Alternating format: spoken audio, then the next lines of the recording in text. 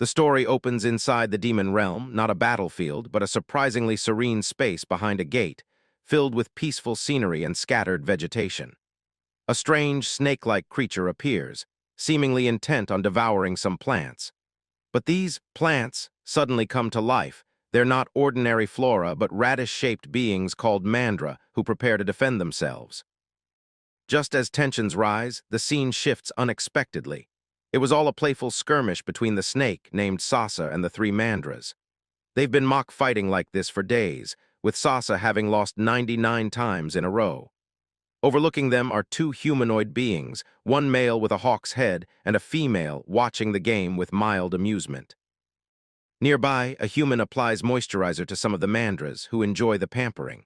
Meanwhile, a cheerful girl races toward a cook named Se-jun, who's preparing mouth-watering dishes using his special sauce, omelets and fried rice that make everyone around swoon in delight. The protagonist quietly watches all of this, surrounded by joy and warmth, realizing that life in the demon realm may not be so terrible after all. Flashback to the human world. One day, a gate opened to the demon realm, unleashing chaos. As monstrous invasions began, hunters awakened to protect humanity. But awakenings became rare, and the human defense began to crumble.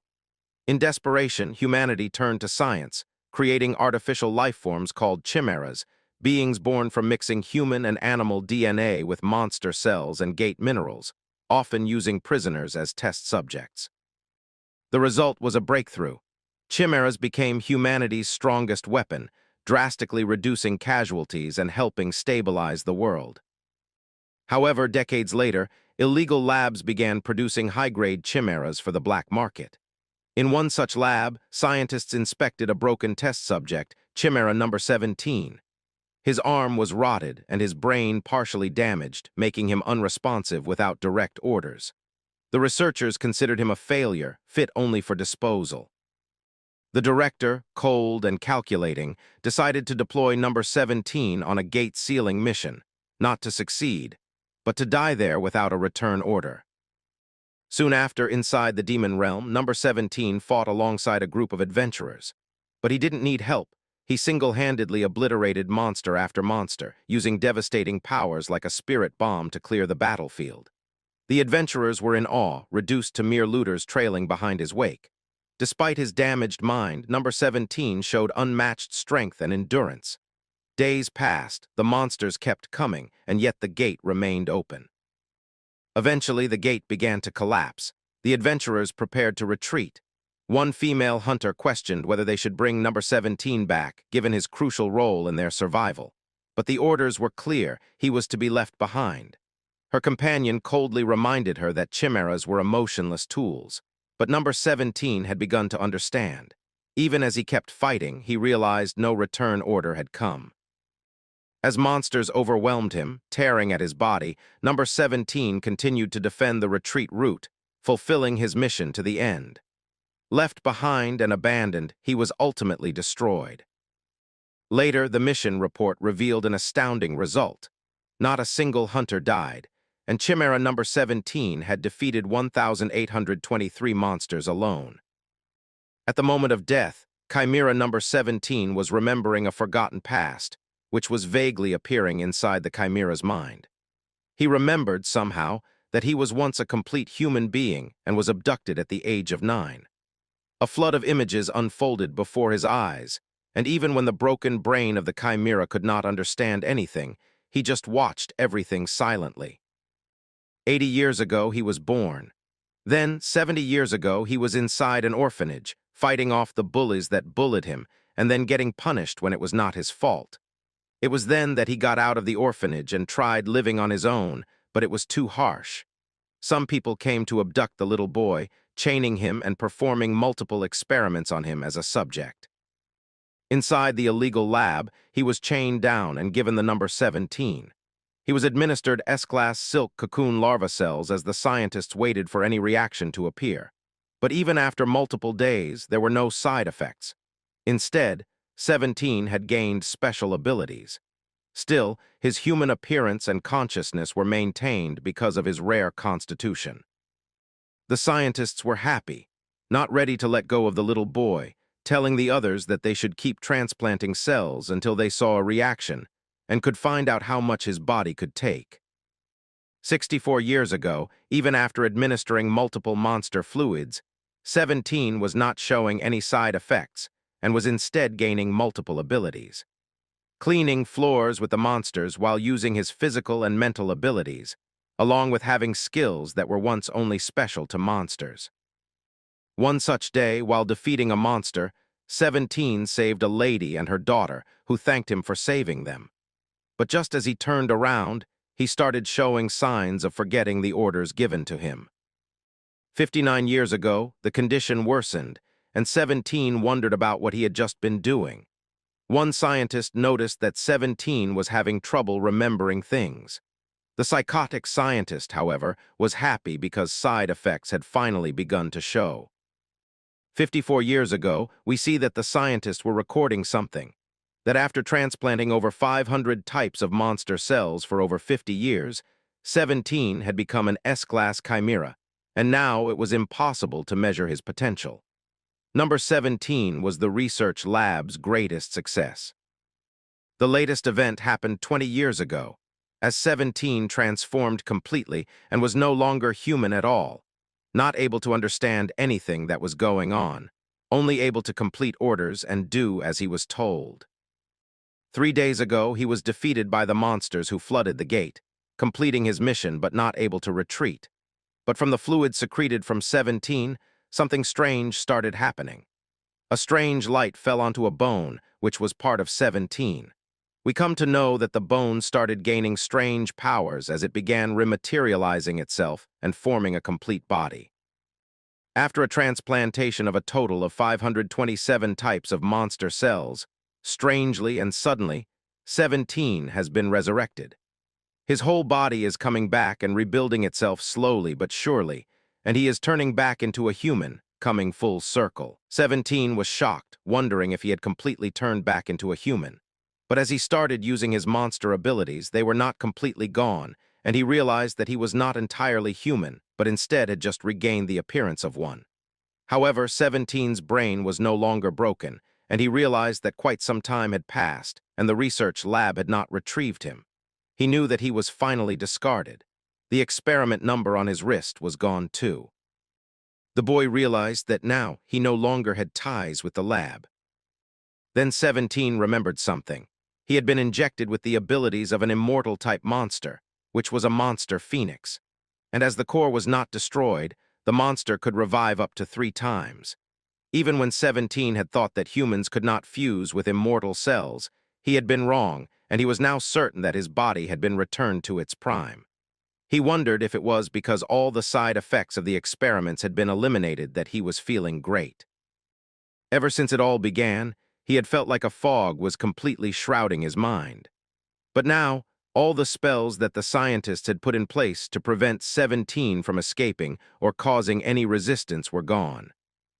It was as if his life as number 17 was now over, and he could live as a human. It was then that 17 started remembering what his actual name was, because 17 was just a number assigned by the lab. He remembered that one really gentle scientist had given him a name, Ryuk, who was ready to help 1,000 people with his new abilities. Ryuk just smiled, wondering how a homeless orphan from the slums could help others. But now that he had abilities, it was possible. Ryuk wondered what he should do now that he had been resurrected. At first, he thought about revenge. But revenge only made sense if the target was right in front of him, and that was not the case. Ryuk had once thought about revenge, but now the events were so far in the past that his desire for it wasn't as intense as before. And as he had no way to enter the human world, he knew that if he lived long enough, he would probably run into them. So he decided to think about it when the time came. Now that he had come back to his senses, Ryuk noticed that he was completely naked, but it was none of his concern because he was in the demon realm anyway. He decided to try to live on like a real person, and the first thing he needed was to find clothes. Wondering when was the last time he wore actual clothes that felt good, Ryuk started moving toward a different place. As the scene shifted, we saw a beautiful landscape with a river. Ryuk thought about what he could make clothes out of since he had no materials. Just then, as he found the lake, he decided to look around for a bit. He saw a giant bird creature slammed to the ground, lifeless. Ryuk realized this was likely the result of a territory dispute among the various monsters. Even though the bird monster seemed quite strong, it had met its end, and judging by the lack of major wounds, Ryuk concluded that the bird had probably died from poison and not any physical injury. This was all in Ryuk's favor, since he needed leather anyway. He immediately began transforming his hands into a blade like Alex Mercer from Prototype. As he had the abilities, he decided to go ahead. He remembered that back in the lab, they had taught him how to kill monsters properly. So he decided to cut the stomach in a straight line, then make incisions on the limbs to separate the leather. He decided to give it a try, but as soon as he stabbed the bird, the poison started spewing out and Ryuk completely inhaled it. To everyone's surprise, nothing happened to him. He thought it was just a bad smell and got a notification that there was no damage done. Still, he knew the smell and poison were bad, so he decided to wash it out. Then we saw some real censorship while the bird lay down. Ryuk was happy with his first attempt, as almost all the leather was extracted. The next step was to clear out all the poison from the leather so that it could be worn. But the boy was shocked to see that even though the leather looked soft, its material was heavy to lift and too stiff. Ryuk thought that maybe because it was monster leather, it was as stiff as iron plates. Just then he got an idea. He transformed his hands back to physical form and started slamming the leather with ferocious punches, not leaving any room for it to escape. The process he was doing was called tanning, which was used to remove hair, fats, and extra stiffness from the leather to make it soft. After multiple punches, the leather was finally soft and fluffy. Now Ryuk realized that he had found real industrial leather. The bird monster was still censored. Ryuk wondered if this much leather was enough for wearing, since he was quite tall. As he was contemplating, we saw the bird come back to life again with a tiny fire suddenly lighting up near its tail. The bird was shocked, wondering where its skin had gone. Meanwhile, Ryuk was tearing down the leather to make it fit, and he punched 2 holes into it to pass through his arms. After tightening it up with a leaf rope, Ryuk was happy with the result. The leather perfectly fit his body, and now his whole body could be covered. Just then, Ryuk realized that some of the poison had not been properly washed off. It had not fully disappeared, but since he didn't want to wash it again, he decided to wear it anyway. As he turned around, he saw that the bird was awake and wondered how it was still not dead. We come to know that this bird monster was called the Rigger, and according to Ryuk's knowledge, it should have been properly dead because he had hit its vital points. But then the bird started shaking its head, and Ryuk was shocked, wondering if it was just his imagination or if the bird was truly understanding him. Ryuk began thinking that if the Rigger was alive, maybe it was also one of the immortal types and could come back to life a few times. In the past, Ryuk would have definitely killed it since he was a hunter. But since the opponent was already weakened and no longer a threat, there was no need for Ryuk to kill the revived bird. Our boy started laughing, telling the bird that if it understood him, then it should know that both of them were lucky, and since this was their second life, they should do their best to live well. And if their fates were intertwined, they might meet again somewhere. After saying these words, he turned around and started walking away. He entered a cave while thinking that now that his clothes were sorted, he needed a place to stay. Inside the cave, there were multiple ferocious monsters, and one large-looking centipede tried to attack Ryuk. But in front of his raw power, it was nothing. Ryuk didn't even care about it until he came closer, and just with one flick of his hand, the centipede was finished, its head separated from its ugly body.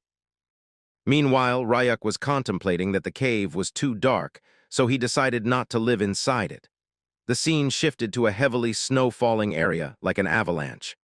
Multiple monsters were shocked because when they tried to attack Ryuk, it backfired. The boy thought it would be tough to find food, so he rejected the place too. Inside the forest, Ryuk was getting funny smells, and inside the swamps it was too humid.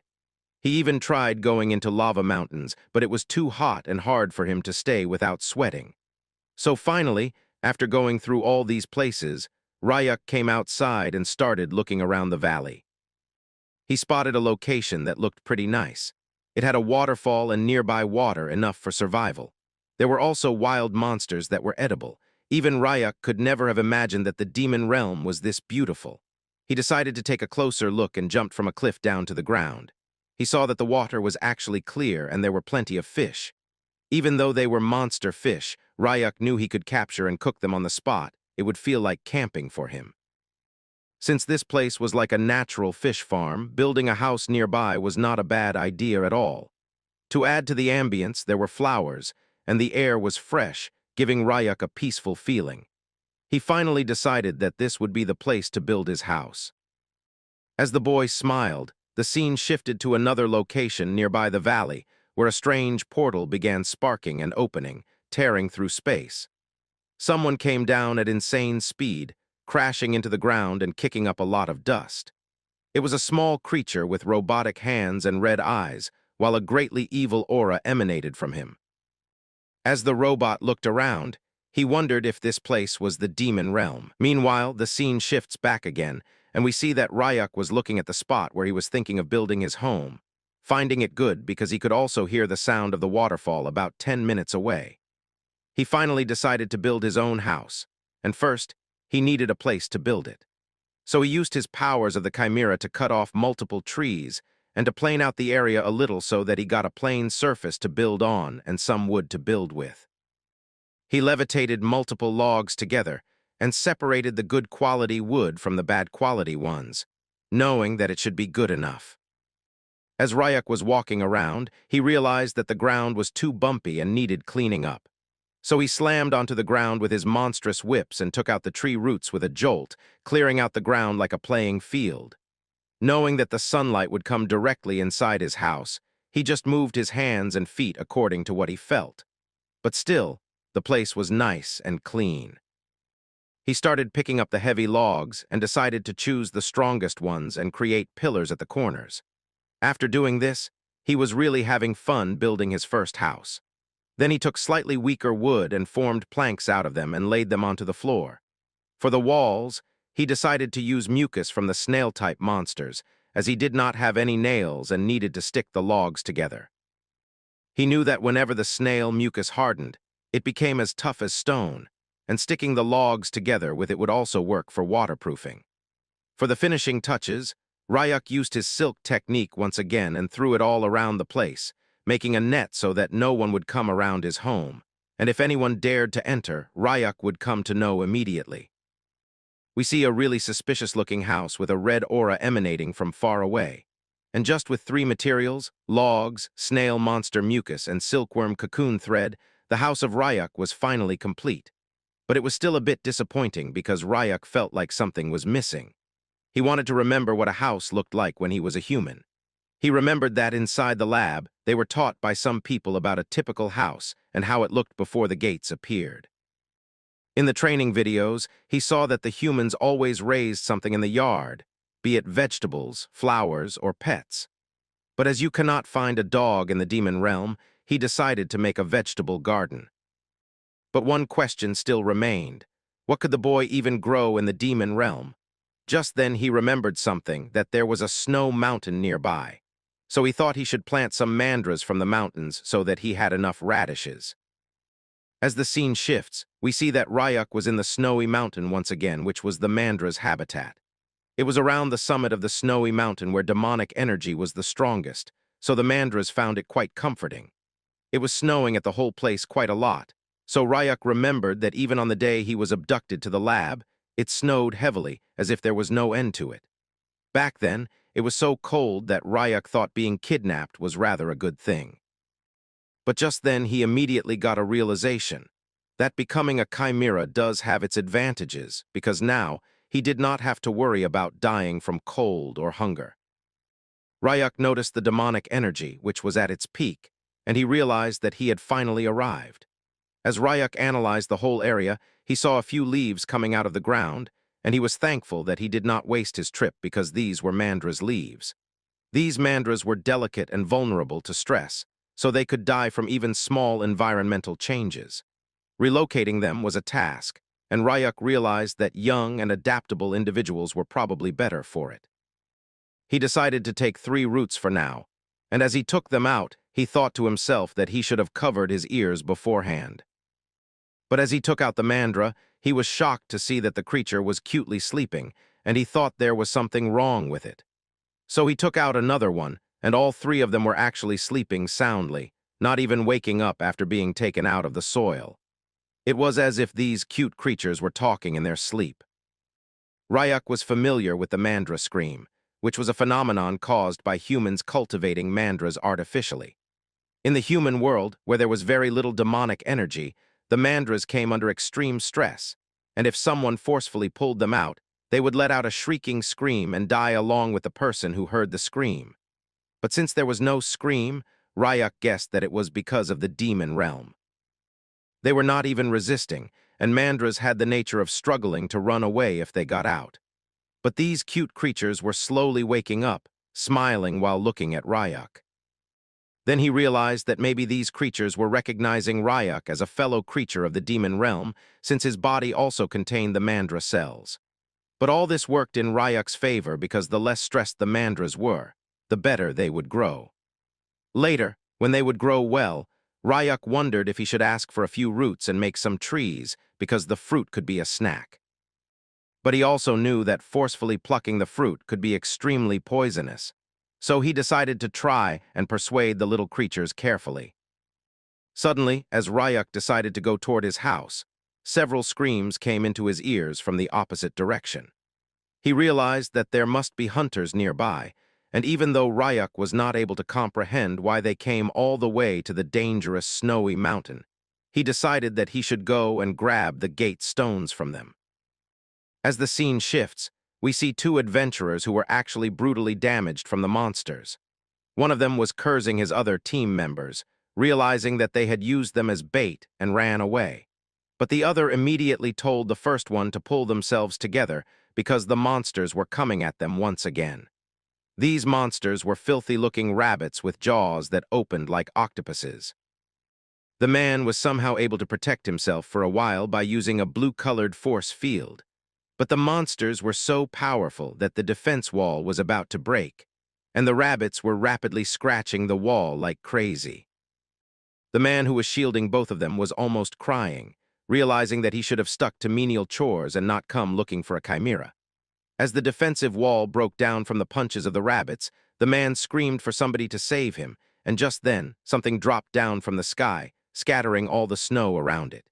Even the deadly rabbits were shocked, and the adventurers wondered who or what it was. They were shocked to see the silhouette of a person coming out from the smoke. It was none other than Ryak himself, who realized that these were the snow rabbits who were low-level creatures in front of him. The monsters tried attacking our boy, but they sensed something really evil and maniacal inside him. So even before Ryak got to them, the rabbits ran away, knowing that it would be instant death for them. The adventurers were shocked, not able to believe that the B-class monsters were running away at the sight of a mysterious man. Nonetheless, they started thanking our boy for saving them, introducing themselves as Seong and Kim. Upon asking the boy's name, he introduced himself as Ryak. Hearing the name, Kim thought the boy was mysterious, and with the outfit that Ryak was wearing, he was thrown off even more. Ryak asked the adventurers what they were doing at the snowy mountain when they looked like D-class hunters. The adventurers gave an obvious explanation, that they needed money and they were not getting it by doing menial chores. They explained that they had received a request to capture a chimera, and as the reward was good, they decided to do it. Ryak was alerted, wondering if they were searching for him instead. But the adventurers further explained that one test subject had escaped from the lab and it was a mechanical creature, so it jumped into the gate while fleeing. The boy realized that if it was a mechanical creature, then it could not possibly be him, and it was a relief because Ryak was not being searched. But he asked the adventurers where their luggage was, because if they had come to the demon realm empty-handed, then it was a mistake, and they should have had a few gate stones. Kim explained that his team members, or rather those traitors, took everything from them, and they had planned this from the start. Kim realized that he should have known about it since they were all B-class hunters, and the D-class ones were a burden on them. Ryak realized that in this case, the gate stone must be with those guys. But just then, Seong excused himself and asked Ryak if he had any plans of returning to the real world. because they were already near their limit. And if they got contaminated by the demonic energy anymore, then it would be bad. We come to know that the time a hunter can endure in the demon realm varies greatly depending on their awakening class. And if they do not return to the human world in time and purify the demonic energy, then most of them will die. That does not apply to Ryuk because he was a chimera. As Ryuk was thinking about it, the adventurers were begging him to take them back to the human world because one of them had a pregnant wife at home, and she would be due next week. But just then, Ryuk sensed something, and without saying anything further, he jumped away without listening to the adventurers anymore. Both Kim and Seong were now depressed, wondering where Ryuk was going, begging him to take them with him. As the scene shifts, we see the mechanical creature standing near the cliff, knowing that he could not go any farther because it was dangerous. The other three adventurers were just behind the mechanical creature, trying to capture him quickly, and they decided to attack him all at once. But suddenly something awakened inside the robot, and he decided that the dangerous ones would definitely be eliminated. We come to know that the adventurers were in a squad, getting ready to attack the robot together. But something flew out of the hand of the robot, and he started dematerializing, getting ready to fight with an evil look in his eyes. As the scene shifts, we see that Ryuk had arrived at the cliff, and he saw blood splattered all around, wondering if he was just a step too late, for missing all the action because all the hunters had already run away, or rather, were decimated by something, and their bags had now fallen onto the ground. From looking at the situation, you realize that they must have ditched their gear so they could run away fast. But there were many animal tracks mixed with a child's footprints, which were chasing them. So Ryuk realized that whatever it was, it could change form during the fight. Just then we see a flashback of the adventurers, as Kim told Ryuk that the mechanical creature was made out of liquid metal, so it could freely change its shape. But the material was so rare that the scientists made it small, like the size of a child or a large dog.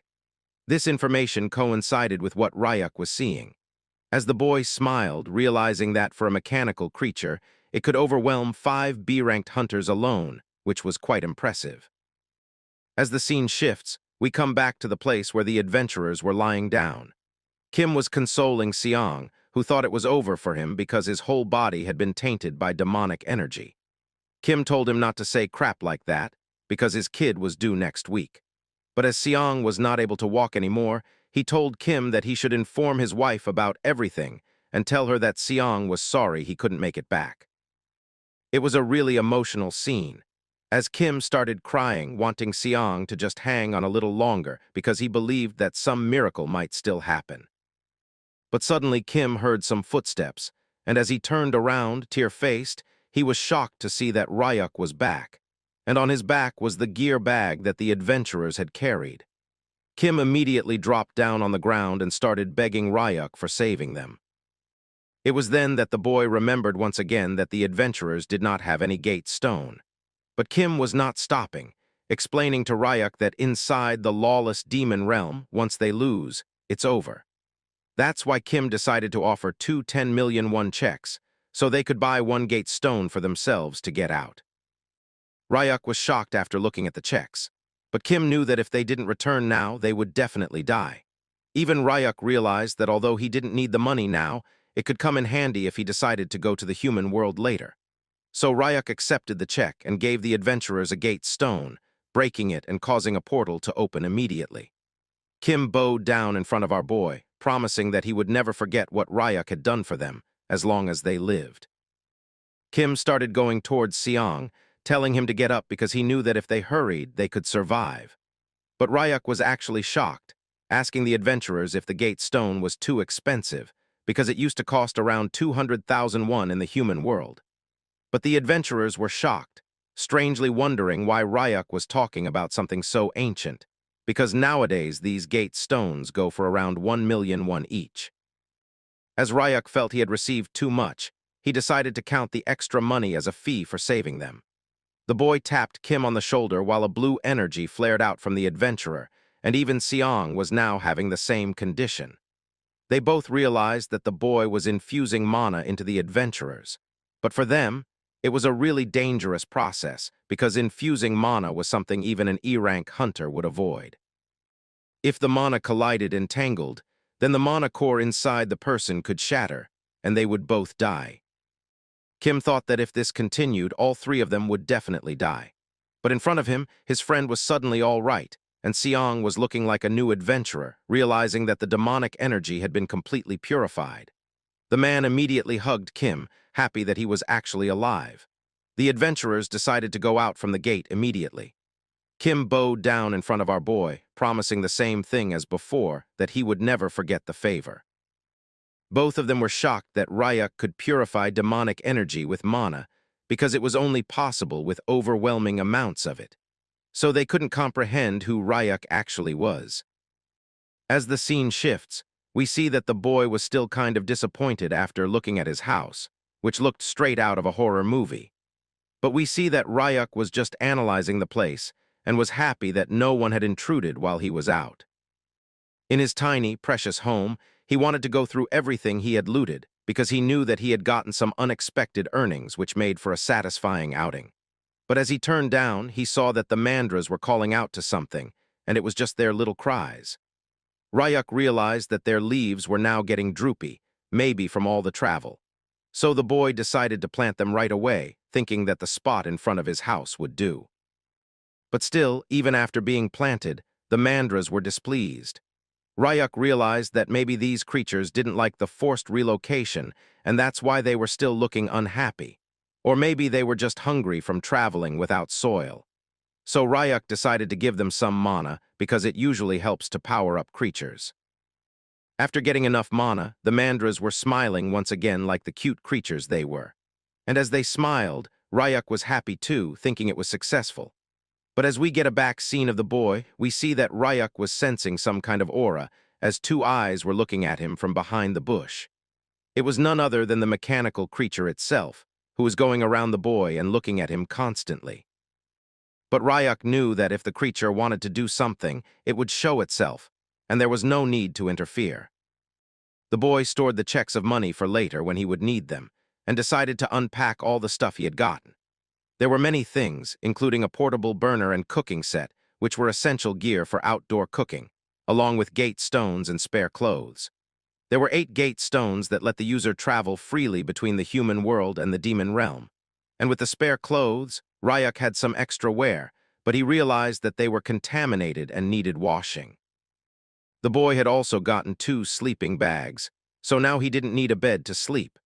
But suddenly Ryuk noticed that inside the bag was a bowl of ramen, and he remembered that the last time he had it was back in the orphanage. As he was hungry, he thought it was the perfect time to cook some ramen. He read the ramen cooking instructions and went out to grab some water. But just then, multiple monster fishes came attacking the boy. He was as calm as he could be, just like Lin, as he decided to flick the fishes lightly so they wouldn't get decimated. He thought that fish might taste good inside the ramen. And for eggs, he grabbed some monster eggs instead of actual poultry eggs, along with something crunchy to substitute the green onions and other toppings for taste. As the ingredients were ready, he decided to go back inside. But we see that the mechanical creature was also following our boy, and its stomach was rumbling like crazy as it realized that Ryuk was going to cook. On the other hand, the boy turned on the pocket stove and started cooking the ramen altogether with all the ingredients at once. Even though the instructions didn't say when he should add fish, he decided to just boil it all together for the taste. But as the cooking continued, a vicious smell was spreading all around his house, and the mandras were not able to breathe in such a suffocating stench. Even the boy wondered if this was how ramen was supposed to smell, but since he had eaten it a long time ago, he didn't know what was going on. Meanwhile, the mechanical creature was also getting attracted by the cooking smell. Wanting some too, it immediately transformed into a cute dog because it had seen in the lab that humans liked dogs, and those who looked pitiful would get help. So it started crouching on 3 legs, pretending to be injured and whining. But Ryuk immediately realized that it was the same mechanical creature who had been trailing him for quite a while, and now it had turned into a dog. Ryuk wondered if it was trying to lower the boy's guard and was pretending to be hurt to gain sympathy. But from its actions, Ryuk realized that the creature was just a clueless young specimen who was smiling after looking at him. As the boy wondered how such a thing could escape the lab and make it into the demon realm when it was so obvious, Ryuk just looked at the dog, telling it that the food was ready and that it would get some too. Both the dog and Ryuk looked at the ramen, which looked incredibly tasty to them, but it was as awful as it could get. As both the dog and the boy started eating, Ryuk began having flashbacks of how they ate ramen and how delicious it used to be. Due to the nostalgia, Ryuk forgot how the ramen actually tasted and still ate every bite of it, because it was the same as he remembered from his younger days. The ramen taste that Ryuk remembered from his youth was strong enough to overpower any other smell. After eating, it was time for the boy to clean up, and the dog started going away. But as the boy noticed something, he immediately called out to the dog, asking him if he wasn't limping from his left leg earlier. After hearing that, the dog realized that he had messed up and immediately lifted his left leg instead of the right one. As the scene shifts, we see that Ryuk had gotten near the waterfall and had finished doing the dishes, so he decided to do the laundry. Now, he did not have any good memories of flower pollen, but he couldn't keep living in leather clothes forever because the weather could be dry sometimes, and it could get hot too. He was not a caveman, so he wanted to dress normally. As the boy was using the stick to clean the pollen out of the clothes, he knew that if he washed too hard they might tear, so he decided to do it gently. But with only a single smack of the stick, all the rocks were flung into the sky and the ground broke, with the cloth being tattered into pieces. The boy made an oblivious face while thinking that since he had another set left, it was not a bad thing. But as Ryuk analyzed his surroundings, he saw that the mechanical creature had turned into a rock this time. He wondered why the creature kept lingering around.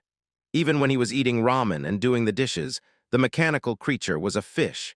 And when the boy was looking at the flowers that looked like forsythia, the robot had turned into a log. The mechanical creature was approaching the boy just by changing its appearance, without doing anything special. But just when the creature saw bugs, it transformed and started running away frantically. We come to know that the robot hated bugs, and from this, Ryuk realized that the mental age of the mechanical creature was probably under 5 years old. And with the awkward speech patterns it showed, Ryuk knew that the robot had a side effect from when a young chimera was forcefully injected with knowledge that its brain could not process. Even when Ryuk had spotted the now transformed robot, he acted like he saw nothing, and the robot wanted to hide as soon as it could. As the flashback ends and the scene shifts, we see that Ryuk was finally able to clean a piece of t-shirt, slowly but surely realizing that doing laundry for him was more difficult than he would have ever thought. But still, he managed to get it done. Now that he was looking at it, he realized that the t-shirt was small for him and he would not be able to wear it.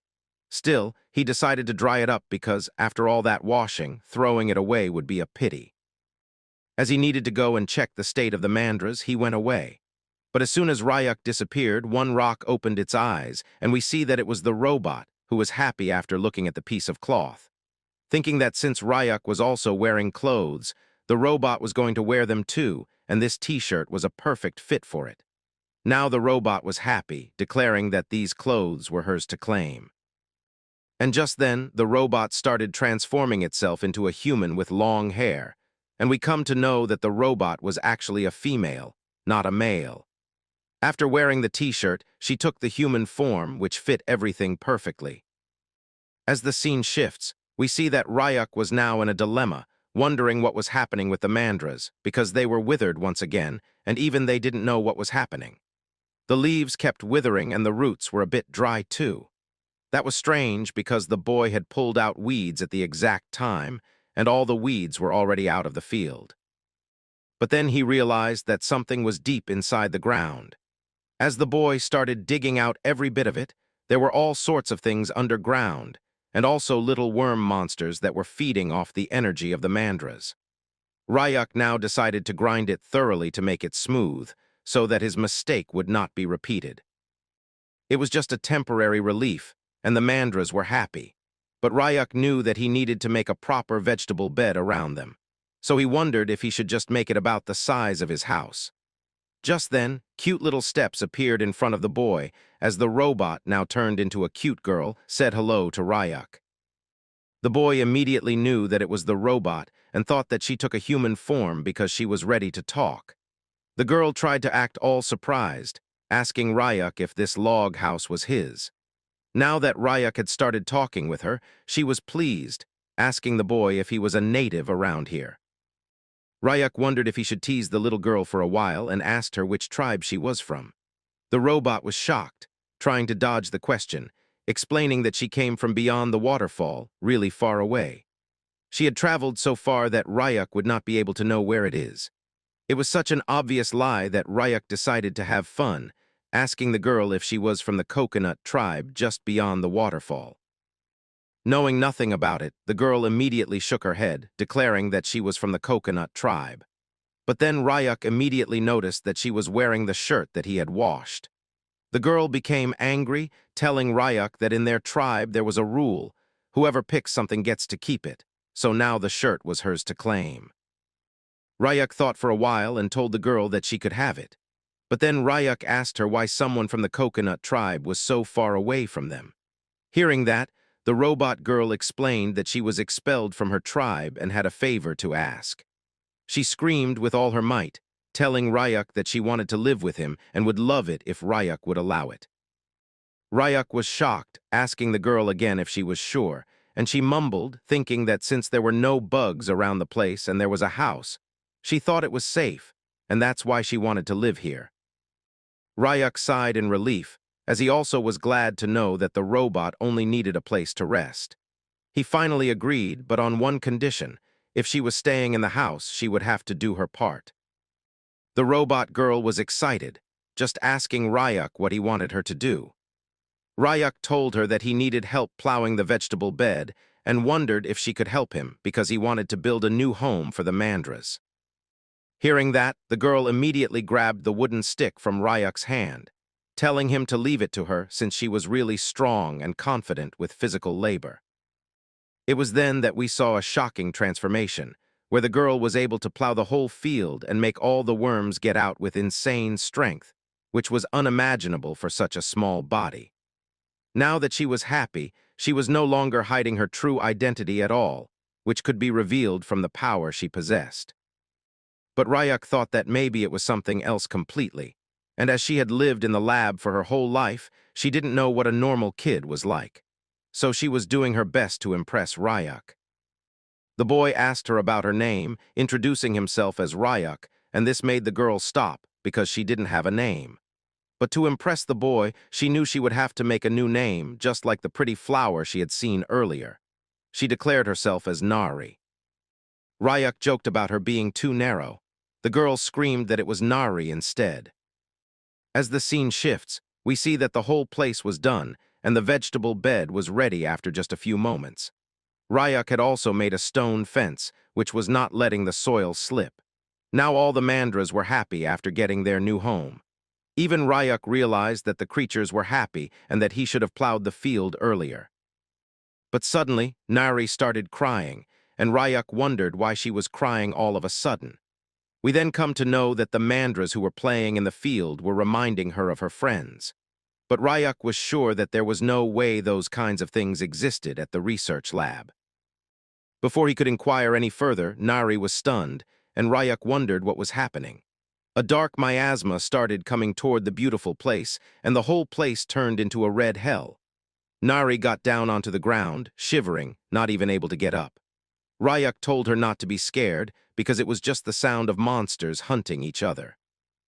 It was then that Nari revealed that before she came to the valley, she saw a monster that looked like a chick, and several monsters were attacking it.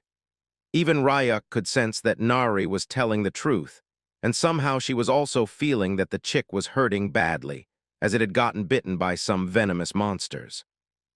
Ryuk explained that the chick was going to be eaten soon, because this was the demon realm, and it was a place only for the truly strong. But then Ryuk suddenly asked the girl if she wanted to save that monster. As a chimera who was only able to follow orders, she told Ryuk that she couldn't save the monster, even though her body was resisting it.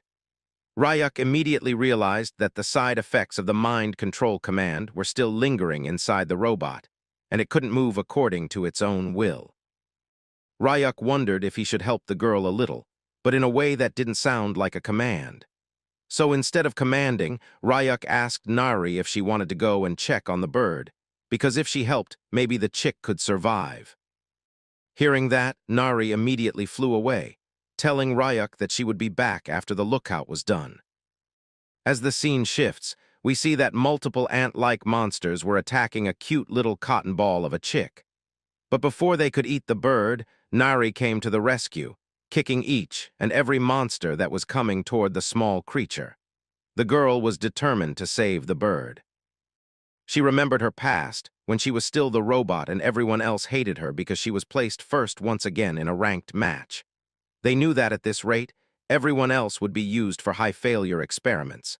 Just to save themselves, they started bullying the mechanical robot, telling her to let them live too. They told Nari that if only she weren't there, then their lives would be different. To the robot, it was completely nonsensical because she was only doing as she was told, and still she was getting punished. But now, she was determined not to be like that anymore, because bullying someone in large numbers was really bad, and the monsters were doing just that with the cute little chick. Nari gave a ferocious blow to all the monsters, decimating them. Meanwhile, Ryak was supplying energy to the mandras, but suddenly the girl came back, calling out to Ryak. As he turned around with a smile, he saw that Nari was crying, because the chick she had saved was not getting better at all. But the moment he saw the bird, Ryak remembered something. It was about the giant bird he had slain once. He immediately felt that he had seen it somewhere. Meanwhile, we see that Nari was crying because the chick wasn't waking up. It was looking bad to her, and she wondered if the creature was dying.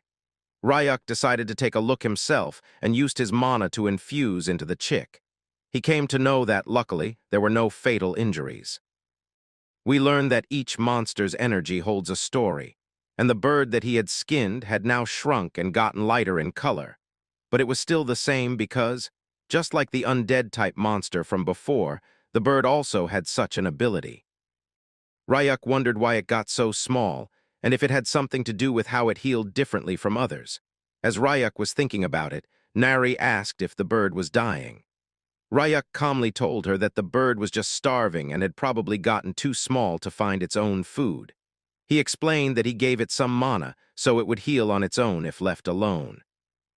However, after looking at the injured chick, Nari wasn't ready to leave it alone because she had been treated the same way before. She thought that if they left the bird, it would die because it was all limp like a rice cake.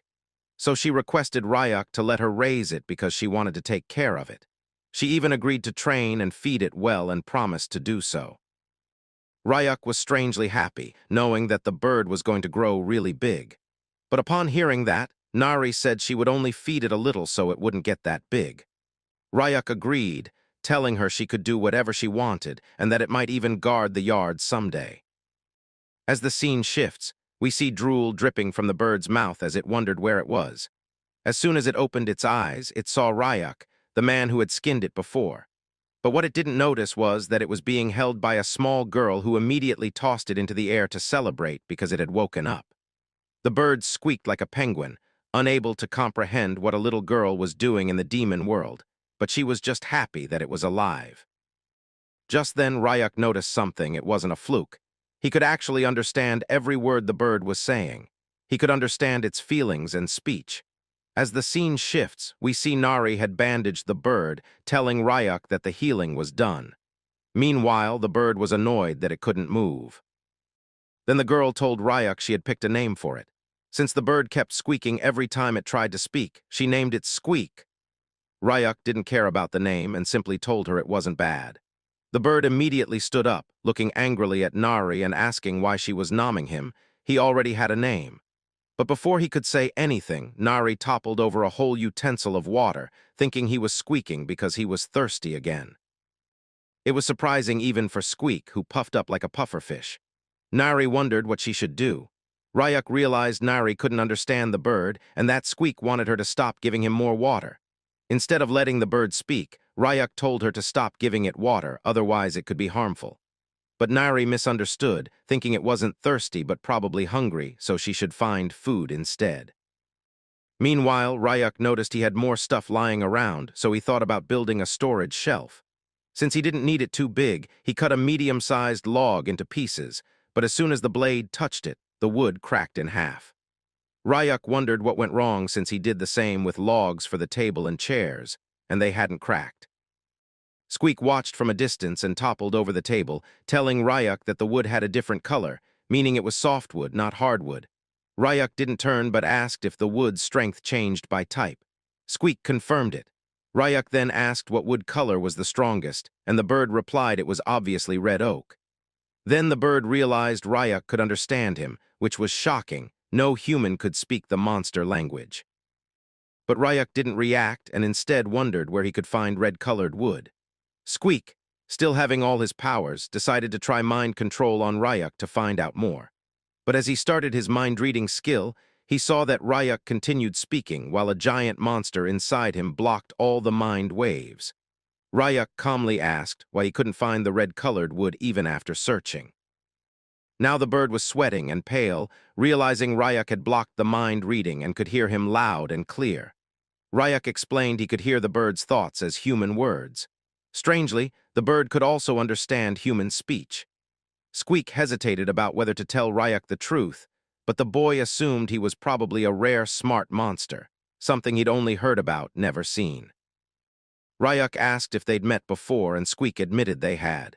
He really wanted to meet Ryuk again. Ryuk was shocked, but the bird explained that Ryuk had saved him, and from that day he had promised to return the favor if they ever met again. Ryuk realized that when he removed the leather from the bird's body, the poison was also removed, and its core remained intact. Yukyuk was happy, realizing he'd done a good deed. He asked the bird if it could help now, and the bird agreed after some hesitation, telling Ryuk to follow him to where the redwood was growing. As the scene shifts, we see fire all around, and Nari is screaming while running from someone. She yells for him to get away, not wanting to go back to the lab. As the heat rises, Nari cries and runs with all her might until she finally collapses, unable to continue. She has a panic attack, realizing the man chasing her is from the lab and he has come to capture her. We learn Nari is terrified of fire, finding it scary enough to paralyze her completely. Meanwhile, a man with long hair and a futuristic ninja-like jacket checks something on his smartphone, confirming the mechanical creature can indeed change shape freely. Even though he doesn't feel great about attacking something that looks like a child, this is a matter of life and death for him, so he complies. The man materializes a fireball shaped like claws, preparing to attack the already terrified girl, telling her it's the end. But just then, the bird and Ryuk return. Ryuk is annoyed. He just wanted to finish the shelf and eat, and now someone's interrupting their peace. Even the bird is angry, deciding to help the girl first and return to the woods later. Ryuk realizes Nari is scared of fire, and it's so frightening to her that she doesn't look okay. He decides to put out the fire first. The bird wonders what kind of jerk would hurt a crying child. On the other hand, the man is surprised to see someone who looks like a caveman, wondering where Ryuk came from. He assumes Ryuk is also after the mechanical creature and tells him to leave while he's still being nice. But Ryuk, annoyed by the man's chatter, says he talks too much, and it's getting on his nerves. Now even the man is annoyed, thinking Ryuk has too much attitude for someone who just showed up. He raises his hands and slams them onto the ground, unleashing a large-scale fire attack. Ryuk remains calm. Instead of attacking the man directly, he targets the cliff above him, causing a landslide of rocks to fall onto the man. The fire user is too clumsy to detect the attack and is immediately buried. After everything calms down, Ryuk checks on Nari and asks how she's feeling. The girl slowly gets up. Ryuk tells her that if she's scared, she should knock that fear out cold, and when it wakes back up, knock it out again. While saying this, Ryuk walks up to the man and grabs his hair to pull him out, only to be surprised when a wig comes off. The man is actually bald, his shiny head reflecting the sunlight. After Ryuk looked at the bald guy, he was shocked, wondering why this young man was so bald. Even the bird seemed to pity the boy. On the other hand, Kim stared at the shiny head and burst into laughter like a crazy girl, thinking Baldy was really funny. Since the man had been subdued for Kim, he didn't seem so scary anymore. Unique, however, was a little troubled because only a few minutes ago Kim had been pushed around by Baldy. That alone wasn't unusual. But then the bird told Ryak that once he saw what it was about to show him, he would understand the situation better. The bird activated mental resonance, an ability that allowed one to see into an opponent's memories and could also transmit them to others. Suddenly, a flashback of Kim's memory appeared. A senile scientist was experimenting with a strange metallic liquid, and it was Kim Nari who was being developed. As she gradually gained self-awareness, she realized things were bad. The scientist repeatedly used fire in his experiments on her, which explained her deep fear of flames. Under the excuse of durability testing, the liquid form she inhabited was burned again and again. The scene shifted as Ryak tapped Kim on the head, complimenting her for doing well. He knew her trauma wouldn't vanish so easily, but this was at least a step forward. Then he asked the bird what they should do with Baldy. Hearing this, Kim smiled and told Ryak that she had an idea.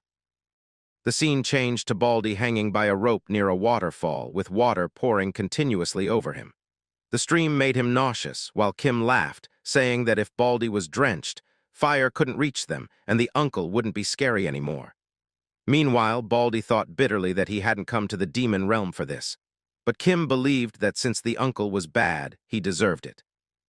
Even when Ryak tried to tell her not to be so harsh about someone's appearance, he was secretly relieved. Kim seemed to be healing from her past faster than expected. We then saw Ryak collecting water. When the bird asked him what he was doing, it turned out he was preparing to make ramen.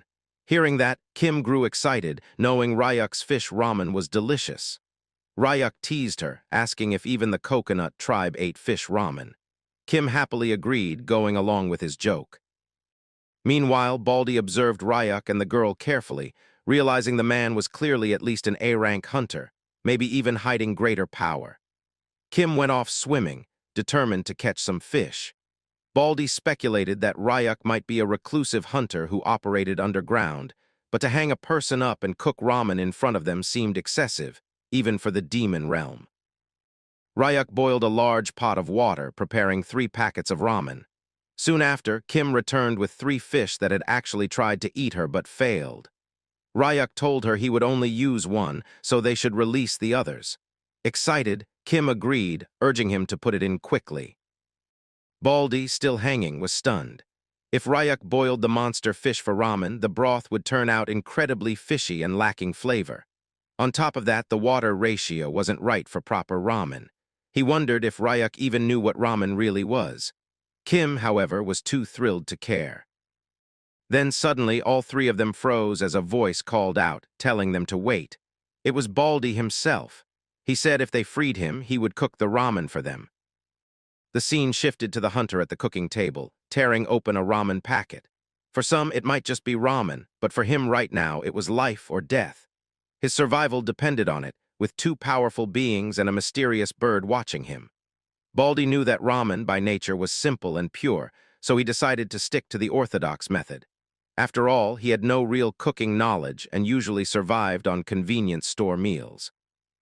Trusting his instincts, he measured the water as best he could. With 3 portions, he didn't have much choice. He added the noodles and soup base to the boiling pot, setting the cooking time to exactly 4 minutes and 30 seconds. His reasoning: his heartbeat was 60 beats per minute. By counting to 270 beats, he believed he could time the ramen perfectly. At that moment, Baldy was more focused and serious than he had ever been. After the 270 heartbeats were over, Sejun immediately took out the ramen and gave the noodles an air shower. Exposing them to the air made them springy and soft. He knew that kimchi would have been the perfect side dish, but since they were in the demon realm, he did his best with what he had. With that, he felt no regrets. We then learned that the bald man's real name was Sejun, and his pure ramen had attribute points: taste 90, carbohydrates 24, protein 18, calcium 20, and fat 20. After finishing, Sejun wondered if Ryak and the others would even bother trying it. But to the 3 of them, this ramen was unlike anything Ryak had ever cooked. At first, they ate it with skeptical expressions. But once they chewed, their doubts vanished. They felt as though they had ascended straight to the highest floor of heaven, where fairies danced in the air without a care. This was the taste of purity. Kim was shocked, asking Ryak if it was always this delicious, while Birdie wondered if humans always ate food like this. Ryuk himself was surprised too, but decided to eat quietly and think about it later. By the time the pot was finished, Birdie's belly was swollen and he kept burping. Even so, Se-jun nervously asked Ryuk and Kim if the ramen had been to their liking. Kim was disappointed because it was already gone. Ryuk, on the other hand, went straight to the point. He asked Se-jun what he wanted. Se-jun was caught off guard, but Ryuk explained that since the ramen was so delicious, he felt bad about eating it for free. As thanks, he would grant Se-jun a request, as long as it was something he could give. At first, Se-jun was reluctant, but then he decided to seize the chance. He dropped to his knees and begged Ryuk for guidance. He introduced himself as Hunter Se-jun and said he wanted to become as strong as Ryuk himself. Ryuk was stunned, wondering why he was suddenly being treated like a teacher. Se-jun explained that Ryuk was the strongest hunter he had ever met, and since he had even built a house here, Se-jun assumed he would be in the demon realm for long-term subjugation. In desperation, Se-jun even tried to impress him with lies, claiming he could cook other dishes and had certifications. In truth, his father ran a small chicken restaurant, which made him genuinely skilled at frying chicken. He offered to act as their supply shuttle, bringing clothes and goods from the human world in exchange for lessons. He was even willing to pay whatever Ryuk asked if it meant he could receive guidance and eventually reach A rank. But suddenly, Ryuk thought of something and asked Se-jun why he had attacked Kim. Was it only for the bounty or something else? At first, Se-jun hesitated and asked if Ryuk meant the machine creature. Ryuk told him to play along, and Se-jun complied. He explained that he wasn't after bounties, not even Kim Nari. All he truly wanted was to pass the hunter promotion exam, nothing else mattered. Hearing this, Ryuk told Se-jun to stand up. Se-jun wondered what was going on, but Ryuk explained that just eating delicious food wasn't enough. If Se-jun wanted guidance, they should spar. Their last fight had ended too quickly, after all. This made Se-jun overjoyed, and he thanked Ryuk again and again. But just then, the ramen pot clattered on the table as Kim interrupted, asking if she could spar with Se-jun instead. Ryuk looked at her, wondering if she was serious, but Kim, still fired up after eating the ramen, repeated Ryuk's own words that if something scary appeared, she should knock it out.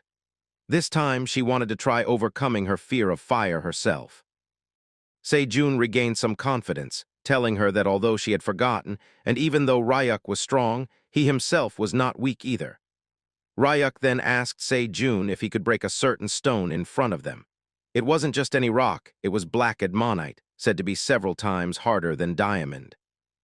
Se-jun hesitated, saying it would be difficult, and that one usually had to be at least E rank to break it. But before he could finish, the stone shattered into pieces. He froze in shock, and when he turned around, he saw that Kim Nari had destroyed it with a single strike. She now stood confidently, challenging Baldy, Se-jun, to a proper sparring match. Meanwhile, Se-jun's stomach growled loudly, as the smell of the finished ramen still lingered in the air. As the scene shifts, we see a flashback of the natural awakener, Se-jun, who was once a promising hunter. His first awakened ability appeared around the age of 8 when he lit his fire powers, a rare case since most awakeners awakened in their late teens. During his B-rank hunter test, he obliterated every opponent. With natural talent and relentless effort, his growth was astonishing, and before turning 20, he was promoted to A rank. Se-jun's rise was explosive, and his fame spread quickly. He dreamed of becoming the greatest hunter, lacking nothing. But suddenly, life hit him early and harshly. One day while showering, he noticed his hair falling out in clumps. At the same age most people began to awaken, he began to go bald instead. In his early 20s, the crown of his head was already thinning, and by his mid-20s, an M-shaped hairline had formed.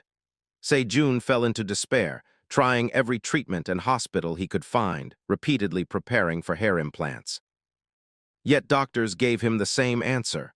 All implants would eventually fall out again, and he had to accept the reality. It was hopeless. His handsome looks and natural talent had once made him shine brighter than anyone, but now it was over. As Se-jun lost his shine, his performance in competitions declined.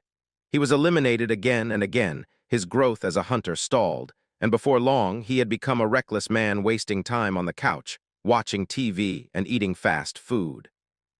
Then one day, everything changed. On television, he saw an interview with Dr. Han from the Hanbit Research Institute. Something unusual had happened. During an expedition to the demon realm, the doctor had accidentally spilled a rare liquid metal on his bald head. To everyone's shock, even at nearly 90 years old, he grew a full head of hair. When asked if he would develop a cure for baldness, the doctor dismissed the idea. He explained that the demon realm was unpredictable and that he had already used the remaining liquid metal to build a machine creature. Hearing this, Se-jun felt crushed. He couldn't believe that when he needed a cure the most, some scientist had wasted such a miracle on building a machine. A few days later, reports announced that the Hanbit Research Institute had lost control of that very liquid metal machine creature.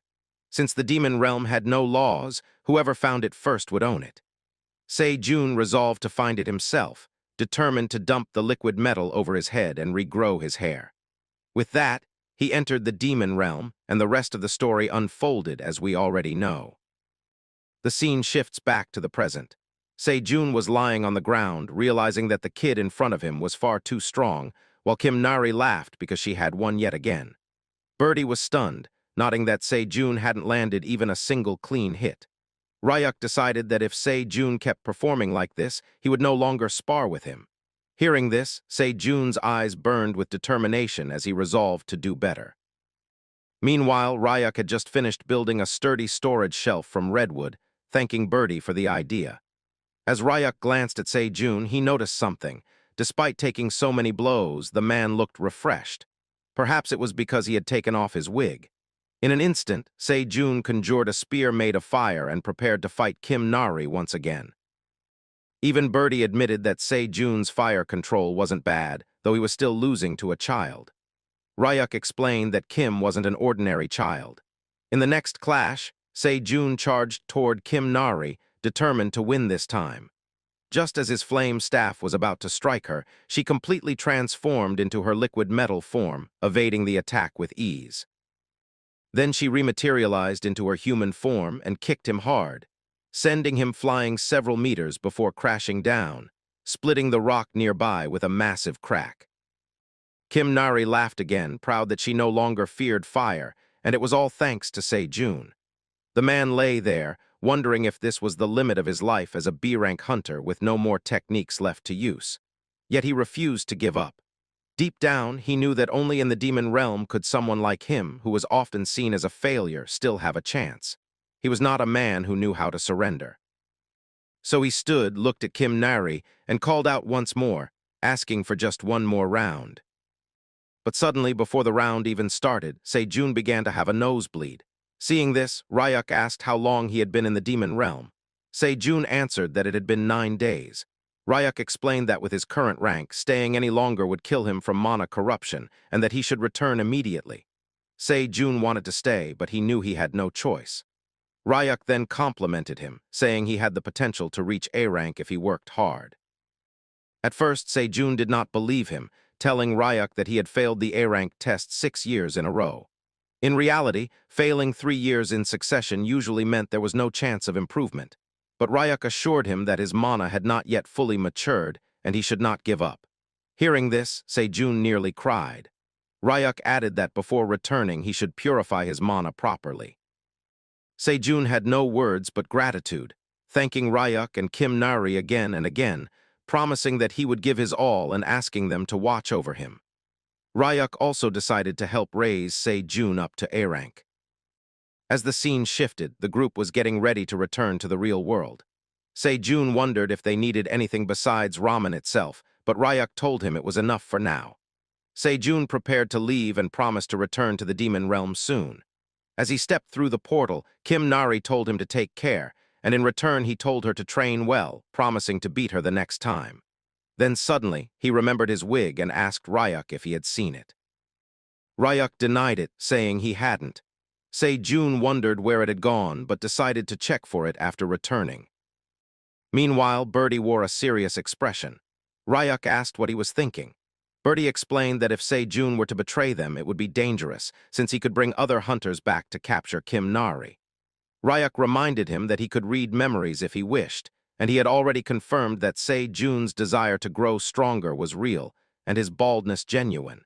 Knowing the man's sincerity, Rayuk believed Sejun was worth training. Kim Nari, still puzzled, finally asked Rayuk if he could really understand whatever Birdie was saying. Rayuk realized he had never mentioned it, and explained that he could indeed understand Birdie. He even told her that he had built the storage shelf with Birdie's advice, which was why it looked so neat. Still, Kim thought the place was a little too dark. Rayuk transformed his hand and cut a section of the wall to make a window. But just then, he saw a laser cutting through the wood on the other side. Kim Nari had already created her own window with Birdie's help. With the place brighter, she said she liked it. Rayuk smiled and complimented her. He also explained that if Kim liked having a window, they would need a light source for the night. She asked how they would manage that, and Rayuk told her about a material called luminous glow stones, which gave off light in the dark. If they gathered a few and hung them from the ceiling, it would brighten the whole room. Birdie was shocked and asked if Rayuk even knew where to find them. Rayuk simply smiled, saying there were some in the volcanic region. Birdie warned that the volcanic region was one of the most dangerous places for hunters and also his own hometown. While saying this, Birdie looked sad. Rayuk wondered why returning home gave him such a long face. Suddenly, Kim Nari grabbed Birdie's cheeks, saying his voice sounded strange and asking if something was bothering him. Birdie, choking, realized how sharp she was to catch on so quickly. Rayuk explained that Birdie was worried about the danger of the volcanic region, so Rayuk would go alone while the others stayed behind. But Kim refused, saying she was no longer afraid of fire and wanted to go with him. Rayuk laughed, surprised at how quickly she had overcome her fear. He then asked Birdie if he was prepared to come too. With a resolute look, Birdie said he had things he needed to do in his hometown, so he would go as well. Rayuk nodded and began preparing his powers, saying it was decided, but they would first need special gear for the volcanic area. Meanwhile, in the mandra fields, a wig was thrown around playfully by the mandras. The scene then shifted to the fiery volcanic region, where eruptions shook the land, and a huge monster slowly emerged from the lava, roaring into the air. The volcanic region was one of the top 3 most avoided places in the demon world by hunters. Volcanic ash constantly filled the air, tearing at their skin, while concentrated toxic gases and dense demonic energy made breathing nearly impossible. It was such a dangerous place that almost nothing about it was known in the human world. Birdie explained all this as they moved, but he was left in shock when he noticed Kim stepping directly into the lava, kicking it as if it were water and laughing like it was fun. Rayuk also realized that Kim was literally playing with fire. Birdie knew she was originally a mechanical being, so it was somewhat normal for her, but what unsettled him was how Rayuk could also withstand the deadly atmosphere without issue.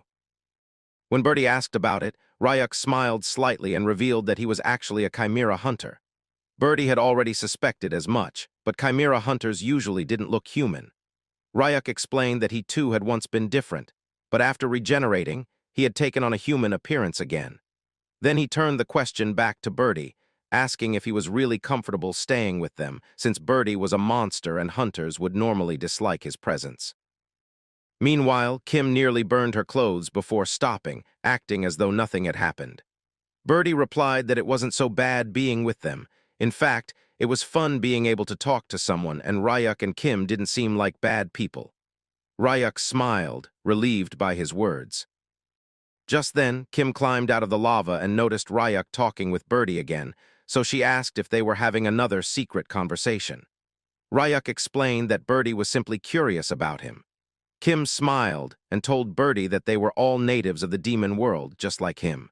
But Birdie knew that, among the 3, he was the only true native.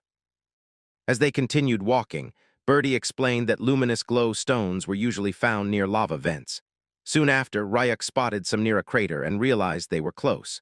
Kim, on the other hand, ran toward a cliff where lava was flowing and stood on top, eager to see more. Rayuk also noticed many luminous glow stones scattered around, but he also saw fire toads fighting within the smoke. The creatures were vibrant orange with rocky textures, but Rayuk noticed one of them seemed to be crying. Kim pointed out another one hidden in the smoke. Birdie explained that the female had died while carrying eggs on her back. Female fire toads carried their eggs that way during breeding season, and only females had the sunken back to hold them. Without her, the eggs would not survive, as the crater's temperature was far too high. That was why the surviving fire toad seemed so distressed. Kim grew emotional after seeing it, while Ryuk thought for a moment and told her to wait. He jumped down toward the creatures, and Kim wondered where he was going. As the fire toad noticed him, it gurgled angrily. Birdie warned Ryuk that the creature was extremely sensitive at the moment and might think he was a threat. The toad quickly lashed out with flames, but Ryuk calmly reached out and tapped its head with a finger. He released a small dose of paralysis toxin from a Neca cobra, explaining that it would not harm the creature since fire toads were immune to toxins. It would only immobilize it briefly.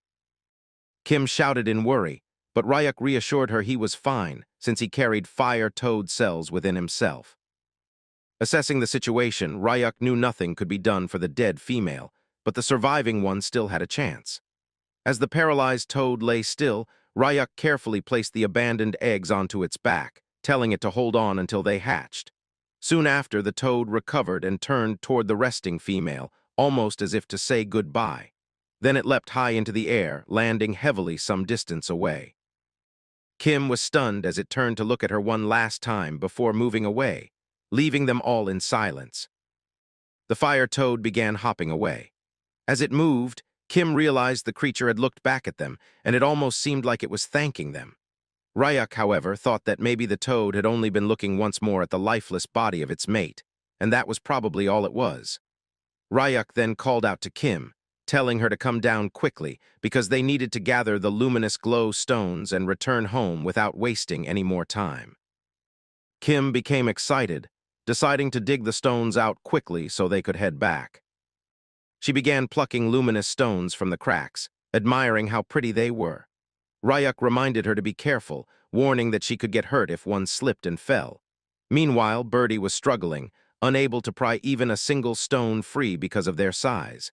After finally managing to pull out just one, he was already exhausted and felt bad about himself. Ryuk noticed his fatigue and asked if he was all right. Birdie thought to himself that once, when he was bigger, he could have tossed and played with these stones easily, and if he had not shrunk, it would have been different. But Ryuk told him he didn't need to help with mining. Instead, he should just focus on the errands he needed to handle in the volcanic region. Ryuk also mentioned that Birdie had brought gifts since he would be meeting his friends. Birdie immediately became flustered, squawking at Ryuk and asking what kind of friends a monster could even have, since he never planned to meet them. He insisted the gifts were only something to leave behind, but Ryuk noticed his shyness and suggested that maybe Birdie missed his own kind. After all, intelligent monsters were different from the usual ones. Birdie quickly denied it, explaining that he wasn't missing them, only regretting that he had left without saying goodbye. He thought about how gaining intelligence had its good points, but also many downsides. In the land of one-eyed monkeys, he would have felt less lonely if he had never learned language. Because of that, he had left the group and lived alone. Perhaps his kind didn't even know he was gone, since they never had any sense of companionship or comradeship to begin with. Even so, Birdie grew frustrated while trying to pull out another luminous stone. Kim encouraged him cheerfully, and finally one stone came loose from the cracks, but with it came a sharp cracking sound. Kim turned toward the noise and realized it wasn't just rocks breaking, it was an egg. She saw that it was a monster egg, though she couldn't tell what species it belonged to. The shell was already broken at the top, and after looking closer, she thought maybe the crack had been caused when Birdie's stone hit it. Ryuk explained that normally, the baby inside should break the shell on its own, since that was how they grew healthy and strong. Kim wondered aloud what they should do, then finally declared that they should take the egg with them. If they left it here, it would only end up roasted. Birdie was stunned by this logic and disagreed with her decision, but Ryuk remembered there was a perfect spot nearby that could serve as a nest. Since he was also curious about what was inside, he thought they had no choice and agreed to take it. Kim immediately volunteered to carry the egg, but Birdie was against it. He asked Ryuk if he was serious, pointing out that he had never seen an egg like this before. What if something dangerous hatched from it and Kim was put in danger? But Ryuk only smiled and told him not to worry, promising that nothing bad would happen as long as he was there. Birdie finally relented, saying that if it was Ryuk himself making the decision, then it would be fine. After deciding to take the egg, Ryak told them they would mine a few more luminous glow stones and then return home quickly. Once the work was finished, the scene shifted. Ryak, Kim, and Birdie arrived back home, only to find Se-jun waiting for them. He looked at the three, wondering where they had been and why Ryak had returned so soon. Instead of pressing him, Se-jun simply stepped forward and offered to carry Ryak's luggage. Ryak handed it over but warned him it was heavy. Se-jun, confident in his strength, still found the bag impossible to lift and wondered what on earth Ryak had been carrying to make it so heavy. Looking closer, Ryak noticed Se-jun's face was damaged and wondered what had happened to him. Meanwhile, back in the volcanic area, a giant packet of ramen had been left behind by Birdie as a gift. His monster friends were eating and dancing around it, completely absorbed in the flavor. As the scene shifted, Ryak wanted to know from Se-jun what had happened to his face and if he had gotten into a fight. Ryak had never thought of him as the type who would end up beaten, yet according to Se-jun, he often got hit by Kim back in the demon realm. Without giving a proper answer, Se-jun quickly ran off, calling out that he was hungry and urging Ryak to hurry with the meal. The focus then moved to Ryak, who was busy carving luminous stones. Kim came over and asked him what he was working on. Ryak explained that he was making fluorescent lights by carving alumina stones, adding that if they were to be used for a ceiling, it would be nice to make them look pretty. Kim suddenly realized something and told him he was really smart, not only because he understood what he was doing, but also because he explained it clearly. On top of that, she said, he was kind-hearted, almost like a father figure. Ryak smiled at her words and asked if her father was still doing well in the coconut tribe, reminding her of the lies she had told before. Kim nodded quickly, agreeing that her father was fine. Time passed, and by sunset the air grew warm enough that Birdie felt as though his body was melting, though not as much as it had in the volcanic region. Just then, he was surrounded by strange figures with glowing red eyes, blocking out the setting sun. They were none other than the Mandras who attacked him while he slept, using their new formation technique called the Mandrake Triple Fusion Rolling Splash. The attack, however, was ridiculous, bouncing harmlessly off Birdie's squishy stomach. He woke up, confused about what had just happened, while the Mandras celebrated what they believed was a successful strike. Kim, watching from the side, wondered why the Mandras were even picking a fight. Perhaps, she thought, it was because Birdie had wandered into their territory. Before anyone could dwell further, a voice called out. It was Se-jun, thanking them for waiting as he arrived with a new dish. He had prepared a delicacy called inarazushi, a sweet and sour treat popular with children.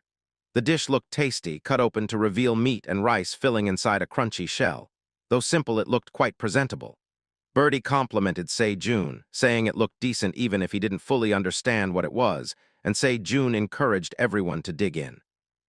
But before they could eat, Ryak grew serious. He asked Se-jun again what had really happened to his face. The scene shifted once more, revealing the truth. Se-jun explained that when he went to the Hunter Association to apply for the screening test, he had run into some A-ranked hunters. They mocked him for trying for the 7th time, and when he fought back, he was beaten down. Kim didn't seem to care much, asking only if there was more food. Se-jun admitted he felt miserable, bullied for being a B-rank who kept trying despite constant failure. The bullies even taunted him, saying his pride had fallen off along with his hair, that had been the final blow. Ryak, who had never realized this, had always assumed Se-jun simply preferred a buzz cut. Now he felt guilty for asking about it at all. Wanting to change things, Ryak asked Se-jun when his next promotion test would be. Se-jun said it was scheduled for next month, maybe within 60 days. Hearing that, Ryak stood up and declared that they would begin special training for him starting immediately. Se-jun couldn't believe it at first, but quickly promised to work as hard as he could. Ryak then announced that Se-jun would take over dishwashing from Kim and would also need to wash the lumina stones they had collected, since they were covered in volcanic ash. Se-jun was confused. This sounded more like errands than training, but Ryak told him bluntly that if he didn't want to do it, he could just remain a B-rank for the rest of his life. With that, Ryak asked Kim if she wanted to go fishing, and as soon as she agreed, she ran off with excitement. Left behind, Se-jun felt downhearted, wondering if this was all a joke. Still, he tried to stay optimistic, thinking maybe Ryuk truly had a plan. So even though it was hard work, he grabbed the bag of luminous stones and headed toward the lake. As he walked, he reminded himself that while people thought of him as a natural-born genius, he had only reached B rank through sheer effort. He was someone who trusted until the end, who kept trying even after 6 failures, and who built everything on diligence and perseverance. At the lake, Kim grew bored as no fish came to her bait. Instead, all the fish were drawn toward Se-jun, who was busy washing dishes. Suddenly, Se-jun cried out for Ryuk's help. Water-type monsters were attacking, and because his attribute was their opposite, they were hurting him badly. Ryuk sighed in frustration, realizing how high-maintenance Se-jun could be. He approached and asked why Se-jun wasn't using his mana to protect himself. Se-jun admitted he was still practicing the technique and couldn't maintain it properly. Ryuk then pulled a luminous stone from the bag and told him to hold it. The moment Se-jun did, dark demonic energy poured out, making his hand go numb until he dropped it. He explained that he couldn't put any strength into his arm. Ryuk explained that sometimes luminous stones contained condensed magic, and since the magic of the demon realm was primordial and unrefined, it had to be pushed out using refined mana. Ryuk assured him that he already had enough mana within his body. He was just clumsy at handling it. So Ryuk tapped into Se-jun's energy and opened some of his mana pathways, telling him to follow the new flow and concentrate while lifting the stone again. Se-jun gave it another try, putting all his focus into circulating his mana. At last, he managed to lift the stone, though it took every bit of energy he had. Relieved, Se-jun realized the dishwashing and stone cleaning were all part of Ryuk's training plan. Excited, he happily accepted his role, promising to keep circulating mana while he worked. He even told Ryuk to call on him if he needed help, claiming he was quite domestic. That night, Se-jun slept peacefully after his training, dreaming of the day he would finally become an A rank. Birdie, however, couldn't sleep. He had already napped earlier while the others fished. Instead, he sat quietly, keeping the egg in his nest warm so it would grow healthy. It was then he noticed Kim wake up. Covered in a strange red miasma, she silently stepped outside. Birdie tilted his head, wondering where the little girl was going so late at night. It was a dark night when Kim Nari looked at her dress. It was completely dirty, and she felt sad seeing it, wondering why her clothes kept getting dirty. Since Ryuk had given them to her, she didn't want to throw them away. She thought it was fine and decided that washing would make them clean again. Behind her were Birdie and Ryuk. As the camera moved closer, we saw that Ryuk was still oblivious, wondering why Kim Nari was washing clothes in the middle of the night. Birdie immediately snapped at him, saying he was clueless. As Kim Nari was a girl and had no clothes to change into, it was obvious she wanted to clean them. Ryuk realized that for him it didn't matter what he wore, but for Kim Nari everything was different. Near the lake, Kim Nari was happy because the stains were finally gone. Ryuk knew that as the girl was still a kid, she needed other things, and maybe he had been too careless. But Kim Nari was already happy because now, after washing, her clothes were stainless and looked perfect. She was surprised to see both Birdie and Ryuk coming towards her, trying to act nonchalant. Ryuk started talking about how nice the weather felt. Kim Nari asked Ryuk what he was doing near the lake, and he lied, telling her he was just walking Birdie out, asking if she was out for a walk too. Kim Nari decided to play along, nervously walking around so they would believe her. Then Ryuk told the girl to hold on a second and started tying long, strong leaves like a belt while adding a flower. After that, Kim Nari's dress looked similar to Ryuk, and she found it really pretty because it resembled his. The boy even gave her the Sathya flowers that were his favorite. Suddenly something started rustling in the bushes. Hearing that, Kim Nari became scared and came closer to Ryuk, wondering what the noise was. Ryuk analyzed the area and just smiled, telling the girl not to worry because it was only a bug. We saw that it was a steel grasshopper, a B-ranked monster. The sudden sound scared Kim Nari, but Ryuk asked if she needed anything like clothes or shoes. The girl was already happy because Ryuk had given her a dress and she really liked it. Ryuk was moved by this talk and told the girl it was good to hear. As the scene shifted, we moved near District 30 in the slums of the human world.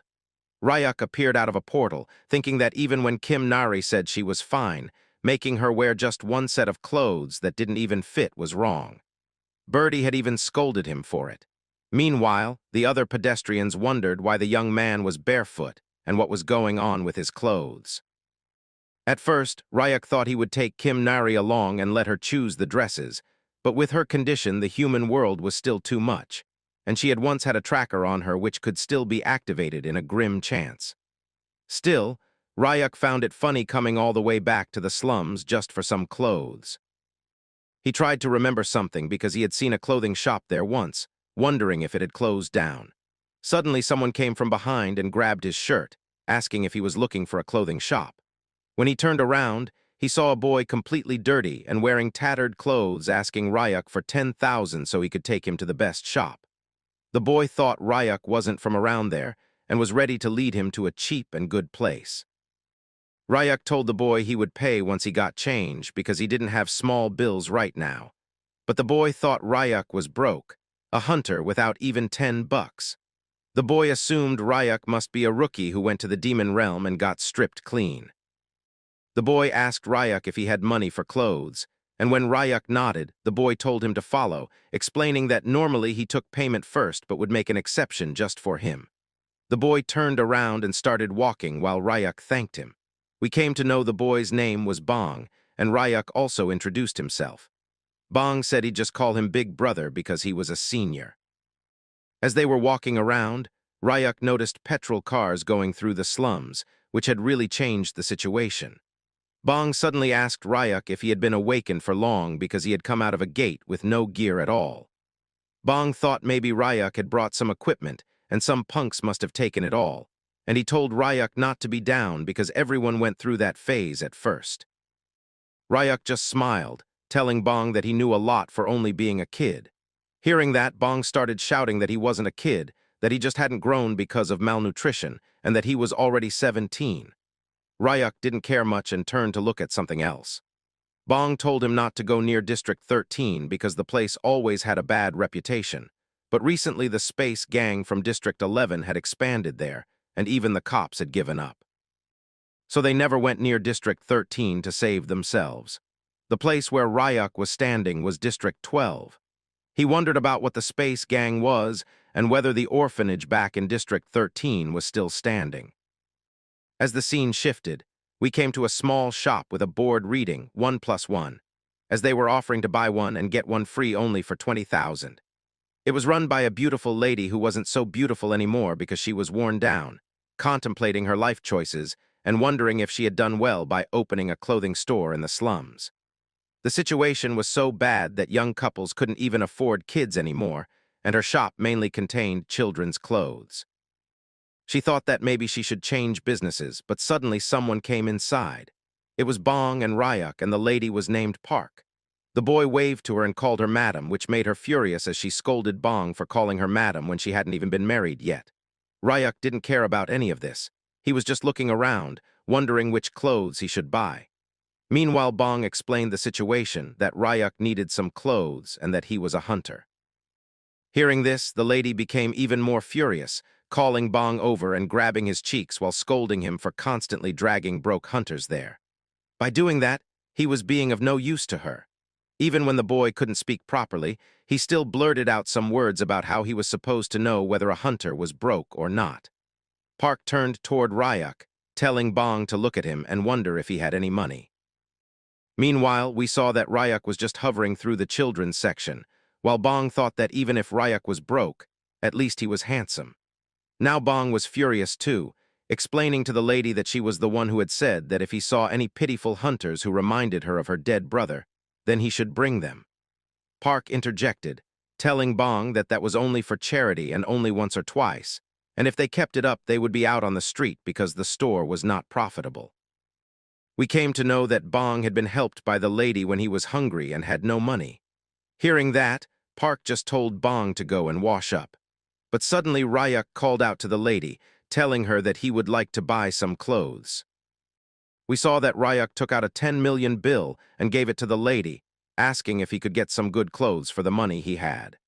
The lady's eyes started gleaming as she saw the check of 10 million, not able to believe it. She had thought Ryuk wouldn't get anything in the world with so much money. She immediately changed her expression and personality, welcoming Ryuk instantly into the shop. While Bong got some snacks and cold drinks for the customer, Park kept on announcing that they had clothes from adult fashion to kids. Ryuk explained that he needed preschool girls, clothes, and maybe some for himself too, and some shoes as well, because he was barefoot. The lady smiled widely while explaining to him that children's fashion was their speciality, so they should start with this year's spring and summer collection. She started showing Ryuk some laced clothes, telling him that they were must-haves and comfy sets for a lot of activities, and telling him that if it was pink, he should just grab it. She went on, and soon a long bill was given to Ryuk. On the other hand, Park was crying because she had taken a path that was always worth taking. Her whole shop was sold out. She wasn't able to sell any more and was worried because she was out of stock. There were over 100 pieces, and the lady was ready to have the clothes shipped, but Ryuk told her there was no need because he wanted to carry them himself. After the shopping was done, Ryuk also gave a new set of clothes and 100,000 to Bong to take, along with asking the boy for one more favor. Bong was shocked, wondering what was happening. For Ryuk, trying new clothes was actually a nice feeling. They came near an inn, and Bong told Ryuk that it was clean and safe right by the police station. Ryuk told him to wait and went inside, while Bong thought something was weird, because no matter how much money anyone had, why would someone pay him 100,000 for guiding and also buy him new clothes? Bong started thinking about traffickers who leave kids with money these days, wondering if he should run. But deep down he wondered if Ryuk was really a good guy, just like Madam Park. Just then Ryuk came out of the inn, agreeing with whatever Bong had said, telling him that the owner was nice and the place was clean. He immediately grabbed some keys and gave them to Bong, telling him to live inside the room because he had been living on the streets for too long. He explained that he had already paid 1 year's worth of rent up front, so Bong should stay there from then on. As the meals were covered too, Bong should not skip them. After doing all this, Ryuk was just going to leave. Bong straight up told Ryuk that he knew if he went in, he was getting kidnapped, but Ryuk told him that was not possible because Bong was the one who had brought them there and there was no prior knowledge. Then the boy wondered what the catch was because they had just met today, and Bong was already tearing up because he had free clothes, even a room, along with some money too. So Bong wondered why Ryuk was doing this. Ryuk just turned around and looked at Bong once again, telling him that Bong reminded him of his own past because he used to live like him once too. Even though it was a long time ago, Bong should take care of himself because they were going to meet again. As the scene shifted, we saw that Ryuk went back into the demon realm once again, and both Kim Nari and Se-jun came running towards him. We saw that Se-jun was naked from top to bottom, so he covered himself with a blanket, while Kim Nari wondered where Ryuk had gone without saying. The boy explained that he had been out shopping and had brought gifts for Kim Nari. She couldn't believe that she was getting a gift, and Birdie was also shocked at how many clothes he had brought. Se-jun was actually shocked too, realizing that there were none for him because the shopping was done solely for Kim Nari, and the effect was visible because she was really happy with the clothes she got. They were pretty ones too. Ryuk calmly told the girl that if she liked something, she should try it on, and as soon as she got permission, she started trying them out right away. But inside the house, the egg was already cracking and something was trying to come out of it. As the scene shifted, Ryuk was folding all the clothes he had brought back.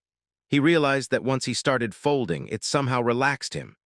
Meanwhile, both Birdie and Ryuk were watching Kim Nari trying on the new outfits, surprised to see how pretty the dresses looked on the little girl.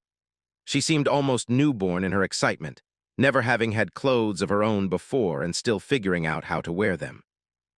It turned into a small, funny sequence as she tried one outfit after another, acting like a ghost swirling around the room because she couldn't decide which one to pick. Ryuk was happy to see her so hyped up, and even Birdie couldn't deny that Kim Nari looked really cute. Finally, Kim Nari announced that she had chosen her favorite outfit. As we got a closer look, we saw that the hoodie had a little chick stitched in the middle of it. It looked just like Birdie, and that's why she liked it so much. Birdie was shocked, wondering if the chick was supposed to be him. Ryuk only smiled and told her it was a good pick, wondering if the girl would try putting the rest away by herself. She was so excited that she was ready to do any work he asked her to. Birdie, though, had a serious concern about what Ryuk was going to do with so many clothes because there was no space to store them. Ryuk admitted that he had been thinking of expanding the house and adding a dressing room with a walk-in closet. Birdie realized that meant cutting down more trees, but Ryuk told him to relax. He had someone else in mind for chopping wood now. He looked out toward the forest and called out to Se-jun, asking if he was up for some special training. Suddenly a burst of energy came toward them. It was the shiny head of none other than Se-jun himself, who loudly announced that he was always ready for special training no matter what. He explained that he had even brought Ryuk's training gear. Ryuk wondered what he meant by that, but Se-jun believed the leather outfit Ryuk wore every day was actually some kind of training uniform. The leather was drenched in an intense poison, and Se-jun had once touched it by mistake, nearly dying but somehow surviving. He thought this must be the secret behind Ryuk's daily strength, training in such armor, and his respect for Ryuk only grew stronger. He vowed to work even harder following Ryuk's lead. In reality, Ryuk simply couldn't be bothered to wash the leather properly, but seeing an opportunity, he immediately told Se-jun that he should wear the armor instead. This shocked Se-jun from head to toe. He wondered what was going on and why he was suddenly the target. Ryuk reasoned that the leather would make a solid training uniform and that his own training was already done, so Se-jun should wear it and chop some wood while Birdie showed him which trees to pick. Se-jun squirmed, trying to tell Ryuk that he would die if he wore this armor, and on top of that, why they suddenly needed wood at all. Before Ryuk could answer, Kim Nari shouted from inside the house, calling him because the egg was acting weird. The scene shifted as all three of them, along with Birdie, gathered around the egg as it shook violently. Ryuk judged from its movements that it was about to hatch. Kim Nari was shocked, never having seen anything like this before, while Se-jun wondered if it wasn't some kind of disaster-class monster. Kim Nari insisted that whatever was inside must be cute, and they started bickering over who was right. Then some eggshells dropped and a pair of eyes peeked from inside. Kim Nari was curious while Se-jun nearly fainted, realizing that the egg was hatching. Sharp claws began tearing through the shell along with a long leg. Se-jun panicked as he saw thick scales and a tongue snapping out in rage, wondering what kind of monster this was. But then it was revealed that the creature wasn't menacing at all, it was trying to chirp. Kim Nari instantly knew the creature was adorable, while Se-jun couldn't decide whether it was a chick, a snake, or something else entirely. The little creature's leg was so powerful that it jumped out of the egg immediately and grabbed the bald head of Se-jun without hesitation, which resulted in a scream that would have woken everyone up if it had been night. The scene shifted again to later, where Se-jun was finally training while Birdie slapped his shiny bald head with a stick to keep the momentum going, telling him they had a mountain of work to do.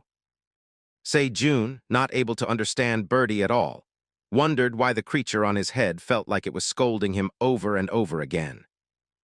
Meanwhile, the poison seeping from the leather jacket was so strong that Se-jun could barely breathe, his mind spinning at the thought of how Ryuk managed to wear something like that around the clock. Ryuk, oblivious to the suffering outside, had finally finished folding all the clothes he had brought back, realizing with a faint sense of surprise that it wasn't just a fluke. Folding garments really did relax him and give him a moment of calm. Kim Nari's voice rang out from the other room, calling to Ryuk that the little monster was eating bread and behaving gently, almost obediently. Ryuk realized at once that it must have been because the creature recognized Kim Nari as the one who had saved it. Still, one serious question remained between them. What should they call it? Kim Nari tilted her head, thinking aloud that since it was snake-like and still small, they should name it Sasa. But as soon as that name left her lips, the little snake darted off, its eyes gleaming as though the name had triggered something, and both Ryuk and Kim Nari stared, wondering where it was going. Kim Nari ran after Sasa, and the two of them ended up playing together, or at least that's how it looked to Birdie. Ryuk noticed too that Kim Nari had already grown fond of the new family member. Yet more importantly, he wondered if Sasa was an actual species. He had never seen any monster like this before. Birdie, usually full of commentary, was also at a loss. Finally, he warned Ryuk in a low tone that if Sasa had really come from the volcanic region, they would need to watch the mandras carefully.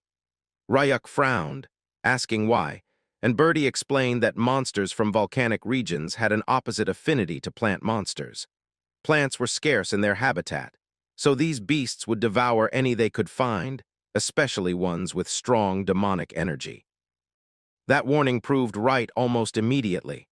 Sasa had started heading straight for the mandra fields, and Birdie predicted it would try to dig up and eat the mandras as soon as it got the chance. In other words, Sasa might be the mandra's natural enemy. When Rayuk and the others reached the field, they saw it, Sasa and the mandras facing off, eyes gleaming with a strange malice as their defensive instincts kicked in. Kim Nari wanted to intervene, but Rayuk held up a hand and said it might be better to let them settle their pecking order here and now. This was the demon realm after all, and both sides were still young. They weren't dangerous enough yet for the fight to turn lethal. A bizarre cowboy-style standoff began between Sasa and the mandras, each side starring before the first strike. The mandras had formed their defensive pattern, the longest one standing at the front. Rayuk could only admit that Birdie had been right all along. As soon as Sasa darted toward the smallest mandra, the largest one lunged, blocking the attack with practiced ease. It was the mandra's triangle formation, defense first, then counter. The second mandra swung its stick in a coordinated strike, but Sasa caught it neatly with its tail and blocked the blow. Birdie shouted for it not to drop its guard yet, but before Sasa could react, the smallest mandra sprang from behind with a special attack and punched Sasa clean away. One small punch was enough to make the little monster cry. It had never been hurt before. Kim Nari saw Sasa's shock and realized this was its first time being struck by anything.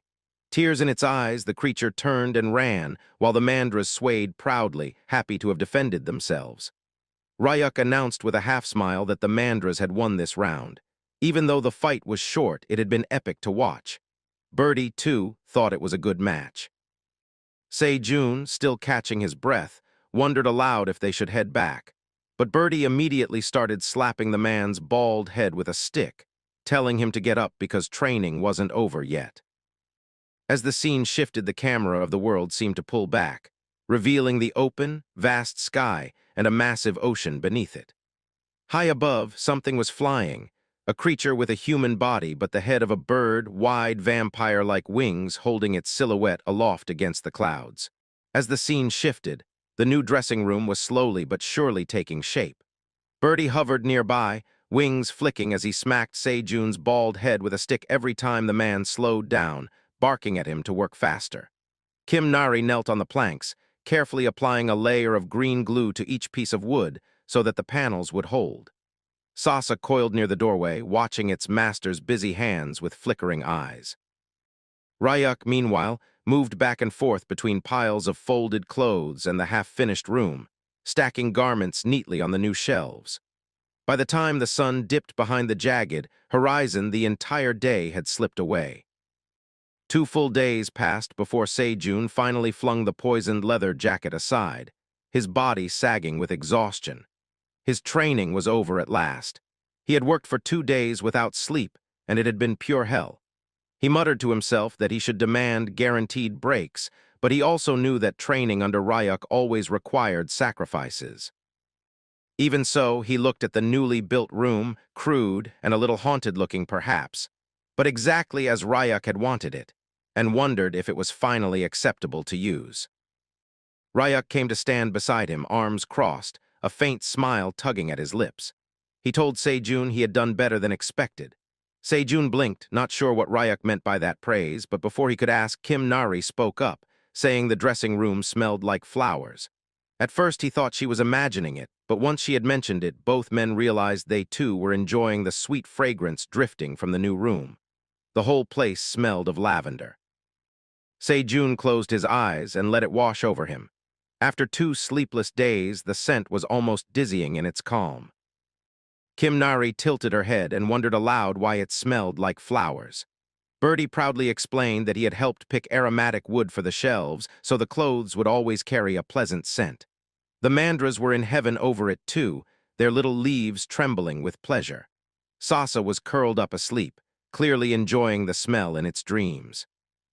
Se-jun only then realized the snake's name was Sasa, and Kim Nari beamed as she said Ryuk had come up with it.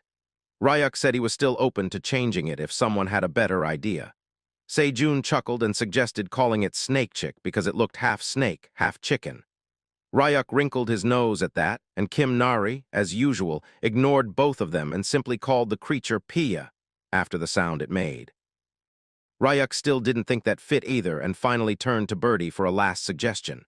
Birdie, without a trace of irony, said the monster should be named the Grand Footsteps in the Drawer. Ryuk just stared at him and asked what his real name was. Birdie puffed his chest and explained that his true name was Rocky Mountain Horseshoe because that represented his identity. At that moment, Ryuk realized all three of them were hopeless at naming things. He decided to keep Sasa, especially since the snake seemed to like it, and the others were already used to it. Birdie suddenly asked Ryuk what the next plan was now that the house expansion was done. Ryuk straightened up, his expression shifting. He told them that on his way back from the human world he'd had an idea. Back then, alone, he'd never had time to think about it, but now things were different. He was thinking of building a sturdy fence around the property so that even if he were away, no one could simply wander in. Sejun looked at the darkened forest surrounding the home and wondered aloud if anyone would even dare come near it as it was. But Ryuk didn't want to take chances. An S-ranked monster could appear, and there were always hunters who might come searching for Kim Nari or for him. Birdie nodded thoughtfully and said he knew exactly what they would need, something strong and dense with demonic energy. He suggested the coastal region, where a yellowish quartz harder than black stone could be found. If Ryuk built the fence from that and set luminous stones at the base, the barrier would be both strong and beautiful. At night, Birdie added, their house would glow like a campsite. Ryuk imagined it for a moment, then agreed. Kim Nari clapped her hands in excitement while Birdie remained neutral. Sejun, on the other hand, stared at Ryuk as though he'd lost his mind, demanding if they even knew what kind of place the coastal region was. He felt a sudden warm trickle from his nose and realized his stay in the demon realm had already pushed him too far. Still, it was perfect timing for him. He slumped a little and began acting like a weak child, telling Ryuk he needed to go back and drain some of his demonic energy or it would become fatal. Ryuk accepted this calmly and told Sejun he should stay behind and take care of the mandras if they were late. Sejun nodded but warned Ryuk to be careful in the coastal region. It was dangerous, practically off-limits to anyone of A rank or below, and worst of all, 2 disaster-class monsters ruled the entire area. Ryuk did not catch the hushed speculation behind him as the others tried to make sense of what they were facing. Sejun, calmer than the rest, explained that these creatures had once been chimera hunters who had escaped the laboratory ages ago. Their faces had warped into avian shapes, but their bodies had stubbornly remained human. Along the coast, another unit of adventurers caught sight of the same bird-headed monster. Shock rippled through their ranks as they realized the creature was within their sector. Orders snapped out to ready the tracker, and one impatient fighter channeled his energy into a glowing ring before hurling it at the hybrid. For a moment it seemed the strike had landed, but when the dust cleared, the monster stood unharmed, sprinting across the sand. Or so it appeared. Disaster-class beings were rarely running away, and their brief sense of victory gave way to doubt. Perhaps the rumors about its power were false, they thought, and this one was weaker than reported. They debated whether to attack again, but the leader cautioned patience. Better to wait until the creature retreated to its lair and then strike by surprise. The tracker had already attached. Yet the attacker could not stop wondering why, even after 60 years, these failed experiments still lived and still looked half-human. One of the oldest among them answered grimly that failures could not be predicted. Chimera hunters had been humanity's greatest achievement and its deepest disgrace. Such mistakes must be erased, and today was the day to erase this one. The fighter called to the leader, unsettled by a new realization. The creature was not fleeing at all, but accelerating straight toward them. The leader barked for an emergency barrier, but before the incantations were finished, the hawk-like hybrid was already upon them. A translucent shield flared into being at the last second, yet the wind streaming from the monster's charge smashed it like paper. One strike shattered their defense, and in that instant they knew they had misjudged. Disaster-class hybrids were not quarry to be handled lightly. Panic edged the leader's voice as he shouted at the chimera hunter, ordering it to halt. Then another voice rolled across the shore, familiar and commanding. Kim Nari had arrived, calling out for the hybrid not to dare bully the weak. The bird-headed creature stopped mid-lunge, recognizing something in her presence. It realized that Kim Nari too bore the mark of a chimera. She dropped to the ground, and behind her Andrew came into view. The hawk halted and landed as well, claws digging into the sand. Kim Nari explained to Ryak that an uncle who looked like a sparrow had been harassing people. Ryak, eyes narrowing, wondered if it was instead a sparrow wearing the body of a man. The adventurers grew increasingly flustered. Their scanners had begun to pick up the signal of a machine creature nearby. The leader frowned at the readings, sensing trouble. Unbeknownst to them, Kim Nari herself was also carrying a tracker, complicating matters further. Stranger still, the hawk hybrid seemed to recognize Ryak and began descending toward him.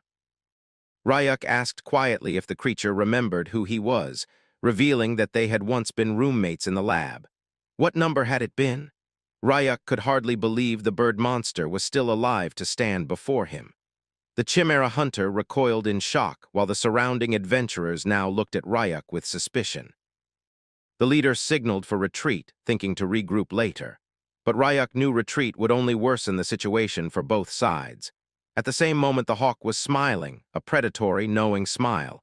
It had never forgotten Ryak's scent. In that instant, its identity clicked into place. This was subject number 33, one who might forget everything else but not the smell of the boy who had once shared the same cell. The hybrid's memories of the chimera cell fusion drug from the TDA laboratory burned bright. At last, the hawk realized who stood before it. The boy once designated number 17 himself. The scene shifts to 66 years ago in the forest near the TDA lab, where we see that some people were actually chasing some runaways, which included the bird experiment number 33 and his sister, who had been running away from the TDA lab after many experiments. We come to know that the little girl was actually having a high fever which was coming from a seizure, from the side effects done by the lab. As number 33 was running away, he wondered if he had made the right choice by taking his little sister with him. He knew that even if the lab scientists had finished him, it would have been better to leave his sister Gia inside the lab. We see that number 33 was crying while thinking that if only he had turned into a real bird, then Gia could feel that his wings were really warm and that she was really fine. So the bird should actually just focus on running. As the scene shifts, we see that number 33 told Gia to hold on a bit longer because he thought that once they were out of this forest, someone would definitely help them. The bird-human hybrid was running with full force, but suddenly he encountered another boy, who was none other than our boy Ryak, who was a little boy called number 17 back then. Bayam wondered about what 17 was doing there, but our boy explained that he had overheard at the lab that number 33's side effects were so bad that he was scheduled for disposal. So he had already run to the forest so that he could warn number 33 about it. Bayam could not believe that the weirdo 17 could be kind at the worst time. Number 17 knew that even if they escaped the lab, the detonation spell would definitely kill them if they didn't return in 3 days. But as Bayam's sister Gia was not on the disposal list yet, it would have been better to get suppressants from the lab and live one more day for her. But hearing that, Bayam became angry, telling Ryak that he would not get it since he did not have any side effects till now, so he would not know what it was like for someone who was getting side effects. Bayam remembered the constant seizures and headaches that he had, which were getting even worse. It was like his head was going to explode, and he was not able to bear it. Gia suggested to Bayam that they should just run away because she just wanted to live like before, even if it was only for one more day. The scene shifts back, and we see that Bayam put Gia down onto a tree and asked Ryak if it is the length of the life that matters or the way that someone lives it. Suddenly his uniform tore down, and some tiny little wings came out of it, while Bayam told Ryak that he wanted to live free even for one day, and for that he was going to do anything that was possible. He told Ryak to quit talking nonsense and fight him instead. But number 17 was as nonchalant as he could be, suddenly grabbing a stone and breaking it, forming a portal. It was a gate to the demon realm, and Bayam was shocked, wondering about how 17 had got a gate stone when they were not allowed. It is then that we come to know that if a chimera crosses into the demon realm, then one of two things will happen. The human cells will be poisoned by the demonic energy, or the monster cells will absorb it and awaken with the mutation intensifying even more. The scene shifts back as we see Ryuk telling Bayam that if he really meant whatever he said, then going to the demon realm was actually a better choice. Because even if they could not handle the demonic energy and turned into monsters, they would still live free until then. And the lab's detonation spell would also not get triggered if they were in the demon realm, which was a completely different dimension. But Bayam wondered if a human could even survive inside, because theoretically they needed enough mana to shield their body and mind from the demonic energy. And even when it would not be easy with his power now, nobody knew about what the future holds. Bayam was shocked, wondering about why Ryuk was helping them, even when it was of no benefit to him. Meanwhile, we see that the lab workers were actually shocked to see that a gate was opening right in the middle of nowhere, and they spotted Bayam and his sister. On the other hand, Bayam told Ryuk that he was going away, but suddenly he realized something. Before going inside, he told our boy that they had been roommates for 4 years and didn't even know each other's names. The birdie introduced himself as Bayam, wondering about what 17's name was. It was then that the boy just smiled, telling the birdie that his name was actually Ryuk. The scene shifts back to the present once again, and we see that Ryuk was asking the adventurers who were near the cliff about what his name was. But something had happened, and a kind of powder was floating in the air, manipulating the minds of the adventurers and their leaders, who were unable to remember the name of our boy. Ryuk tested again and again, asking them about why they had come there and what they had seen, but the leader constantly told our boy that they didn't know about it. After the whole check-in was complete, Ryuk just told the adventurers that they should go inside the gate and get back to reality, along with forgetting everything that had happened in the demon realm. Both Sasha and Bayam were looking at what was happening. Meanwhile, Bayam realized that Ryuk had wiped the adventurers' memories with the dust of oblivion, along with hypnosis.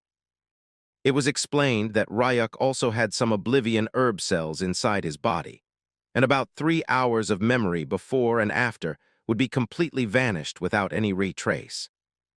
Bayam was still shocked that Ryuk had not got any side effects after so many implantations, being planted with all kinds of things, from plants to monsters. But still Ryuk told Bayam that a lot had happened after he left. In the present, we see that Ryuk still remembered number 33's name, and Bayam was surprised by this gesture. But suddenly it was Kim Nari who was pulling the shirt of our boy, slightly asking him if he was really friends with the Sparrow uncle.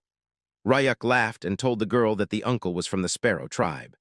Meanwhile, 33 wondered about how and why he looked like a sparrow to the child when he was clearly an eagle hybrid. Meanwhile, Ryuk mockingly asked Kim Nari if the Sparrow and the Coconut tribes were allies, and if it was not so right now, still continuing to tell lies. Kim Nari agreed that they were allies.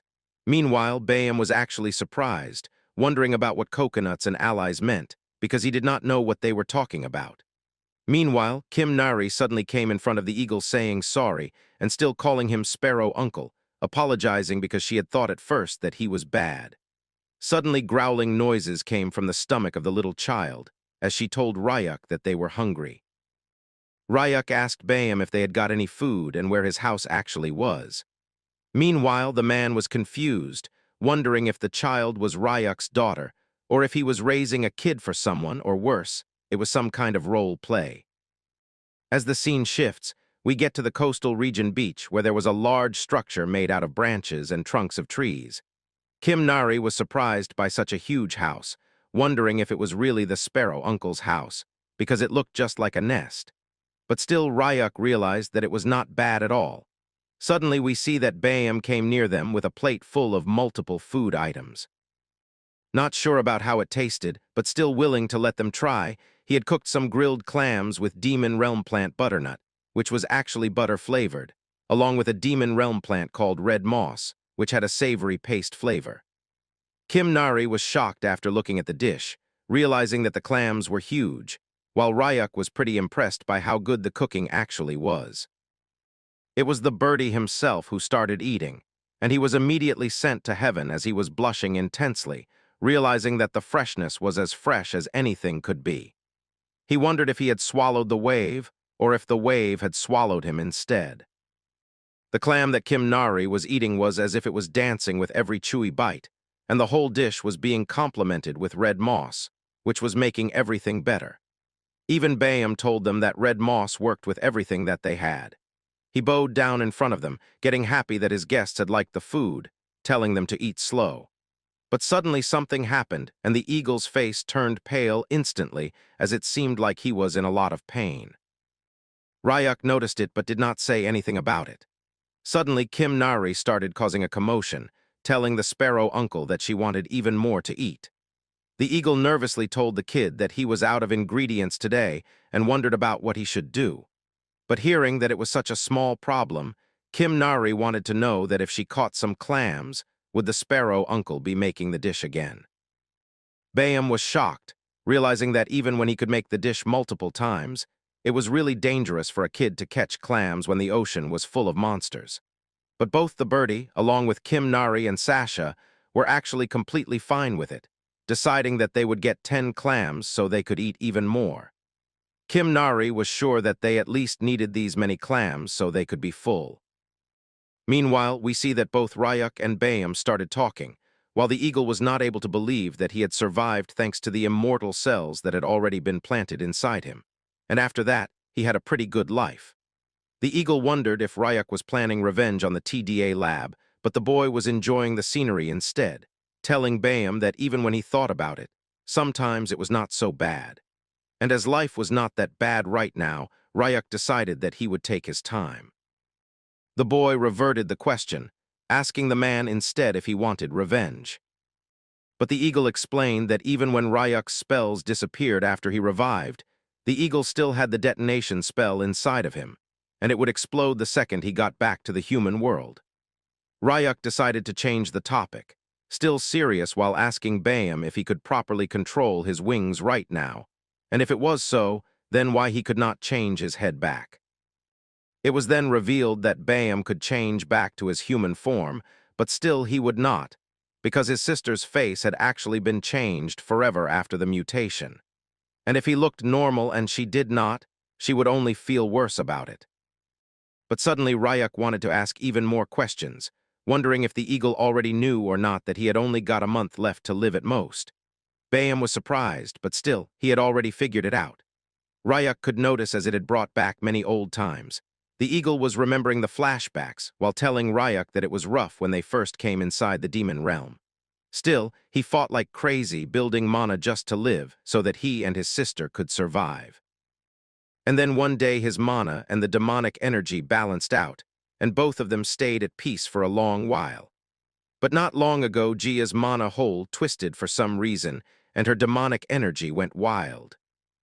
In the desperation of saving his sister, the eagle had hurt his own mana hole, forcing it down.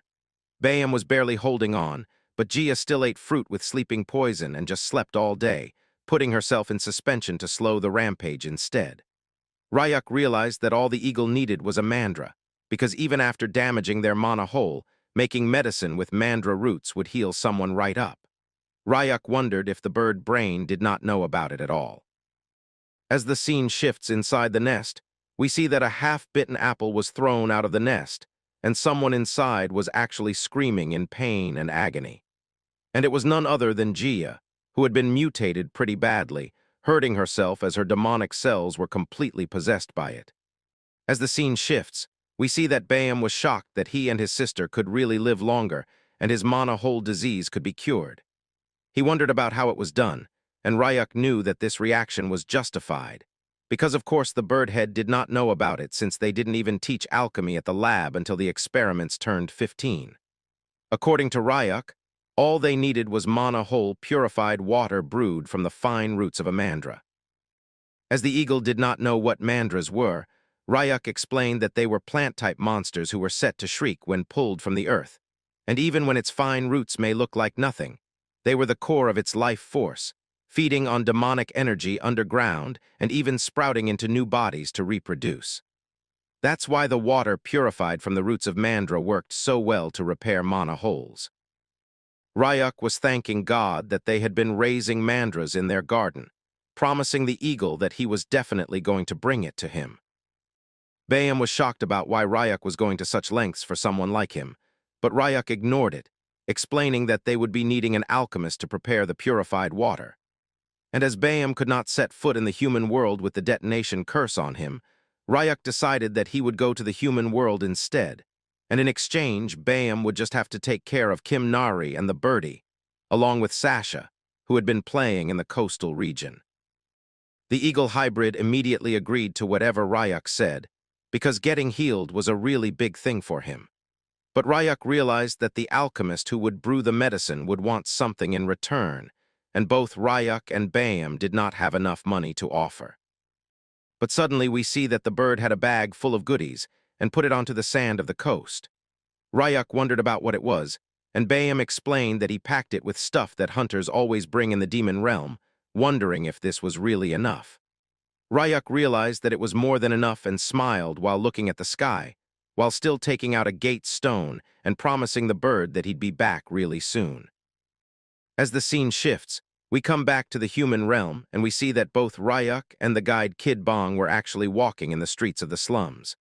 While Bong asked Rayuk if he was looking for an alchemy-type awakened individual, we come to know that Bong was now a full-time guide who was really in proper clothing and presenting himself quite properly. Rayuk told him that he needed someone skilled for the job. Bong explained that the Alchemist Association opened a branch in the slums last year, and they would probably find someone there. But Rayuk was noticing something else. He noticed sandbags which were woven by Bong, as he wondered about why the boy was wearing them on his arms and legs. The boy explained that he was doing some stamina training because he wanted to get as strong as Rayuk himself. Rayuk wondered about what happened with Bong, that he was ready to do so. Bong explained that as he saw Rayuk marching into the demon realm with nothing but the clothes on his back, that meant the boy was insanely strong, and Bong wanted to be like that too. So now, as he had money, he was eating a ton and working out non-stop. Rayuk smiled happily as he saw Bong's good condition, and he seemed taller, guessing that it might have been a growth spurt which had been hindered by malnutrition. As the scene shifts, we come to the Alchemist Association near the Slum District 13 branch, and Bong explained that the new manager of the place, Mr. Kim, had just arrived, and he was really scared and a nice person too. But just when they decided to enter, they noticed that Mr. Kim was actually outside the building, and he was kind of scared, talking to someone on the phone, telling him that he had not missed a single interest payment in over 20 years. Bong realized that Mr. Kim had got another call from a loan shark. Rayuk wondered about what it was, and the boy explained that around the slum area private loans were the norm. And Mr. Kim had worked at the Gold City branch for 20 years, but got demoted and sent here, while also getting his salary slashed into half. Rayuk straight up gave the answer that maybe if he was demoted, then the man must have done something wrong. But Bong was sad as he explained that back in Gold City, one of Mr. Kim's higher-ups was siphoning the slum support funds, and he was infamous for stealing credit, lining his pockets with dirty tricks. For that, Manager Kim reported him, got on his bad side, and then got thrown out from his well-paid job. After this explanation, we see that Manager Kim turned around and was getting back to the association building, while he looked at Bong with surprise and happiness, wondering about what the boy was doing near the building. Even the man also noticed that he had grown up a bit. Bong did all the formalities and informed Mr. Kim that Rayuk needed an alchemist for something. On the other hand, our boy also noticed that when high-ranking alchemists were so rare, he did not expect a person like Mr. Kim in the neighborhood, who was actually having a really refined aura. The boy looked at the duo while they were smiling and talking with each other. But suddenly Bong informed Rayuk that he should get back to training, and Mr. Kim wondered if they should head in and talk instead. As the scene shifts to the association building, we see that a young man was sitting near the reception while thinking that he had been stuck with a rotten boss, which was a nightmare for him. The best that the receptionist could hope for was a D-rank hunter buying a low-tier potion, and there were no kind of achievements that he could get in this building, and a promotion was out of reach nonetheless. But suddenly the doors opened with the bells chiming, and the manager along with our boy entered the building, shocking the receptionist and the assistant manager named Park.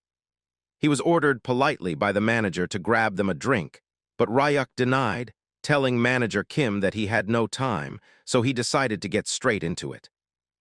Ryuk explained that he already knew that Mr. Kim was an A+ ranked alchemist, and he could brew mana whole purified water with mandra, so he should do it because Ryuk needed it immediately. Mr. Kim was shocked, wondering about how he got mandra roots in the slums, which was ridiculous. And even worse than that, how did Ryuk even know about the manager's rank? The man informed Ryuk that he could make it, but since they didn't have such rare ingredients in the association building, it was impossible. But just then Ryuk asked him if this would do, and the man was shocked from his head to toe as his core was shaking while Ryuk opened some mandra roots. The man inspected it and realized that it was having dense demonic energy, and no doubt it was a live mandra root and was no fake. It was so fresh that it looked like it had just been freshly dug up. Even the manager had never seen one that was this pristine, even after being an alchemist. But Ryuk did not stop, opening the bag given to him by the Eagle Head, telling the manager that for the production fee they would pay with coastal region specialties, and that they should appraise it without much problem. For the manager, it was even more shocking for an adventurer to come back alive from the coastal region, and that too with some coastal region specialties, which were glittering with quality again and again. The manager knew that an S-ranked black pearl was something that not even the headquarters had, and on the other hand, Ryuk had brought them 3 of it, like it was mere child's play, along with a demon red giant clam which was still alive and not dead like the others. And last, but not least, was the red moss which was key for top-grade potions. It had only just been discovered by humans and was ultra-rare.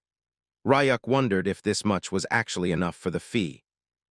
The manager shockingly told Ryuk that it was not only enough, but this could buy the whole building without much effort. The assistant manager told manager Kim that he needed to fetch the appraisal machine from the lab because for items like these, a high-quality machine appraisal was mandatory.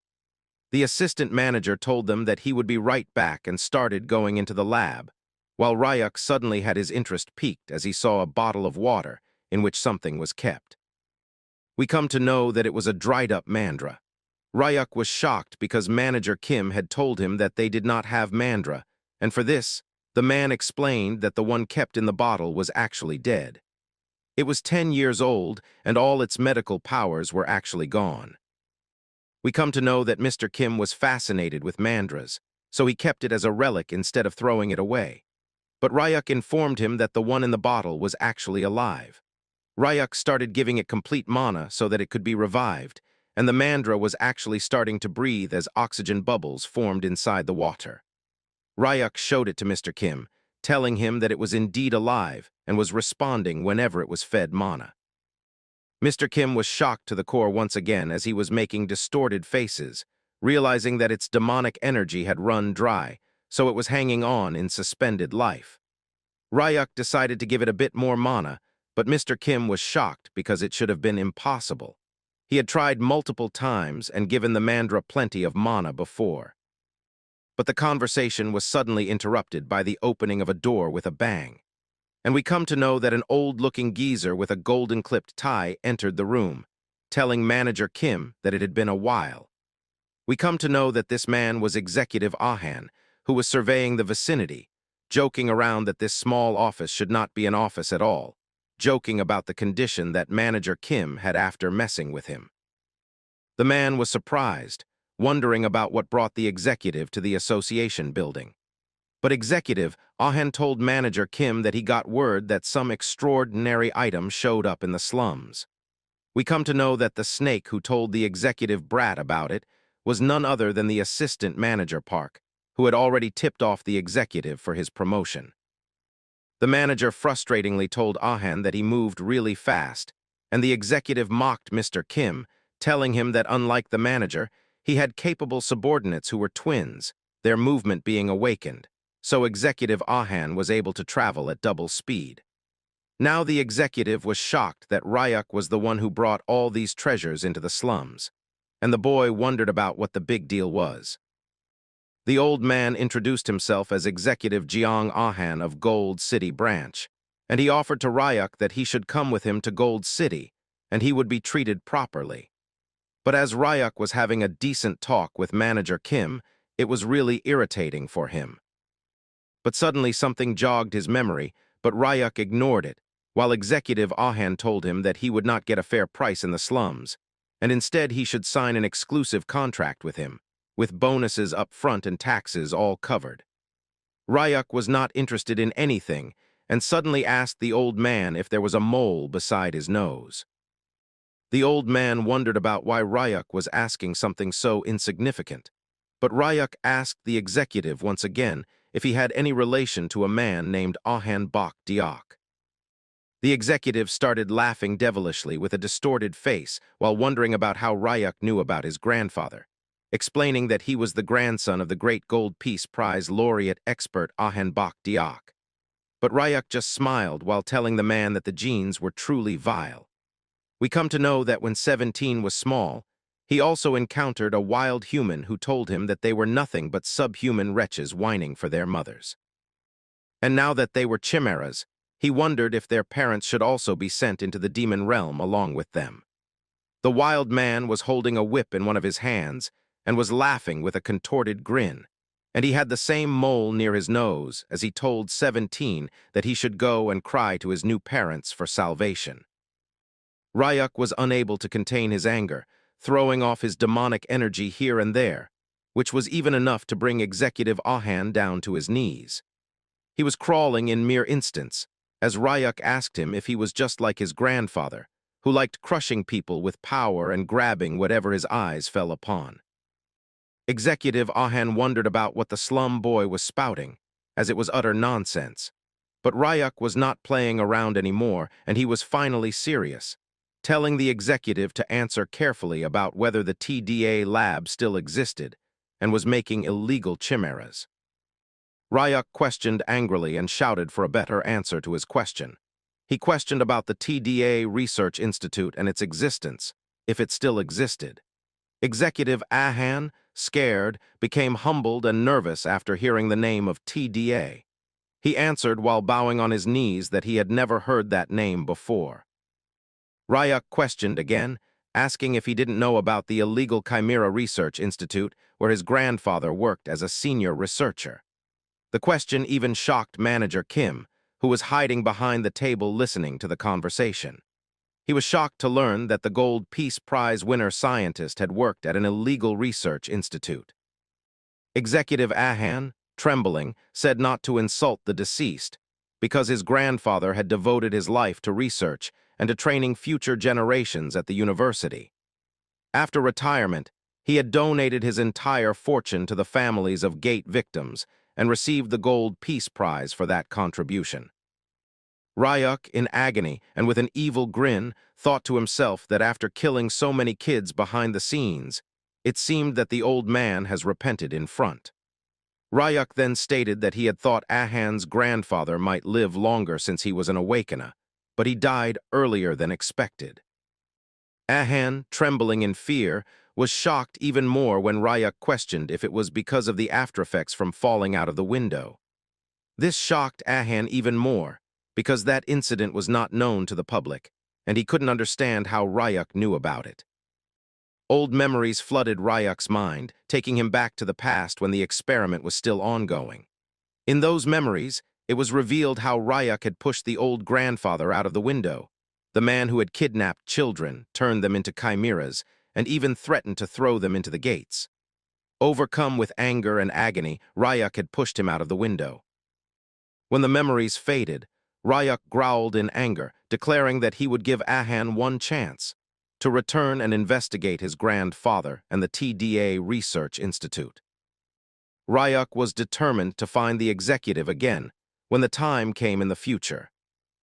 Ryuk thought to himself how unexpected it was to meet the old man's grandson here. His backstory began when he was only 9 years old, the age when he first underwent chimera biological experiments. After that, the process of monsterization began in his 20s. However, his memories from that time were hazy, as if he had lived in a world where civilization had vanished. Without a sense of self or reason, he had likely only followed commands and instincts. This made Ryuk wonder if so much time had passed that the TDA Research Institute's name had already changed several times. His thoughts were interrupted when Manager Kim entered the room, carrying purified whole water made from mandra.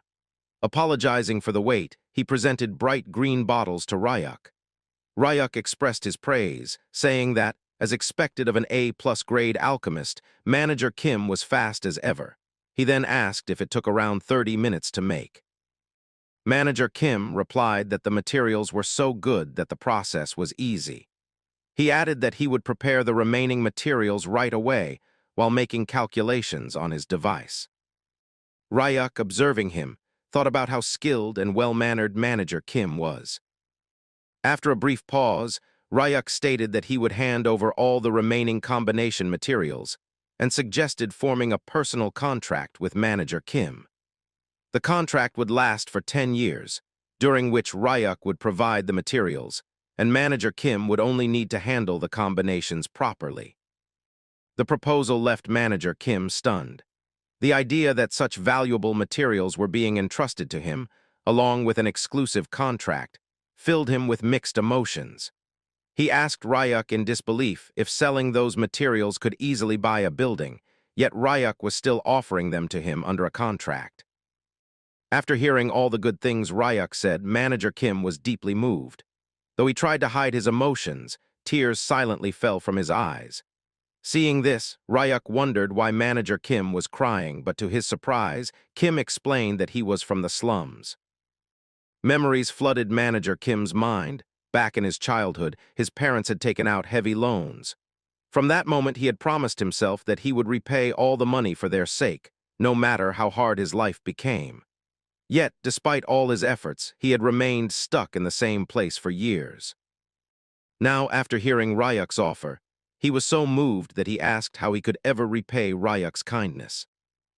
Meanwhile, Ryuk was quietly thinking about how Kim was already worrying about repayment, when nothing had even begun yet.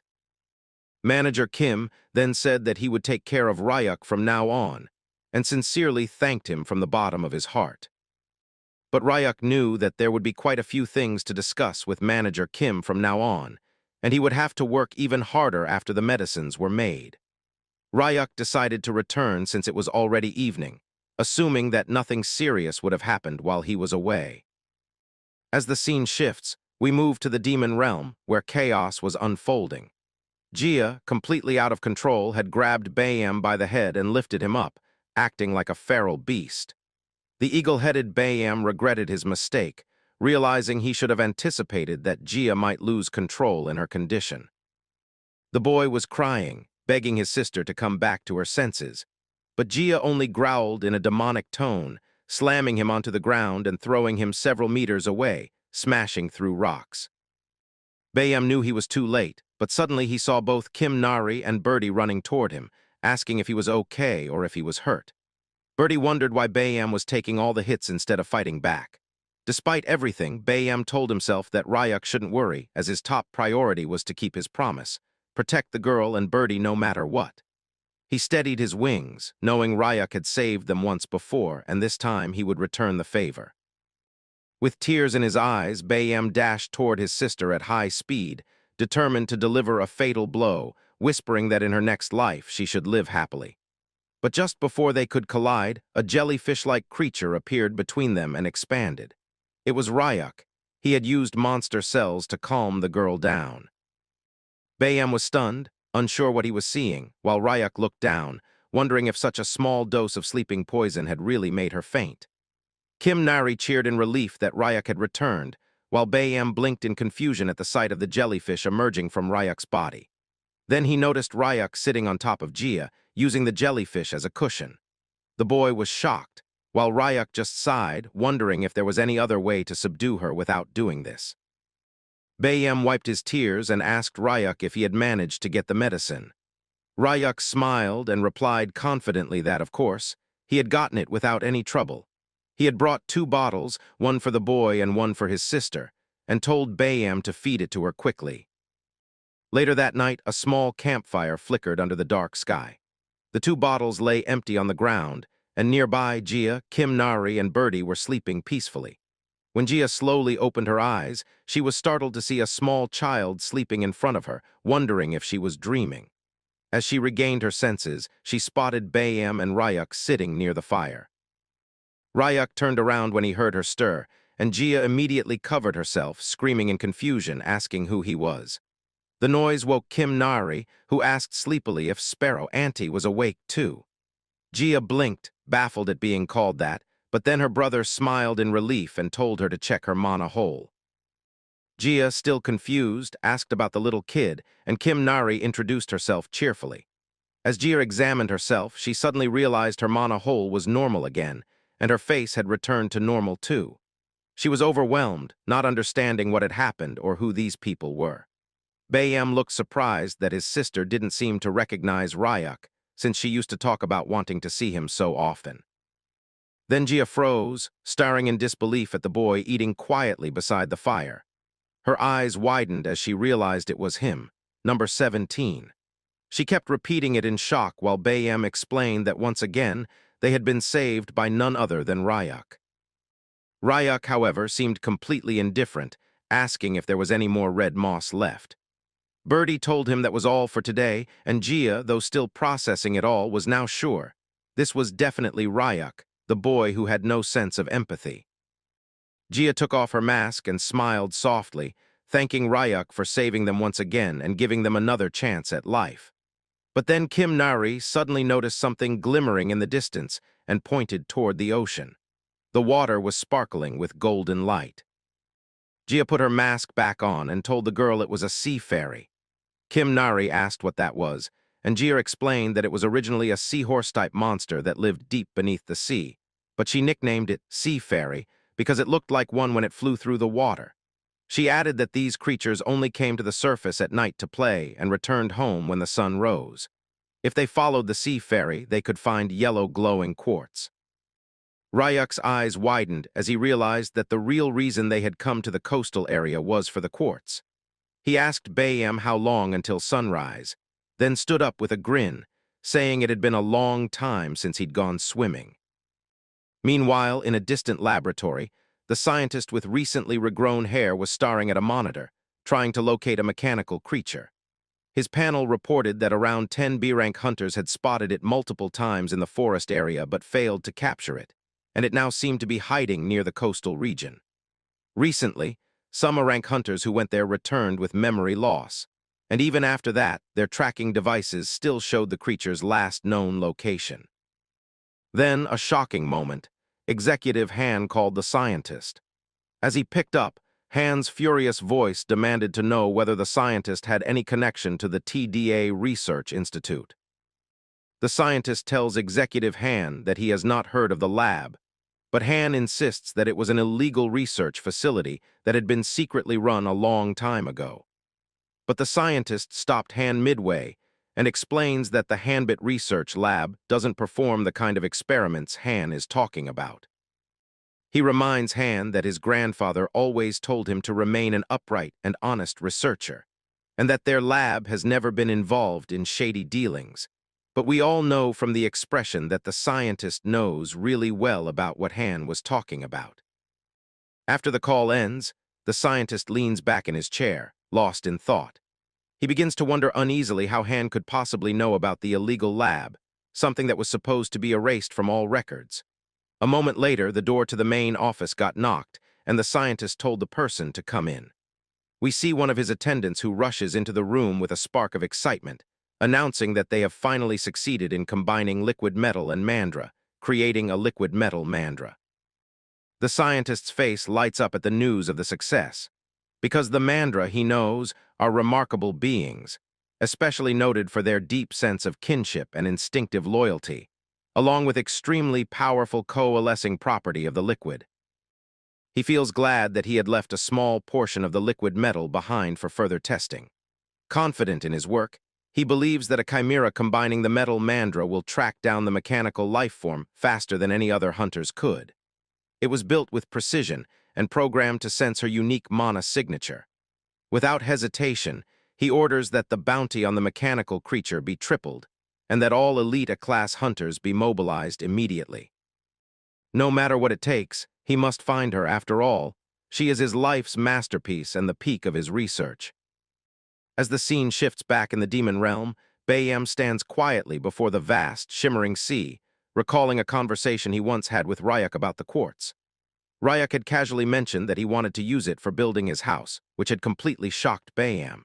He also invited the bird head to his house, pointing out that they even have a good cook. Bayam realizes that Ryak, despite living in the dangerous demon realm, seems to be enjoying his life more than anyone else. Ryak then asks Bayam if he would ever like to visit the human world. Bayam admits that he is not particularly curious, yet deep down he wonders how much the world might have changed since he last saw it, and if anything got better.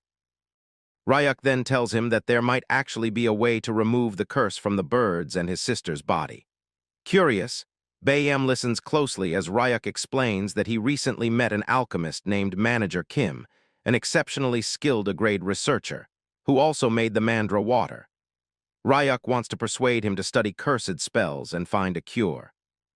He wants the bird to at least have a choice, because there is a big difference between choosing not to go and not being able to go, though he warns Bayam not to get his hopes too high. Overwhelmed by Ryak's kindness, Bayam starts to tear up. He asks why Ryak always helps them even though they have never done anything for him in return. Ryak simply says that watching the siblings reminds him that there might be things more important than survival. Helping the bird head and his sister gives him a strange sense of purpose.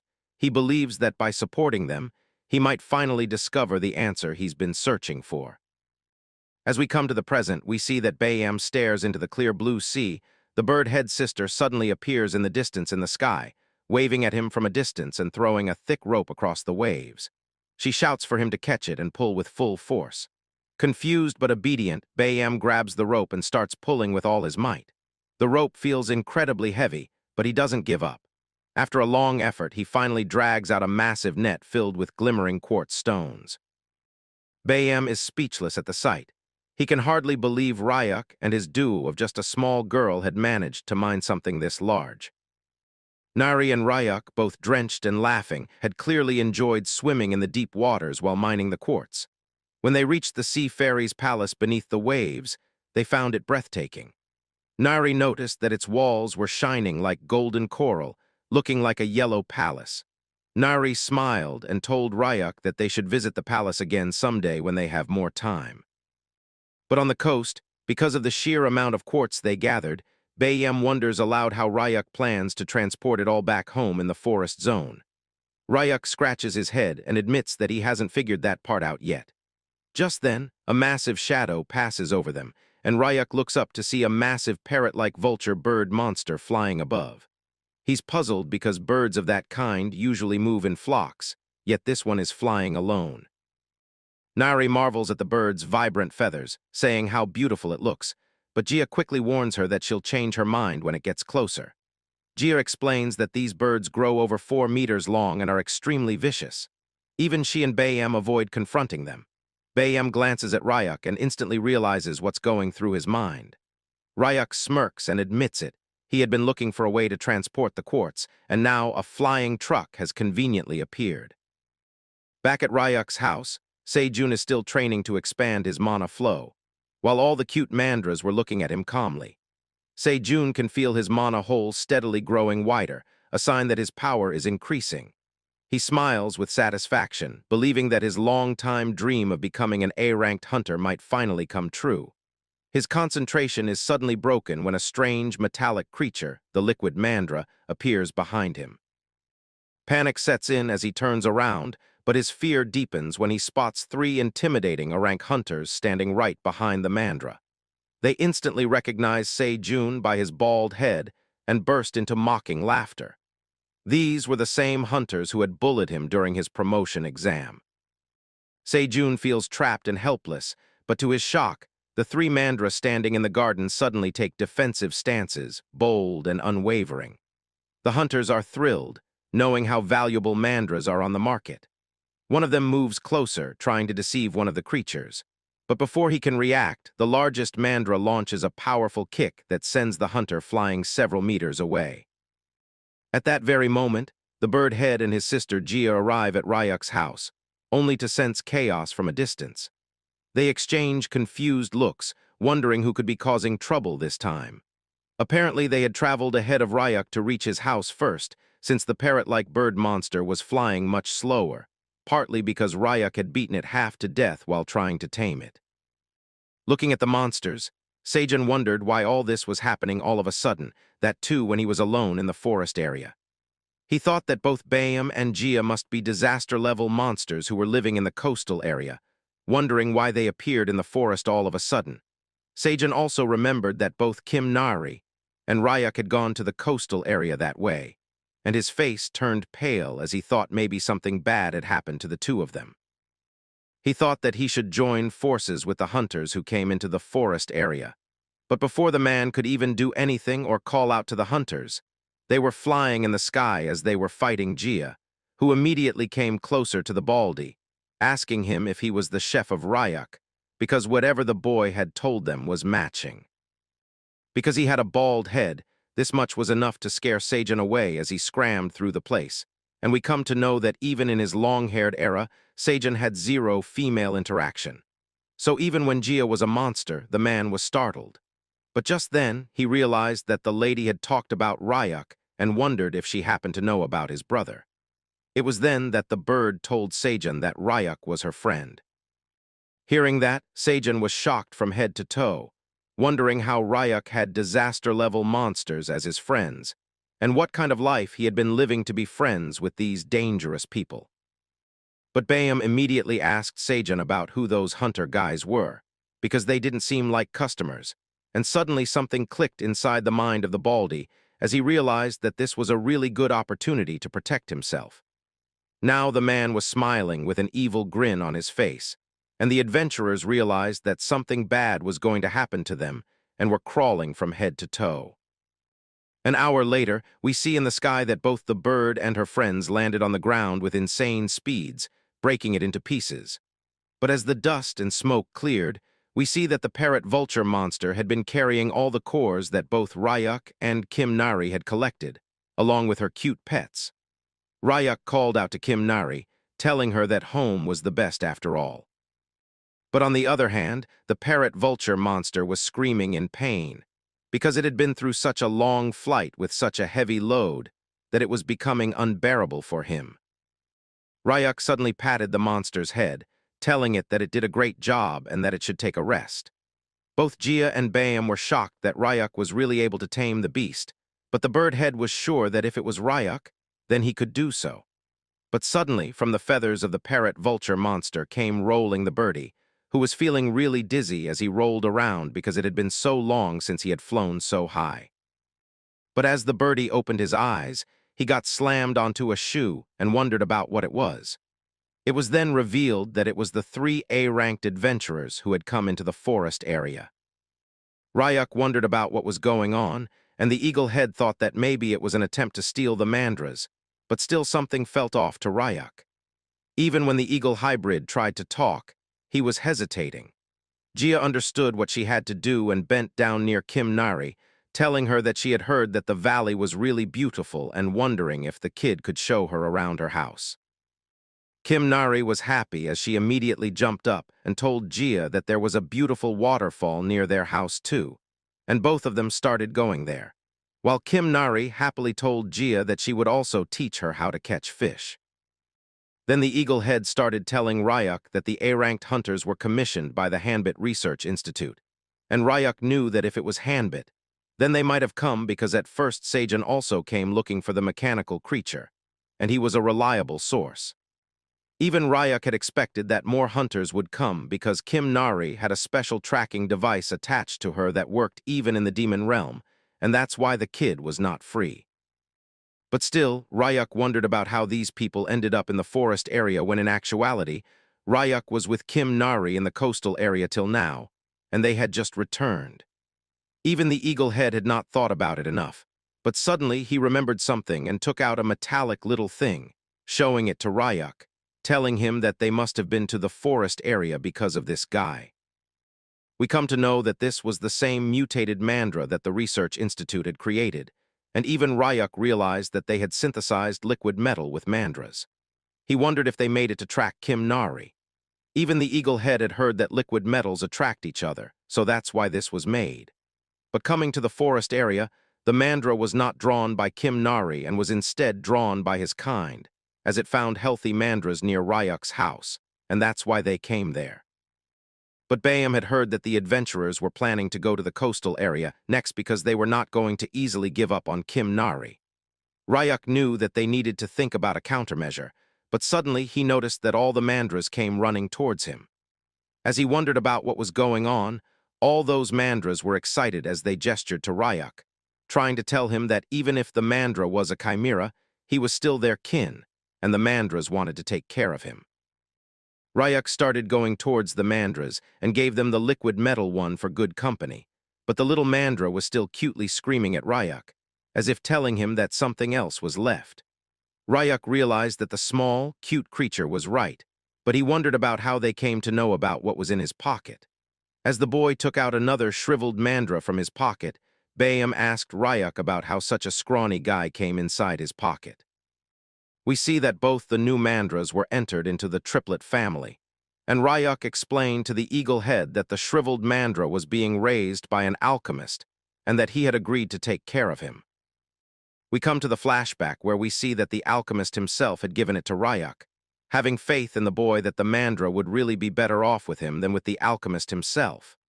Even when he was crying while giving it, he told Ryuk to take good care of him, and the boy nervously agreed. Here, we see that all the other mandras immediately started digging holes for their new buddies and told them to come inside and enjoy the nutritious demonic energy which was filled in the farmland. As they got inside, both the new mandras were in heaven, and even the eagle head noticed that, telling Ryuk that these guys looked like serious perverts. But for Ryuk, it was fortunate that they were not hostile, knowing that they would fit perfectly in the environment. But suddenly, Ryuk wondered about where Seijin had gone because he should be back by now. Just then, Jia called out to Ryuk from above, and as the boy turned around, he saw that the lady had come back with both Kim Nari and Seijin in her hands. Seijin was really crying and becoming happy by the fact that Ryuk had come back, getting ready to hug him, but he was slapped by Ryuk immediately as the boy wondered about what was wrong with Seijin's condition. Jia told Ryuk that Seijin was getting bitten by fish all alone in the water, and the man explained that since Ryuk was so easily handling the fish, he thought he should also try to treat them but ended up being attacked instead. Kim Nari continued that the sparrow auntie had saved both of them in style, but Seijin came back to his senses and told all of them that if they waited a little bit, they would have some delicious food to fill their stomachs. But in front of him was a giant creature, and as Seijin noticed it, he started screaming with a pale face, wondering if he was food for the parrot monster instead. But Ryuk decided to explain it later because he was hungry and food preparation was necessary. Even Seijin did not mind and started cooking, while Kim Nari wondered about what was on the menu today. But suddenly the girl ran towards the liquid metal chimera because she was being attracted to it, and as soon as she tapped onto the chimera's leaf, something was being communicated to her, and she was instantly sad. As the scene shifted, we see that it was evening, and it took so much time for the food to finally be complete. Both the eagle head and Jia were shocked to witness what was made for them.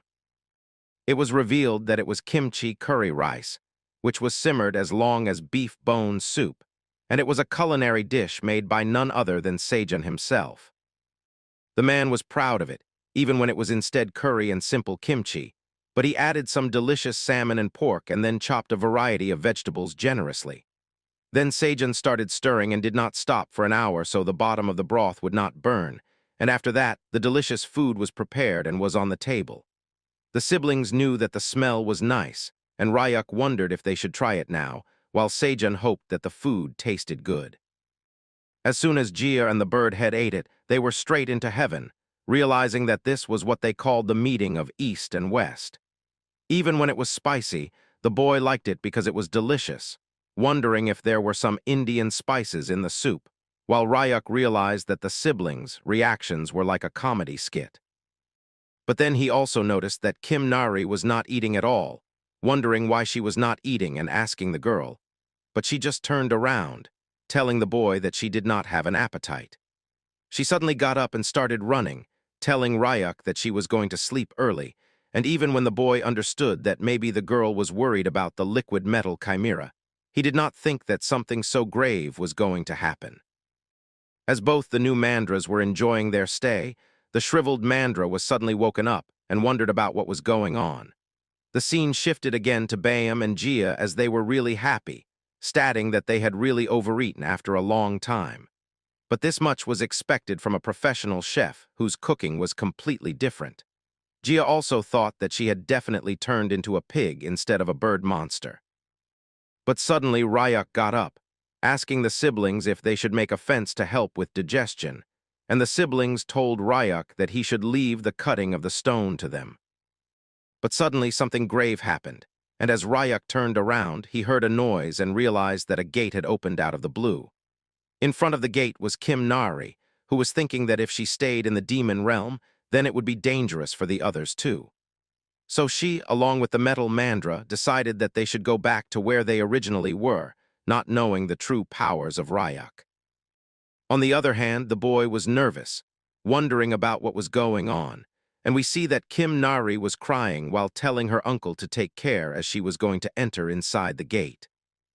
But we see that Ryuk came to the rescue immediately, calling out the child's name again and again, while she was crying, wondering about what the hell she was going to do. We see that the portal was opened inside the house, and Kim Nari was almost going to leave. But Ryuk asked her if this was not her house, just like she said a few days back, hearing that was like oh damn's water getting out of control. We see that both the siblings Bayam and Gia realized that the kids grew up in an instant, while we see that Kim Nari turned around and hugged our boy while strangling the metallic chimera Mandra. Even Ryuk realized that he cannot afford to get distracted now. But you all can afford to hype the video if you are liking the story so far, as it would help me a lot. As the scene shifts, we see that Kim Nari was out on the dining table with a bowl full of tasty-looking ramen, which she was gulping with her pouted mouth as her eyes were completely swollen from all the crying. But as she had one bite, she immediately told her Seijun uncle that the ramen had been even tastier than the last time. Seijun just smiled, telling the girl that late-night snacks were best when they have to eat ramen. But as Kim Nari was finishing the whole bowl in an instant, Gia was angry on her, telling her that she was so little and she was already running away, which was not acceptable at all. And if she do that again, she will get scolded by a big sister a lot. Kim Nari immediately agreed that she was wrong and continued eating. But then she realized that it was really, really spicy, and Seijun came in clutch with a bottle of probiotics milk, slamming it onto the table and telling Kim Nari that if it was really spicy, then she should drink this instead, because his mom also told the man that it tastes the best when things get spicy. Bayam also recognized the milk, as it was something that the Research Institute gave out occasionally. Seijun ensured everyone to eat as much as they like, because there's more to come. And after the food was finished and Kim Nari was satisfied, Seijun asked Ryuk if he should clear the dishes and take care of the task that Ryuk had assigned to him. Meanwhile, Bayam also stood up, wondering if they should now try cutting some quartz again, because it was getting delayed, and Gia also agreed, twisting her body and stretching it completely. After more than 3 bottles of probiotic milks was finished, Kim Nari suddenly apologized for making Ryuk worry, while drinking 1 more bottle of milk, and Ryuk apologized to her as well, telling her that what she thought was right, and she did not do anything wrong. But she does not have to worry at all. Ryuk knew that the ones who did wrong were probably those who created the mechanical creature, and was trying to use such a cute child. But then Ryuk returned in the serious mode, asking the girl about her friends from the coconut tribe, and what kind of kids were they. At first, Kim Nari was shocked, wondering about what friends she had. But Ryuk, on the other hand, knew that if he was planning to clean up the Hanbit Research Institute, then he would have to save all the other kids. And Kim Nari might know something about them, but still, as he cannot say it completely out loud, he decided to ask Kim Nari about them in this way, because back in his time he also had 3 close friends in the institute. After hearing that, Kim Nari started making excuses because she does not really have any coconut tribe or any friends, but Ryuk knew that he does not have to ask specifically about the lab's location because Seijun would know it anyway. But just then, Ryuk remembered a task that he had assigned to the man. Wondering if he was handling it well enough as the scene shifts, we come to another place where we see that Seijun was smiling with her devilish laugh. While someone was strangling while their mouth was covered, we see that it was the same heir and adventurer that came after Kim Nari, and Seijun immediately removed his mask so he can speak, while being assured that if you told him that he had suppressed the mana of these guys so they cannot use it for a while, it was enough. After putting down the mask, we see that Seijun was slapping the hunter again and again. But the hunter was not so cooperative, immediately telling Seijun to stop so that they can make a deal. The man was startled, wondering about what it was, and the hunter hastily explained that if Seijun would let them go back then in the human world, they will reward the man as much as he asked, because they have got some money that they have saved up, and that kind of money could buy a house in Gold City, which was the most expensive, and in exchange of that Seijun would just have to let them go. But hearing that, Seijun started tinkering inside his pocket, telling the hunters that even deals would have to make sense to him. We see that inside the pocket was a great deal, because it was a black card issued by banks to rich individuals, and Seijun flashed it in front of the hunter while saying that he was not the type to fall for that kind of pocket chain. Even the hunter knew that this special black card that the bank was issuing was only for the ultra-elite, and someone like Seijun, who they thought was pushover, was actually in possession of this card. But Seijun immediately snapped the hunter's attention, telling him that this was not the most important thing right now, because it turned out that his revenge from the promotion exam hall not long ago ends like this, when everything came back to money.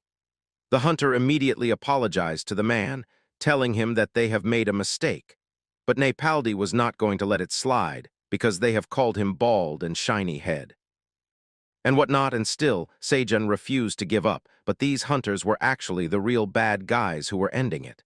Famous thugs in the neighborhood doing bad things just for money.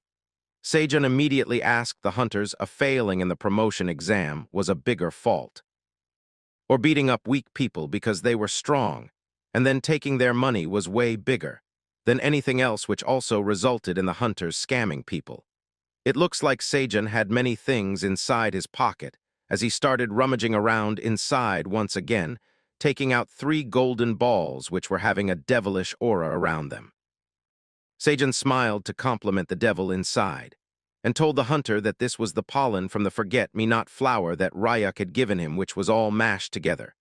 And Seijun had pressed it down so hard, and made such a concentration that he had no idea how strong the effect will be. Only by sniffing, the hunters realized that their memories were all over the place, and they were suddenly becoming victims of way brutal crimes that they actually never did due to the medicine's after effect. But the hunter was still not ready to give up. So Seijun decided that he should use the forget-me-not flower, ready to finish it once and for all. He forcefully opened the jaw of one hunter, and just when the man started screaming, the scene cut off to the next day. Kim Nari and Birdie were running around while Sasha was perched on Kim Nari's shoulders, the bird thinking that child-rearing was really tiring. At that moment, Ryuk and Bayam were talking about how the boy was going to clean up the Hanbit Research Institute, and how he was even taking Seijun with him along with Birdie to make things easier. Ryuk wanted Bayam to take care of the house while he was gone, and the eagle assured him that nothing bad would happen. Just then, Ryuk was called from behind by none other than Seijun himself, who told him that all the preparations were complete. They noticed that their chef was in a really good mood, and Seijun explained that Ryuk had promised to introduce him to an A+ grade alchemist who might be able to solve his problems. Bayam realized how serious Seijun's issue must have been. Meanwhile, Gia was watching all of them, wondering if Ryuk was really planning to enter the institute with his real face and wreck everything. She thought that maybe he should at least have a disguise. It didn't seem like a bad idea, but Seijun wondered if they would have to disguise themselves to meet the alchemist too. Just then Gia took off her head mask, looking as beautiful as ever, and told Ryuk to take at least the skull with him so it would help as a disguise, because being a wanted man with a real face was never good. Ryuk wondered if the mask would even fit him, while Seijun's mind was completely blown as he kept staring at the girl. Meanwhile, Bayam joked that even though his sister's face was small, her head was really big, so if the mask fit her, it would definitely fit Ryak. Sejan's heart started pounding as he blushed, realizing that something strange was happening. He was actually falling in love at first sight. Meanwhile, Bayam was getting beaten up by Gia for his comment, his head being stretched while he screamed. Sejan immediately got down on one knee and told Gia that he had a personality where he acted on whatever came to mind right away. Then, with his most charming face, he asked her about her type. Both Bayam and Ryak spat out the water they were drinking in shock, and even Gia froze for a second, surprised by the sudden question. Ryak and Bayam sat down with some popcorn, saying it had been a while since they'd had such entertainment. Bayam explained that his sister always took every question seriously and would always answer honestly, no matter how strange it was. So Gia thought for a moment and said that, for now, she liked something flashy and something that could dance well. Hearing that, Sejan wondered if she preferred peacocks over humans, and what completely crushed him was when she added that she also liked people with lots of hair, the more the better. The one thing Sejan lacked most was hair. Fueled by new determination, Sejan turned to Ryak with fire in his eyes, saying they had to meet the alchemist as soon as possible. Ryak asked where they were stopping on the way, but Sejan didn't care. Anywhere was fine as long as he could fix his hair problem. The scene then shifted to the real world, where a huge gate had opened, scaring all the humans who saw it. They wondered why a return gate was so massive. Suddenly, a gigantic beak emerged, followed by a colossal monster bird that burst out at incredible speed. Everyone realized it was the parrot vulture, and they quickly decided to report it to the association. For a moment, some thought they saw people riding it, but since that didn't make sense, they focused on reporting first. From above, however, we see 3 people riding the parrot vulture. Sejan asked Ryak where they were going, and why he was bringing such a massive bird with them. People were bound to be shocked. Ryak simply said that there was no reason to walk when they had a ride. As the camera zoomed in, we see that both Sejan and Birdie were wearing masks, while Ryak, smiling beneath his skull head, enjoyed the view of the bright sky. He decided that this new ride should be called Blue, to match its color. Sejan kept asking where they were headed, but Ryak didn't answer. Meanwhile, at the Hanbit Institute, the head scientist was being told that all the hunters sent this time had returned with amnesia and remembered nothing. When he asked about the Tri-King Chimera, he was informed that it had been lost in the demon realm. Furious, the scientist slammed the table repeatedly, scaring his subordinates. He knew that losing the mechanical creature would not only ruin their reputation, but also endanger their government funding, as a shady organization that had invested heavily would not take it lightly. Just then, an assistant approached with something found in one of the hunter's pouches, a small condensed orb, and a note saying that the person would visit the head scientist soon. Seeing this, the scientist screamed in rage, demanding an immediate investigation. But before he could finish shouting, the mirror behind him shattered as the parrot vulture crashed through the wall with a heroic entry. Dust and smoke filled the air as the enormous bird landed clumsily, its left tail feather bent awkwardly. Ryak thought that they should fix that once this job was done. As the parrot vulture lay unconscious, Sejan and Birdie rolled on the floor, dazed and wondering if they were still alive or had ascended to heaven. Meanwhile, Ryak calmly asked the terrified employees in the office who among them was the lab director. The scene shifts to a little while ago, just before the raid on the lab, as we see that Ryak and Sejan, along with the birdie, were flying through the parrot vulture monster. Sejan told Ryak that the Hanbit lab was actually located halfway up in the mountains, somewhere between the slums and Gold City, which was just a little further away from where they were. But still, Sejan wondered if what they were doing would really be okay, because even when he didn't know, he felt out of the loop. Hanbit was not just any research institute. They had successfully developed mechanical organisms using liquid metal, naming them the liquid metal chimeras. They were also the creators of Kim Nari, who herself was a mechanical organism made of liquid metal. The institute even made it to the media and received awards for their creations, when in truth, it should have been considered a crime. Sejan knew the reality of how Kim Nari had been treated.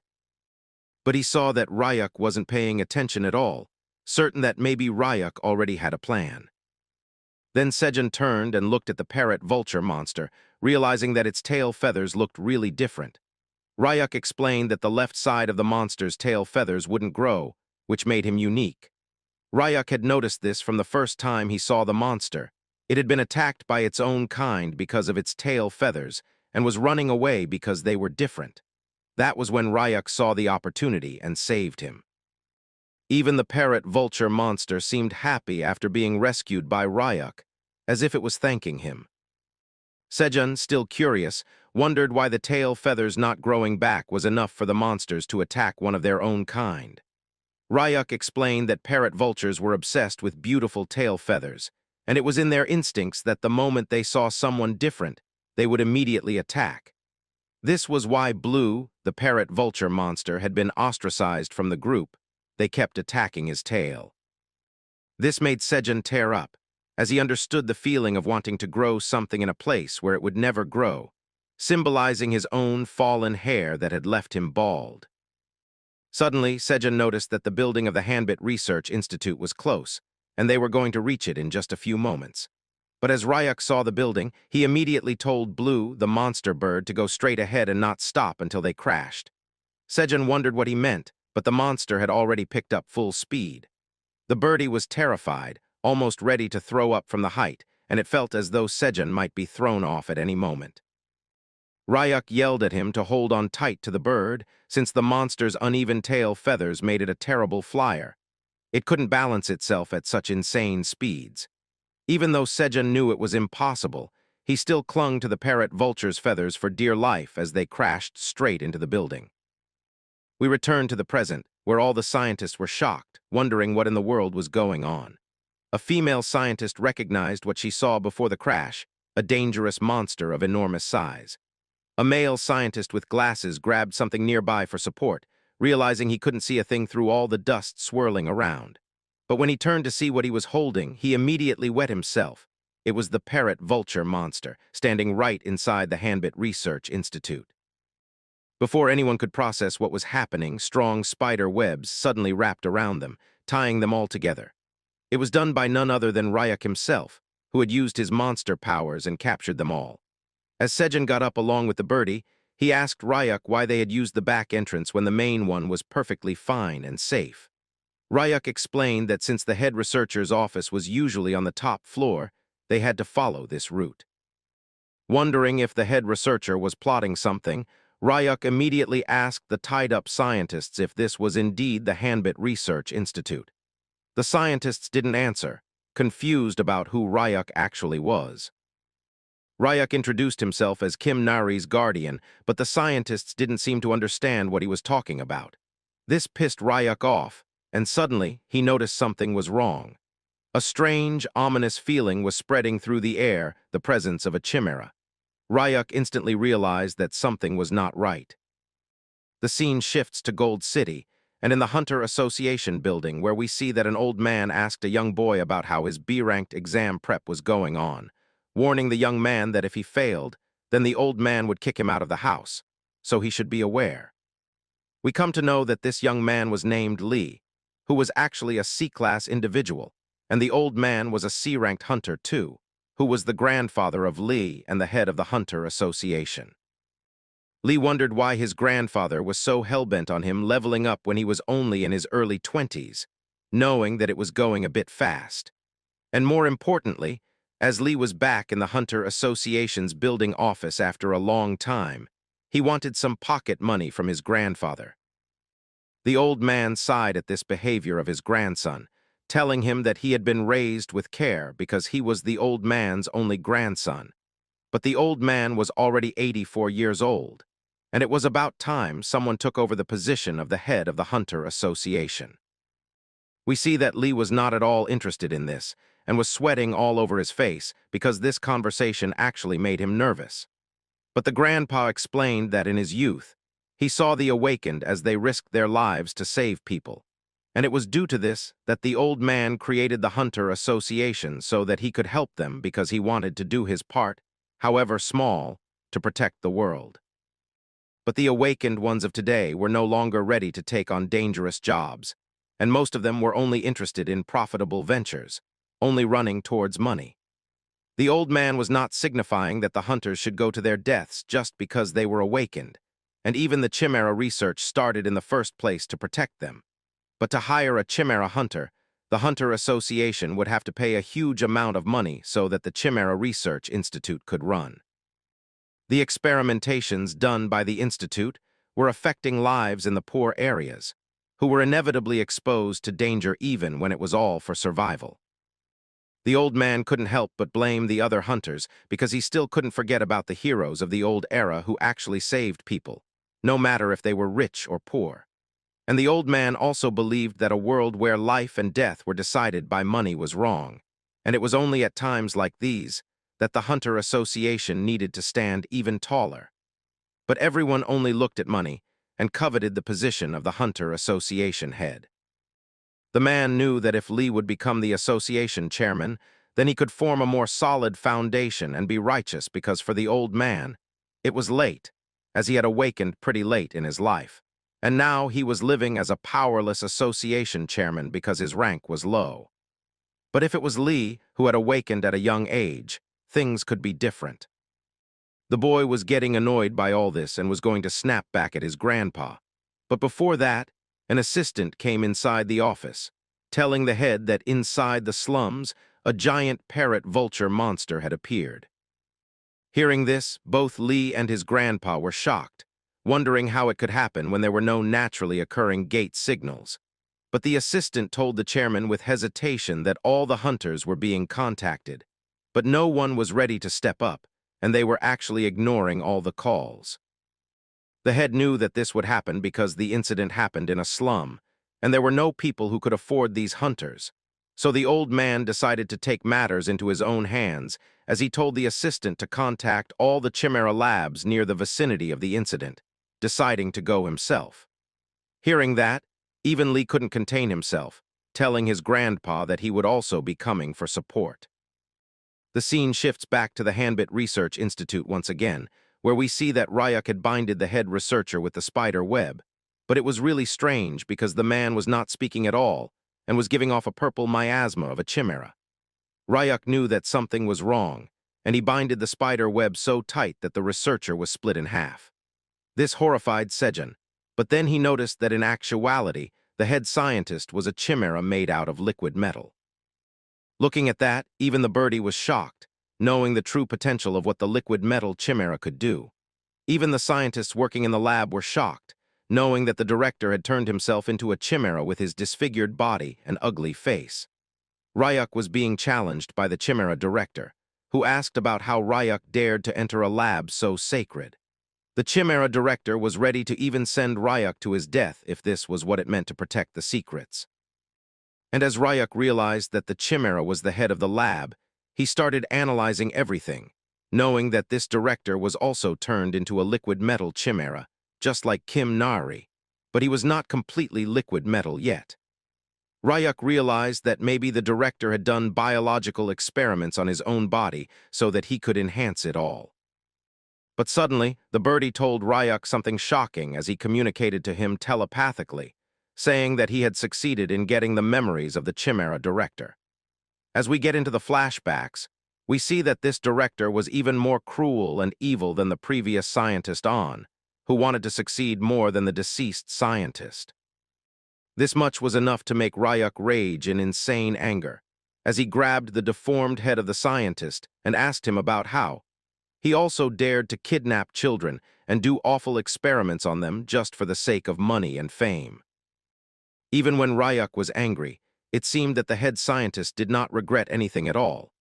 Even while being grabbed by the powerful hands of our boy, he told Ryuk that those kids were gutter rats rolling around in the slums, and that they should be grateful to have even been given a chance by the head scientist. Hearing that, Ryuk became so furious that he slammed the Chimera scientist hybrid onto the lab floor.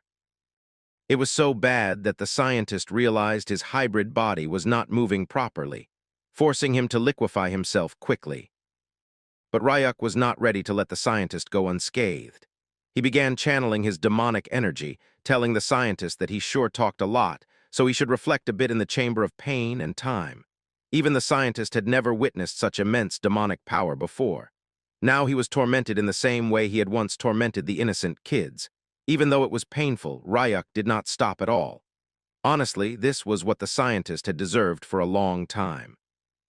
The scientist's body began to condense and compact slowly but surely, pulled into Ryuk's hands. In no time, the entire scientist was nothing but a small bead-like ball. Seeing this, both Sejun and the bird were shocked, wondering what Ryuk had done to him. The crystal ball that had formed began to glow, and Ryuk picked it up, telling it that he had a few questions that needed answers. He then turned toward the other scientists, asking if they were ready to cooperate or if they also wanted the crystal ball treatment. Hearing that, all the scientists began sweating from head to toe, terrified about what would happen to them next. As the scene shifted, Ryuk and the bird were walking somewhere, having learned that Scientist Han and Scientist Book used to be master and disciple. Everything had begun when Scientist Han's research was stolen by Scientist Book, who had fled with the biological experiment data and even turned himself into a chimera so he could remain young whenever he wanted, proving that human greed knows no bounds. However, there was nothing about the TDA lab in Executive Han's memory, which made Ryuk wonder if the old man truly didn't know about it.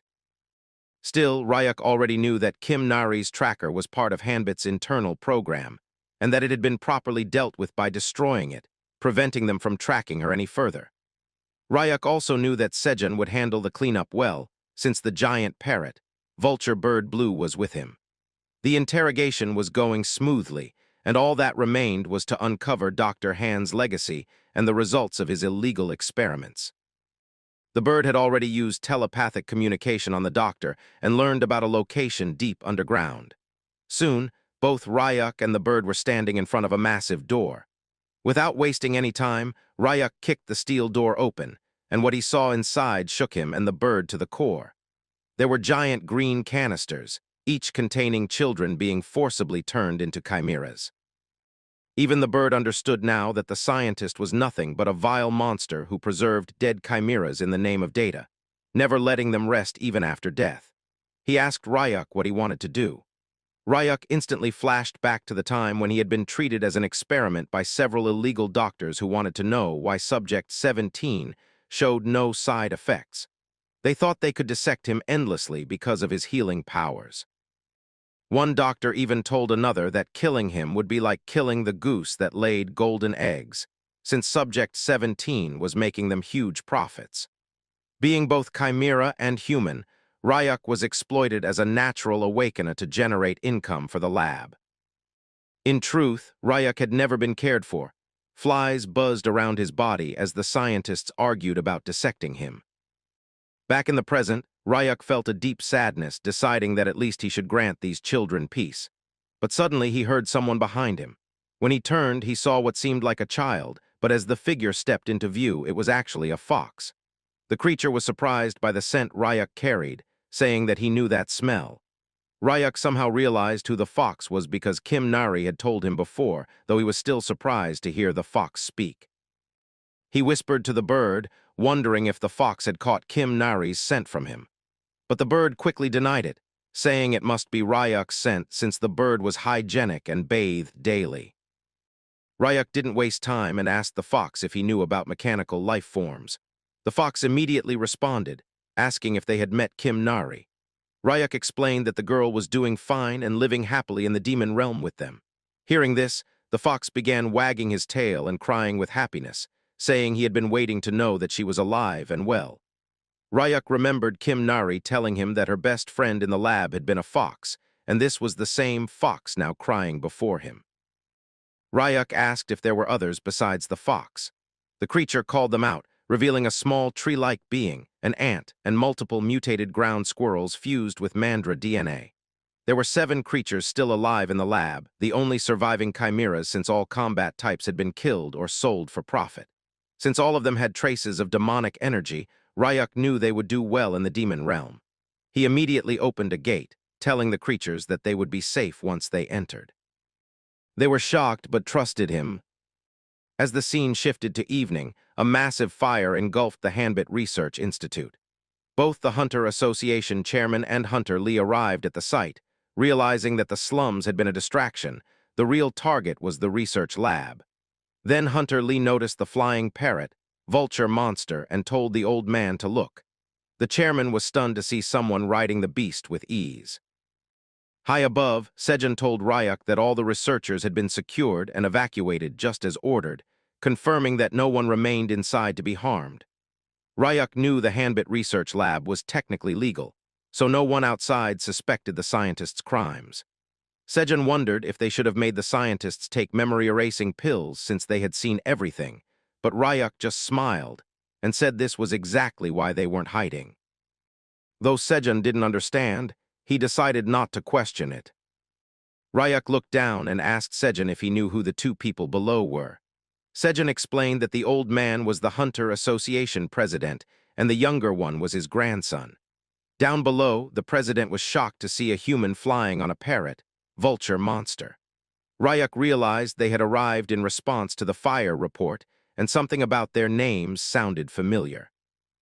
Suddenly remembering something, he smiled, holding up the crystal ball made from the Chimera scientist and throwing it straight toward the president.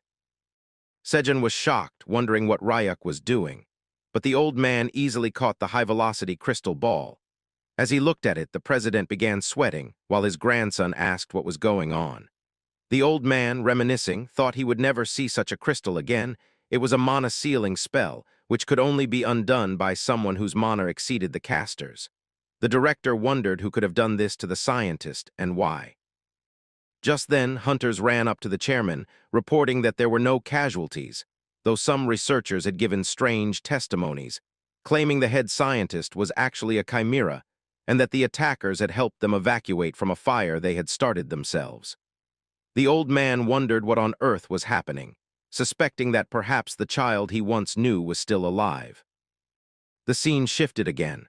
Ryak and the others were flying as Ryak told Sejan they should head back to the slums. Sejan joked, asking if they were going to meet the one who could solve his hair problem, but Ryak explained that he had planned to settle things peacefully in the human realm. However, now that the association was on their trail, it would become a hassle. Later that night, Mr. Kim was sleeping soundly at the Alchemy Association's slum branch night duty room when something slammed against the door, startling him awake. He got up, wondering who was visiting at such an hour. But as soon as he opened the door, he was greeted by Sejan, badly injured and in terrible shape.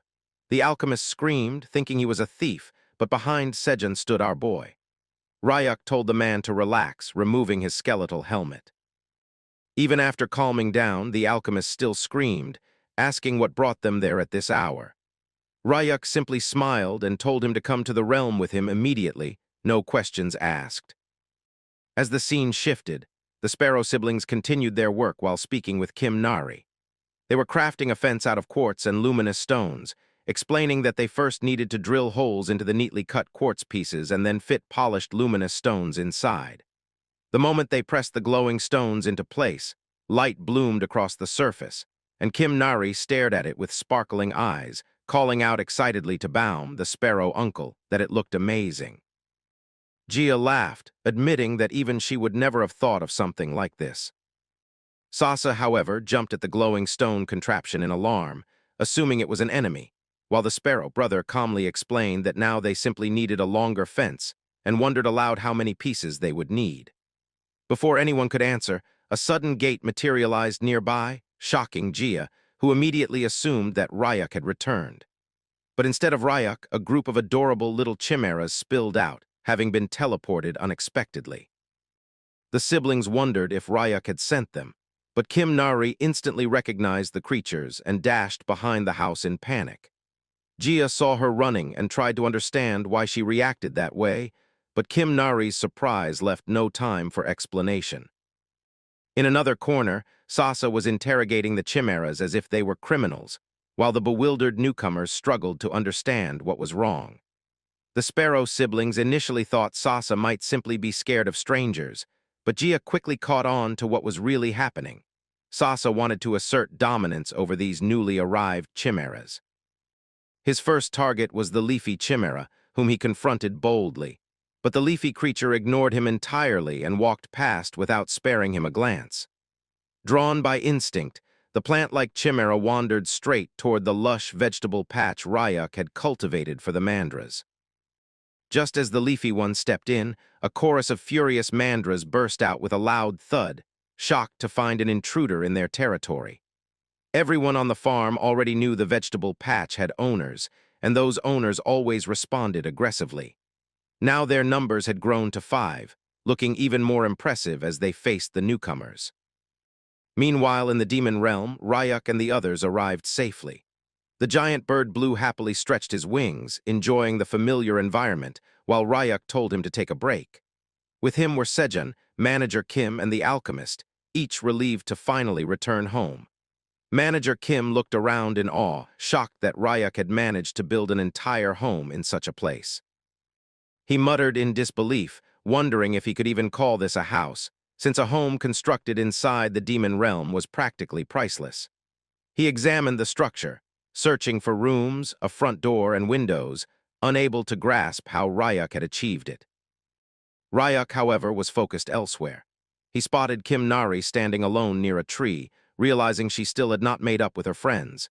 He immediately instructed Manager Kim and Sejun not to move yet and to stay where they were. They agreed without question as Ryuk approached Kim Nari, offering her the skeleton mask. She hesitated at first, wondering if everything had been handled properly, but he assured her that everything had gone perfectly.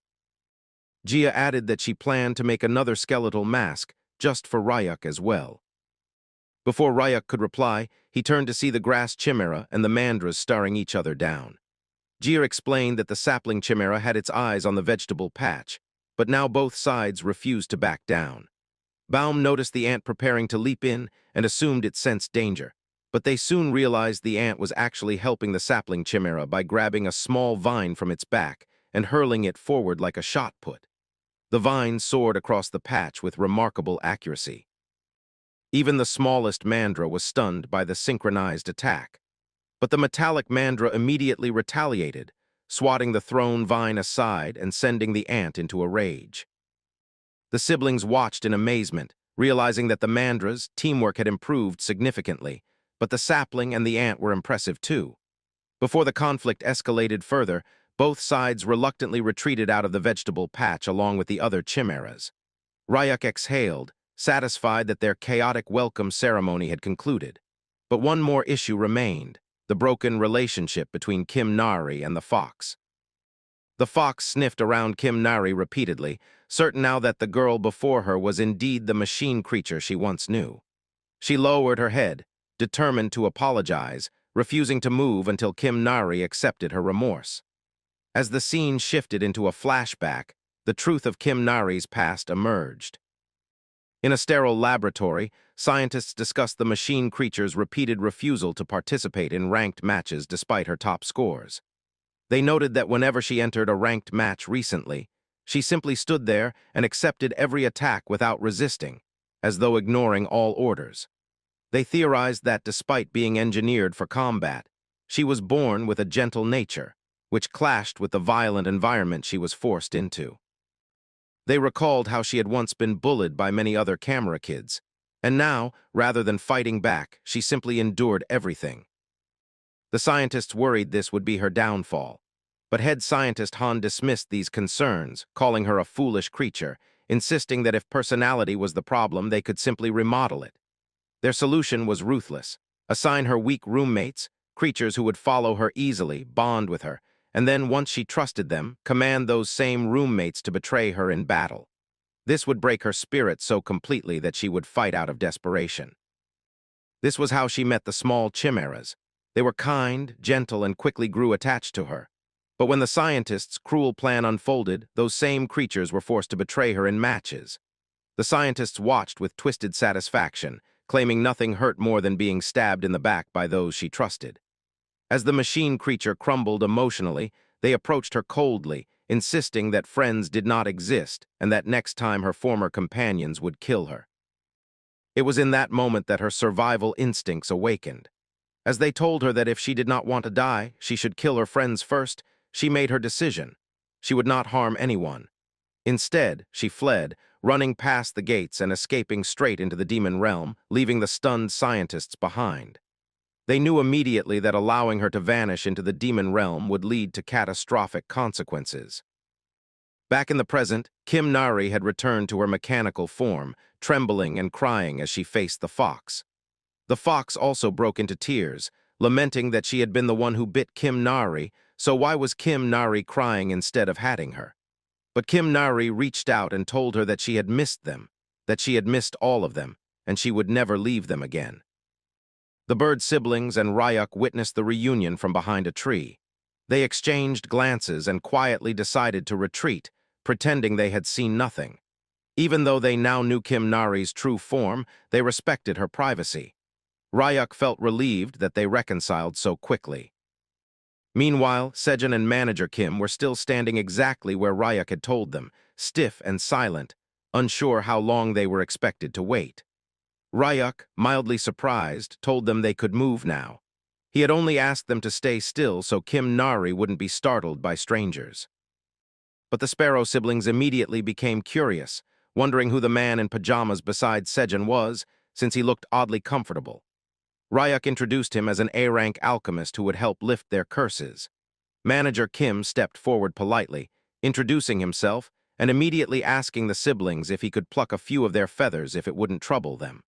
The bird siblings stared at him in shock, wondering what strange intentions this alchemist possibly had. As the scene shifts, we return to reality where Bong and the shop lady were talking about how the place had gone crazy earlier, how a huge blue monster bird had flown straight out of the gate, and hunters from the Hunter Association had rushed in like a swarm, plunging the entire area into chaos. The lady, who had stayed inside the whole time, wondered aloud if it had truly been that bad since she hadn't heard a single thing. Bong abruptly changed the topic, mentioning that the weather had been getting pretty cold lately. The lady agreed, thinking winter might be on its way. Before he could say more, Bong stared in surprise at what she had just served him, hot roasted sweet potatoes steaming gently in the chilly air. She added tea and a few tasty side dishes, insisting nothing beats roasted sweet potatoes on a cold day. Bong thanked her shyly and began eating slowly, feeling warmth spread through him with every bite. The lady urged him to eat plenty since there were more potatoes where those came from. But the boy hesitated, embarrassed that he was the only one eating. She quickly clarified she had already eaten earlier. It wasn't hunger she was concerned about. What worried her was Bong's pale face and the way he kept shivering. Worried, she asked if he had caught a cold. Bong explained it was probably just body aches from pushing too hard during his training. Even after taking medicine, the chills refused to stop, and it had already been 10 days. The lady's eyes widened. She told him bluntly that these were exactly the symptoms of an awakening: fever, dizziness, lasting aches that stretch around 10 days. And since Bong was already 17, the age lined up perfectly. Awakenings usually happened in late teens. But Bong shook his head stubbornly. He didn't believe he could awaken. The lady grew annoyed, scolding him loudly. Awakening didn't care where someone was from, she said, especially since Bong had shot up in height recently.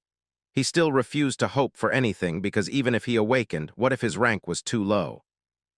That's when the lady smacked his chest with a handful of coins, pouting angrily. He didn't even have bus fare, so he better take that money and go to the Hunter Association branch in Silver City to get tested. He never knew he might become an amazing hunter one day. Moved, Bong thanked her, calling her ma'am, which instantly triggered the woman into shouting that she wasn't old enough to be called that. Bong cried dramatically, promising that if he succeeded he'd pay her back tenfold, and kept calling her ma'am until she realized he was doing it on purpose. Meanwhile, back in the demon realm, everyone was working. Gia inserted glowstones into quartz, carefully drilling holes and fitting polished luminous stones inside to turn them into glowing fence posts. The chimeras helped too. Saucer occasionally attacked the glowing stones, mistaking them for enemies, while Bayam carried materials around tirelessly. Seo Jun was exhausted down to his bones, but even as he said he was leaving, he kept helping anyway, mainly because the alchemist, manager Kim, was still there, and Seo Jun had his own motives for staying. After the work finished, everyone gathered around Ryuk. He explained that while manager Kim was treating Blue's tail feathers, they should complete the rest of the tasks. Seo Jun hadn't told him the important part he'd intended to mention, but Ryuk knew manager Kim needed perfect focus for his work, so Seo Jun could wait or head home and talk later. Despite being overwhelmed, Seo Jun decided to stay in the demon realm. Ryuk didn't question him. Instead, he told everyone that if they were going to live here, everyone must contribute, big or small. Kim Nari, the fox, and all the chimeras immediately agreed, telling him to leave everything to them. Even Bayam, the bird-headed chimera, felt proud to have a role. Later, Ryuk and Kim Nari walked together. She asked where he was going, and he explained he still had some fence pieces left, so he wanted to line them along the path. She smiled brightly, saying it would look really nice. Ryuk then asked gently if she had fully made up with her friends. Kim Nari froze, answering slowly that she had, but then hesitated, asking if Ryuk had really gone to the coconut tribe. He nodded. She grew uneasy, believing he now knew she wasn't actually a human girl. Kim Nari tried to tell him the truth, saying she wasn't from the coconut tribe at all, but before she could finish, Ryuk suddenly flicked all the glowstones into the sky and snagged them with his webs, lighting the whole area in a breathtaking glow. He told her no one would come after her anymore. He had taken care of everything. Then he added that since their family had grown, they needed a name, so why not become the coconut tribe themselves? Kim Nari's eyes sparkled. She smiled, repeating her thanks again and again as the glowstone pillars lit the surroundings in warm light. Ryuk patted her head gently and told her they should head back. Everyone was waiting.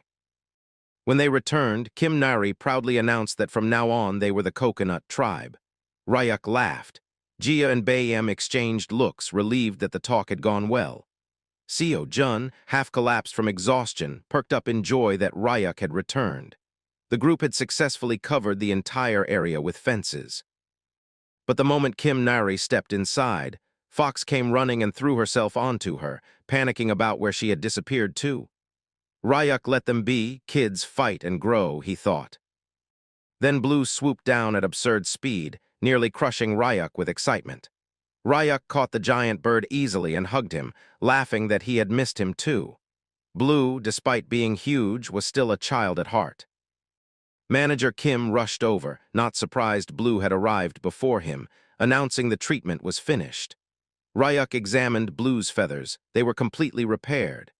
Manager Kim proudly explained how he'd saved a little red moss Ryuk had given him earlier. When applied directly by an alchemist, its effects multiplied dramatically. Ryuk lifted Blue playfully as if helping him fly, amused by how strong even an A-rank alchemist could be. Manager Kim thanked him repeatedly. Seo Jun, shocked that Blue's feathers had regrown so fast, saw his opportunity. He leaned to whisper in Manager Kim's ear, asking if the alchemist had any interest in developing a hair loss cure.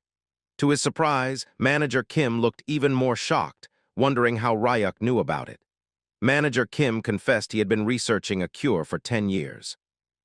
Seo Jun froze as Manager Kim added that conquering hair loss was the dream of every alchemist, and once he succeeded, he would gift some of the cure to Seo Jun, because he clearly needs it. Seo Jun fell to his knees, overcome with emotion, declaring he would do anything for him. The Sparrow siblings listened as Manager Kim explained that the spell formation on the mandras and the feathers was an ancient, extremely complex one. If he had a large supply of mandra fruit, he might find a solution. Ryuk, who had been silent until now, casually asked if Manager Kim meant the red mandra fruits. The alchemist stared at him, shocked, wondering how the boy knew about them. In truth, Ryuk had eaten tons of them already. He revealed that he had been feeding the mandras the highest grade mana, and that his entire backyard was a mandra orchard. Manager Kim nearly dropped his notebook. Ryuk continued, explaining that mandras grow by absorbing and refining energy, producing fruit that they then reabsorb continuously. Their fruit holds extremely condensed pure energy. If forcefully picked, the energy corrupts into deadly poison for humans. The fruit can only be harvested willingly by the mandra. He also mentioned adding rocks to the patch, since mandras hide in caves when bearing fruit. Manager Kim scribbled rapidly, marveling at how Ryuk knew all this. Ryuk only smiled, saying the memories had come back recently because he had a history with mandras. A flashback emerged that showed test subject 17, long before he was Ryuk, had been deployed to the Alpine region for a 10-day survival drill alone in the demon realm. To him, it had felt more like a nature walk, so he set his sights on reaching the mountain's summit. But then he heard rustling and discovered an injured mandra. The boy quickly grabbed the mandra, but as soon as the creature got conscious, it thought it was being attacked and smacked Ryuk's hand away. The boy realized that this mandra was a feisty little thing for its size. But the reality was that the mandra was dried up and really injured by something, looking like it could collapse any minute. Ryuk then noticed something amusing as he realized he was feeling sorry for another creature when he should not feel anything. The boy put his hand on the ground and started supplying mana to the mandra as it slowly began absorbing it and calming down.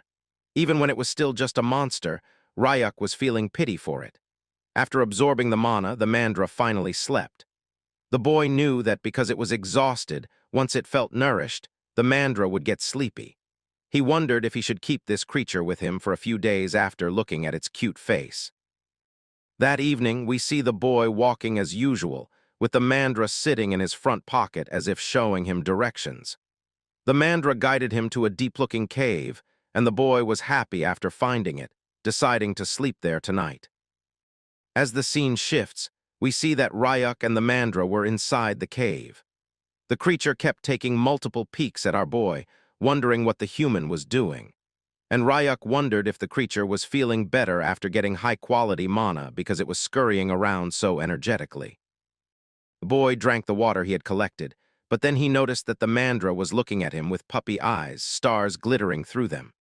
The boy realized the mandra must be thirsty too. Apologizing to it, he gave the remaining water to the little creature, who felt refreshed after drinking a lot of it. But as it was shaking itself, Ryuk told it not to do so, otherwise it would be hard to give the creature water again. He knew that if anyone saw this little thing, they would think it was dancing happily. But suddenly, a shock hit the mandra's head, and it ran inside a small crack in the cave as a blue light started flashing everywhere. Shortly after the light died down, the mandra returned with 3 small red fruits. The boy wondered where those came from, but now the mandra gave these fruits to the boy for them to eat. Even though Ryuk was supposed to be careful eating fruits from plant monsters, he was resistant to most toxins anyway. Considering the mandra's sincerity, he decided to eat it without a doubt. As soon as Ryuk took a bite, he was shocked by the sweet and fragrant flavor. It was even refreshing. He also felt mana filling his mana hole slowly but surely. Ryuk realized the berries contained a lot of mana. He then decided to peek inside the small crack, wondering what on earth was going on inside there. It is then he witnessed that the little guy was producing multiple red berries filled with mana. Ryuk was shocked as now there were 5, and the number kept increasing. Even though the mandra was getting weaker and weaker, it kept producing fruits and giving them to Ryuk continuously. The boy realized the plant was trying to repay him for saving it. Seeing how much it was struggling, Ryuk felt bad for the little plant who was continuously producing fruits only for him. Ryuk finally denied the fruits, telling the creature that it was enough and that he was full. Then Ryuk learned that mandras eat their own fruits, and as there were no seeds in them, they could gulp them down without chewing. Ryuk also realized mandras were a species that eat their own fruits to grow, and mana began circulating through its body. Now Ryuk felt even worse because he had been stealing the mandra's mana it needed to grow. He knew he would have to make up for that later or something. But then he was even more shocked as he saw the mandra climbing over the boy's legs and sleeping there. The boy wondered why the plant was climbing onto his lap on purpose when it already had a safe nook in the rocks that would protect it. But seeing that, Ryuk wanted the creature to sleep well.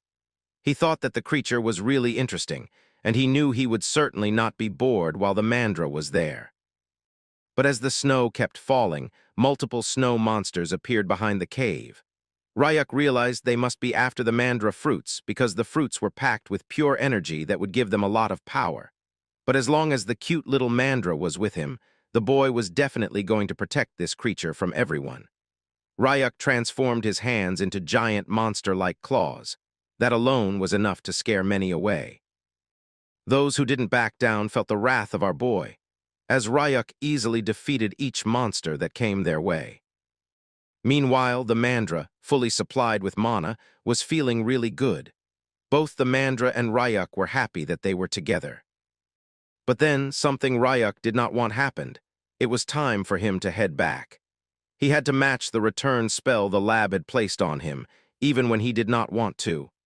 And just when the Mandra was sleeping, Rayuk decided to leave because if it woke up, it would be difficult. Rayuk wondered if this was what people called goodbye. He thought about why he felt sorry for the creature in the first place. Being abandoned alone in the snow field reminded Rayuk of his own past. Rayuk was sure that once he left, the Mandra would probably not survive, but he still had to go. The boy was sad, even though the Mandra wondered what was happening. It was the first time Rayuk regretted that his body was under a spell. If he did not return in time, he would die. And if the Mandra was taken to the human world, it would end up as an experiment like him, which Rayuk did not want at all. So the boy immediately used his spider webs and formed a trap-like structure all around the cave, telling the Mandra that it was a safety device made from silkworm thread and that it should keep monsters away. He also gave some silkworm thread to the little plant, telling it to wear it properly and not lose it. The Mandra was shy receiving a gift from the boy, wondering why it was happening.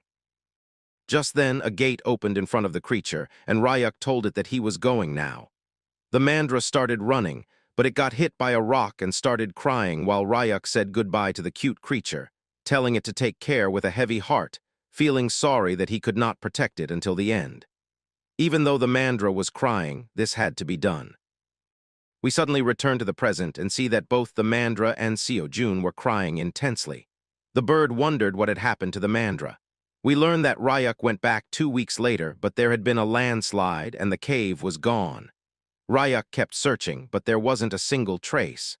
Rayuk felt horribly guilty.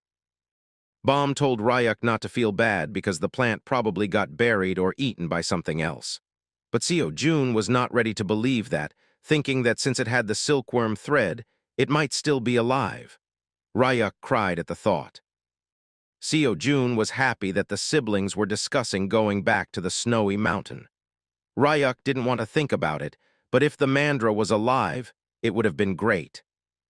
And then the scene shifts to the snowy region, where we see countless Mandras standing like an army.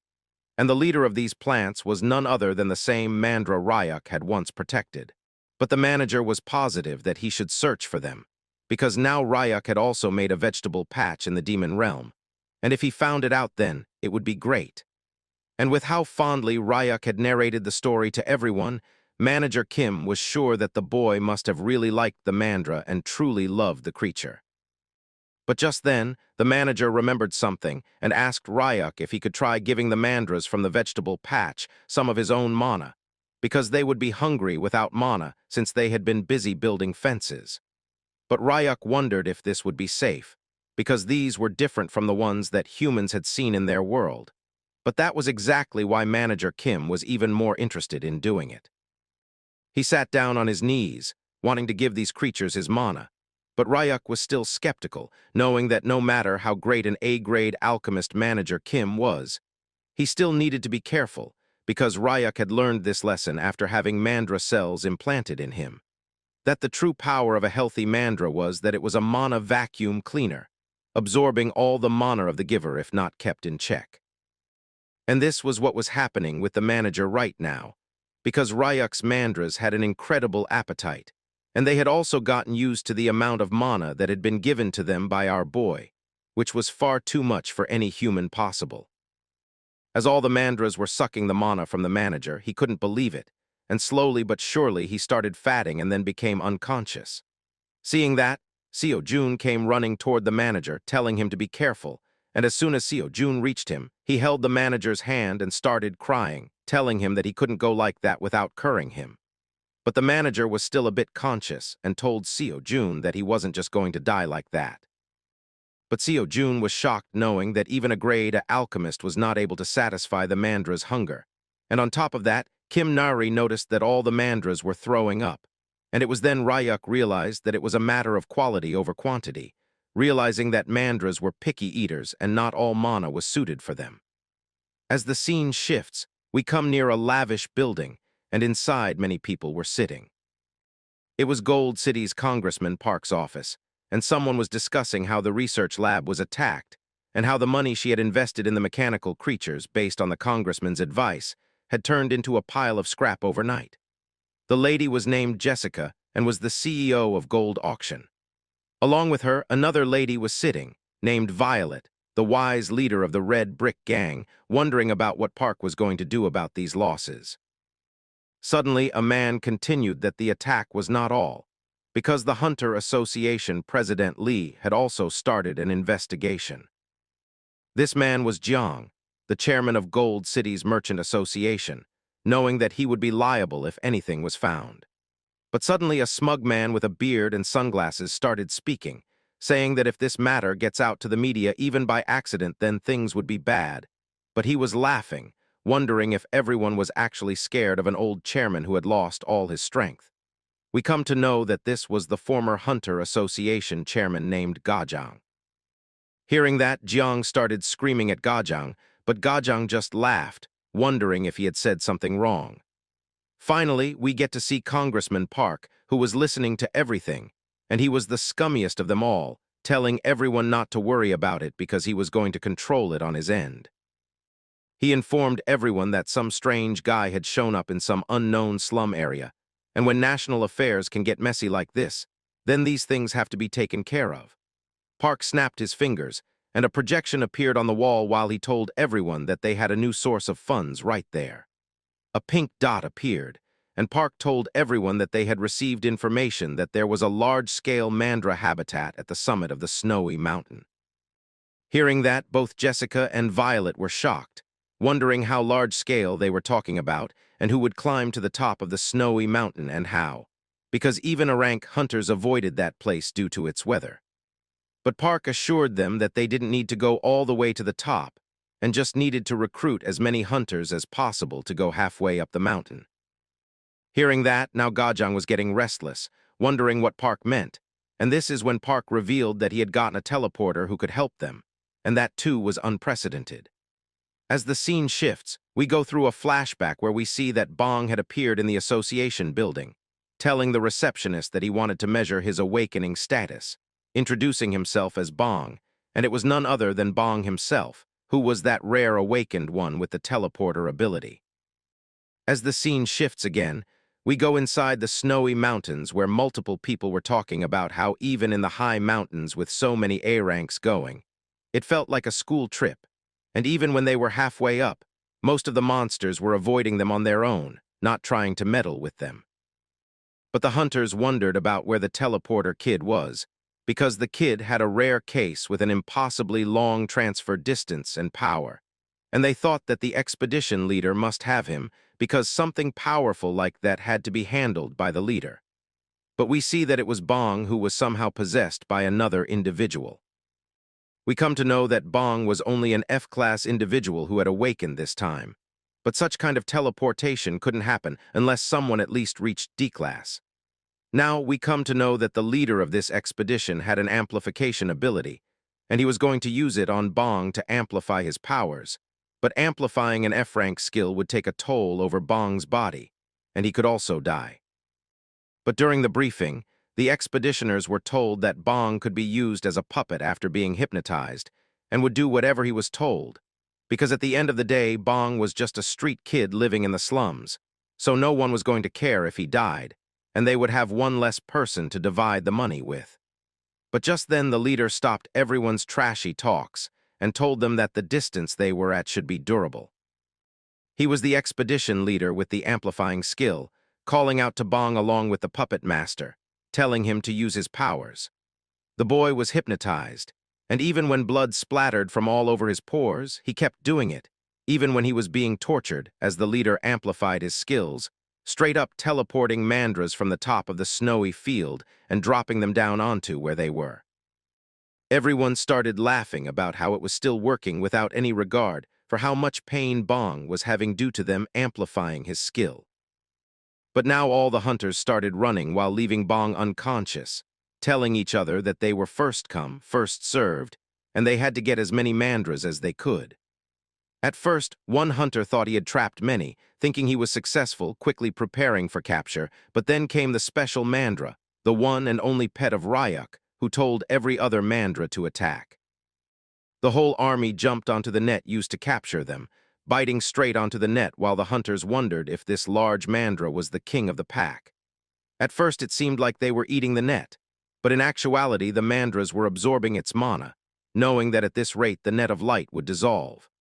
But suddenly, a physical-type hunter started attacking using his enhanced physical strength, smacking away all the mandras above the net. This was even risky for the king mandra, and the man said that even though he wanted to smash the creature into pieces right now, since he was huge, he would be pretty expensive, so he decided to beat the mandra enough so it wouldn't fully get damaged. But just then, a man interfered, and with one punch he threw the hunter several meters away, and he was none other than our boy himself, Ryak, who protected his old friend while the hunters wondered who the guy was and why they had never seen him before. The boy was already angry and was having yellowish eyes giving off his chimera energy, making the hunters pee their pants while they wondered who the man in front of them was. And the mandra was so emotional that it immediately realized it had been reunited with its old friend. Ryak enveloped himself in a devilish aura, scaring off all the hunters who had targeted the mandras. Ryak's intimidation was working, as the hunters wondered who this powerful being was, while the bird siblings wondered why an entire swarm of hunters was present in the mountain region and why there were so many mandras gathered there. Both Bayam and Gia were shocked when they saw the very mandra that Ryak had talked about. As Ryak and his former pet were reunited after such a long time, the mandra began shivering. Ryak also realized that what the creature was wearing was definitely the silkworm caterpillar thread he had tied around it. He knew he had been only 15 years old at the time. His clothes were different back then, and he was shorter too, yet the mandra had still remembered him, perhaps through the aura of his mana. Now the mandra was crying after seeing his old friend. He immediately lunged toward Ryak, trying to hug him, crying like a baby. He was acting just like a cute little puppy. Ryak then analyzed his surroundings, noticing that many mandras were present all around the area, wondering if they were companions of his own. At that moment, the creature jumped off Ryak's lap and spun around, presenting himself as the king of all the others in the pack. The mandra even stood on his tiptoes, trying to show Ryak how much he had grown. He was expressing himself so clearly that he had not changed even a bit from the little guy Ryak once knew. As the scene shifts, we see Gia landing safely on the ground, happy that Ryak had finally found the creature. The bird sibling could not believe that the mandra was still wearing the same thread, and even Ryak had never expected to meet his old friend alive after so much time. The birds wondered if Ryak was planning to raise the little guy in his garden back home, and even Ryak would not have minded it. But since the mandra had already found a place where he belonged, leaving the area would not be easy. Ryak thought it was better not to get attached than to be disappointed later. Suddenly, the bird siblings turned toward the hunters, asking Ryak what they should do about them. The team was sure that the hunters had come specifically to target the mandras. Ryak initially thought they could simply chase them away, but when he turned around, his face showed imminent horror. Bong was lying there on the ground, unconscious. Ryak wondered why the kid was there, while the bird siblings asked if Ryak knew Bong and questioned what a child was doing in the demon realm. Ryak explained that Bong was the kid who had guided him through the slums some time ago. Now, Bong was surrounded by a purple aura. Ryak realized that Bong might have awakened, but he was in extremely bad condition. Gia analyzed the energy signature and determined that Bong was a teleportation user who had awakened only a few days ago. Bong also had a mark on his hand, indicating that some kind of amplification user had cast a skill on him that was still active. Since each bar represented 1 day, at this rate, Bong would not last even 3 days. Ryak was furious, but no one could tell.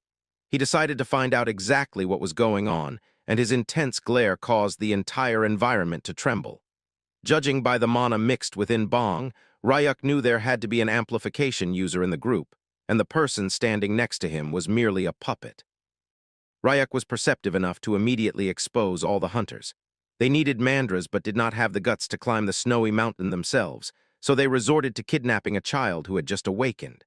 One of the hunters felt Ryak's aura and realized that he was facing someone far beyond his level, unable to even gauge Ryak's power. The hunter tried to talk his way out, telling Ryak that if he was also after the mandras, the hunters could help him sneak a few out. An intense kick struck the hunter's head, slamming him into the ground and cracking it several meters deep. The hunters knew they were completely finished as a purple miasma enveloped all of them. Ryuk told them that they were all rank hunters, yet it was incomprehensible that a 17-year-old child had crossed through the gate of the demon realm. The hunters kept watching the boy, thinking about how they could use him. Ryuk knew this feeling all too well.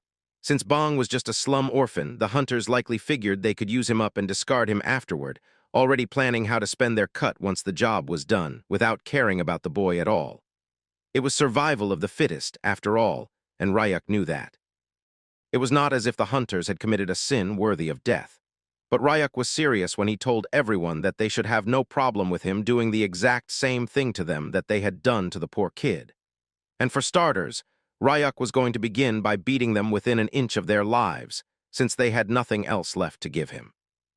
As the scene shifts, we see that all the Mandras were deeply embedded inside a frozen bed, while Ryuk and his pet watched over Bong, who was lying atop a giant rock. Ryuk felt a bit saddened as he remembered that Bong had been training constantly to become a hunter. Bong wanted to grow strong just like Ryuk, having been deeply impressed by the fact that Ryuk had entered the demon realm without any gear, proof that he was an incredibly strong hunter. Bong wanted to be like that too. Now Ryuk felt even worse for the boy, telling him to hang on just a little longer no matter what because he would save him. But just then, Ryuk heard someone crying out Bong's name. Turning around, he saw that it was none other than Manager Kim, who was deeply shaken by the sight of Bong in such a state. Even as Jia tried to hold him back, Manager Kim would not stop. Manager Kim could not believe that such a small child had ended up in the demon realm.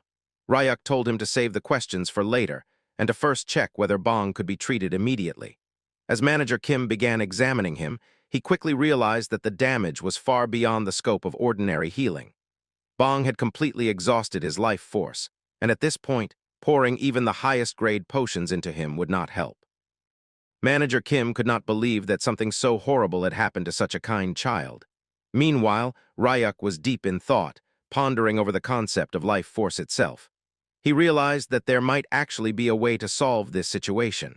Manager Kim was confused, wondering how such a thing could even be possible.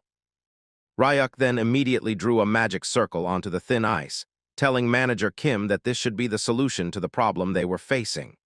Even before Ryuk finished, Manager Kim instantly recognized it.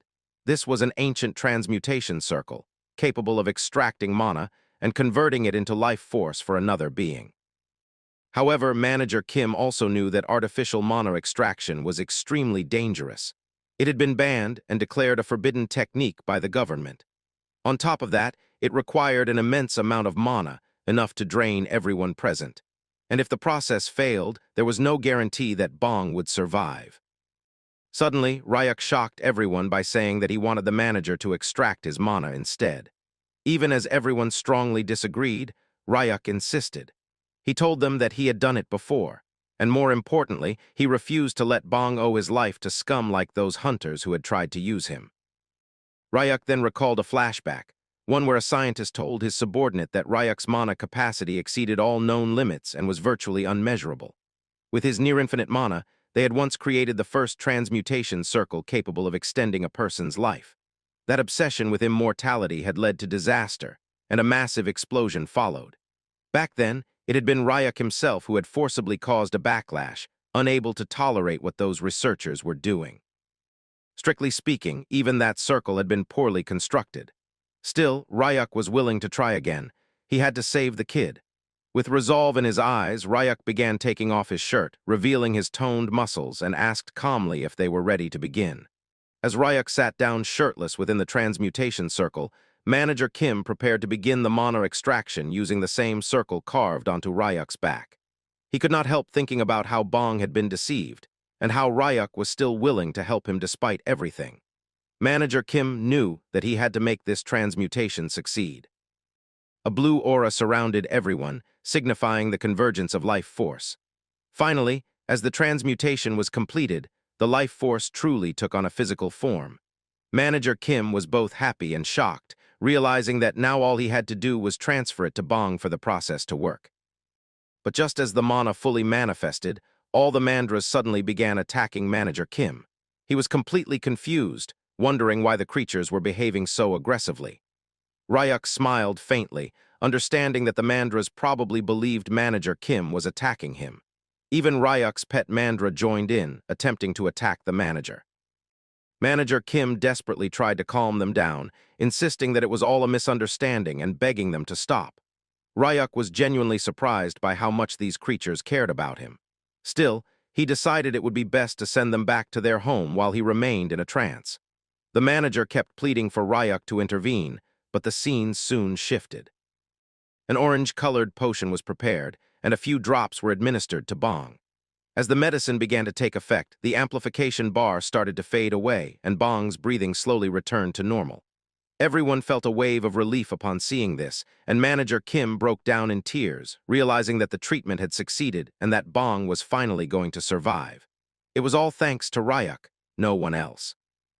While Manager Kim cried, Bayam and Ryak quietly spoke to each other. They both felt something strange about the situation. To think that the brutal experiments they had once endured at the TDA laboratory were now being used to save a life made them realize how ironic and cyclical life could be. Manager Kim explained that Bong would still need more medicine and time to recover. Once he woke up, the manager planned to take the boy to his own home and personally care for him so there would be no further complications. Bayam then wondered how they were going to pass through the gate now that the amplification effect had worn off. What Bayam had forgotten was that Ryak was far more powerful than he realized, and forming a teleportation portal was effortless for him. However, deep inside, Ryak was thinking about how the transmutation circle had been banned by the government long ago due to the risk of it being abused to extend lifespans unnaturally. He decided that once he finished extracting the hunters, mana, he would erase Manager Kim's memories of this entire event. Manager Kim understood that it was better not to remember such a terrifying technique anyway. But he was still shocked when Ryak mentioned extracting mana from the hunters as well. Ryak explained that he would use the same method on them as punishment for standing by during a crime. Since they still needed to cross the gate, he would drain them until they were completely depleted. As for the extracted mana, he planned to discard it entirely. Bayam smiled upon hearing this, knowing it was typical Ryak behavior. Still, the bird wondered whether Ryak really intended to send the hunters back just like that, and whether their memories should also be erased. Meanwhile, Jia watched silently as the hunters were slammed face-first into the ground. Ryak clarified that he had no intention of wiping their memories this time. He wanted them to remember everything, because people rarely change easily. Keeping those memories might at least make them commit fewer sins in the future. When Ryak put it that way, even the birds agreed with his reasoning. As Ryak continued thinking, he realized that simply sending the hunters back felt like a waste. Then an idea struck him. He asked Manager Kim whether the hunters could be forced to build a research laboratory right there in the demon realm, in the snowy mountains. Even at their rank, the hunters could survive a few more days inside the realm. Ryak thought it would be beneficial for Manager Kim to have his own exclusive laboratory. Upon hearing this, Manager Kim was ecstatic. The idea of owning a lab in the demon realm thrilled him, and he immediately ran off to the hunters, promising to get everything ready at once. Ryak also felt that having a lab inside the demon realm would allow Manager Kim to take on more work, since traveling back and forth to the human realm was troublesome. Seeing everything fall into place, Ryak smiled. He knew the hunters would not submit to mana extraction quietly, so he asked the bird-headed companion to keep a close watch on them. For the bird, that task was easy enough. But he wondered where Ryak was going. Hearing that, Ryak smiled and began taking something out of his pocket. Everyone saw that it was the pet mandra, still sleeping peacefully inside the pocket of his pants. Ryak knew then that he had to take the little guy home. As the scene shifts, we see Blue, the giant bird, flying over the snowy mountains as they all reach the summit. Ryak told the giant bird to wait there for a moment. We then see that Ryak was carrying a large bag. He opened it, and from inside came many mandras, all happily returning to the snowy mountains. The pet mandra was still perched on Ryak, clearly overjoyed to be back. Ryak realized that, just like everyone else, the mandras also had a place they truly belonged. There was really no place like home. Slowly, Ryak took the pet mandra off his shoulder and placed him gently on the ground. He knew it was time for them to part ways. He could not be selfish and take the creature with him when it had grown into a monarch of a large group. The Mandra, however, was confused about what Ryuk was doing and clearly did not want him to leave. Even when Ryuk explained that this was not a goodbye forever, and that he would continue living in the demon realm so they could visit often, the pet Mandra refused to accept it. Instead, it suddenly ran off toward another direction. Ryuk wondered where it was going, but the creature turned back and gestured for him to follow. As the scene shifts, we see Ryuk following the Mandra as it took small, quick steps forward. Ryuk soon realized that this was the opposite direction from its usual habitat. Ahead was a dark place, one that looked very familiar. Ryuk recognized it immediately. It was the same cave from back then when he was only 15 years old. Surprisingly, the cave was still remarkably clean for an abandoned place, judging by the tracks on the floor. Ryuk wondered if his pet had been coming here often. The Mandra led him to the same cracked rock formation where it used to grow its fruit. Ryuk wondered aloud if the Mandra had found this place on its own. The creature simply smiled, as if agreeing. Suddenly, many Mandras began arriving at the cave, searching for their monarch, worried because he had been missing. Among them was an elderly Mandra who looked especially anxious. Seeing this, the monarch Mandra hesitated nervously, then suddenly realized something. The Mandra removed the silkworm thread Ryuk had once tied around it and handed it to the elderly Mandra, transferring the title of monarch. The other Mandras murmured among themselves, surprised by the decision, as the elderly Mandra trembled under the weight of the responsibility. But soon, all the Mandras accepted him as their new leader and began celebrating. Ryuk realized then that his Mandra had willingly given up his position, just for him. Even as the creature cried, Ryuk asked if he was truly sure about this decision. Despite the tears, the pet Mandra looked happy, ready to sacrifice everything for Ryuk. As the scene shifts, night falls and snow begins to fall softly. Ryuk and the Mandra rested inside the cave, just like in the old days. Once again, Ryuk realized that everyone must choose for themselves where they belong. As long as the creature was happy, Ryuk had no objections. The scene shifts to the next day. Bong was still lying on the giant rock, though his appearance had slightly changed. Slowly, he opened his eyes, confused about where he was. The first thing he saw was two bird-like creatures staring directly at him. Startled, Bong panicked and grabbed his jacket to cover himself. The bird siblings were surprised that Bong had recovered so quickly. Bong, on the other hand, was terrified, wondering why monsters were surrounding him. Jia calmly asked him if his name was Bong and welcomed him to the demon realm. To Bong, however, this sounded like a threat, as he wondered in shock why he was inside the demon realm at all. Jia wondered what was wrong with Bong, who looked as if he had seen a ghost, and she wondered if it was all because of them. Bayem realized that it was probably Bong's first time in the demon realm, and that he was simply overwhelmed. After all, he had almost died and then come back, so of course Bong would be shaken. But as Bong listened, his mind was flooded with flashbacks. He remembered how the receptionist had told him that he had awakened, and how happy he had been, thinking that Madame Park had been right. He had immediately started heading back, believing that he needed to tell her right away. But then, he was stopped by a shady-looking man who somehow knew that Bong had awakened recently. It was the same puppet user who had offered him a can of cold drink, asking if Bong was a teleportation user and congratulating him on becoming a hunter in training. The cold drink can was tossed toward Bong, and he caught it happily. The man told him that the drink was good for his mana pool. Bong thanked him, believing that he was a kind person. But the moment he drank it, his vision became hazy. Now, back in the present, Bong felt furious about how everything had turned out. He was just a slum orphan who wanted to become a hunter, yet he had been tricked like this. Bong began to cry, thinking that he had disappointed everyone who had believed in him. As the scene shifts, we see Blue once again soaring through the sky, carrying Ryuk on its back. The Mandra was sleeping peacefully inside Ryuk's shirt. As Ryuk looked around, he noticed multiple hunters already beginning construction on a laboratory. Ryuk landed on the ground effortlessly. Bayem was shocked by how easily Ryuk did it. He then wondered whether the mana extraction from the hunters had already been completed. Bayem was surprised that it had not taken long, and since leaving the hunters idle felt like a waste, he had already put them to work. One group was gathering materials, while another was laying the foundation and raising the frame.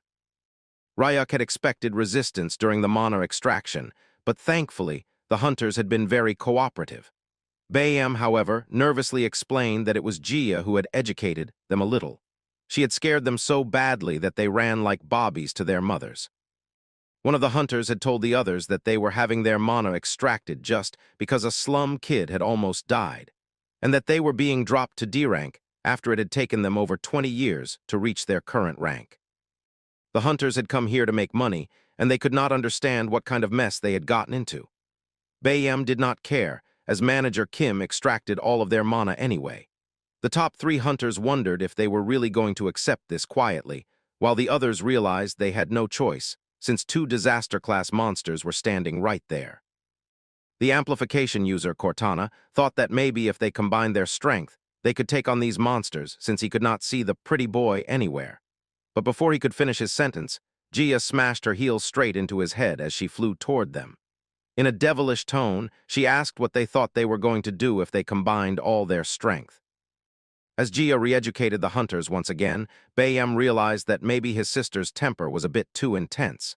But Gia warned them to listen carefully. She said she could overlook many things, but she would never forgive anyone who messed with children. She demanded that the hunters stop whining and choose, either let their mana be extracted quietly or die right there.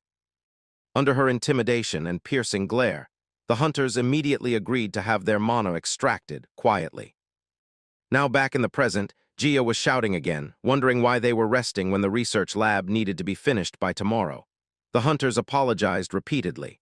Ryuk realized that Gia was truly terrifying, but Bayam was confident that at this pace, the lab would be completed soon. He told Ryuk to leave the construction to them. Ryuk was carefree about it as well, knowing Bayam was good at building. Suddenly, manager Kim approached from behind and informed Ryuk that he had disposed of all the extracted mana from the hunters, as instructed. Ryuk was satisfied and asked about Bong's condition.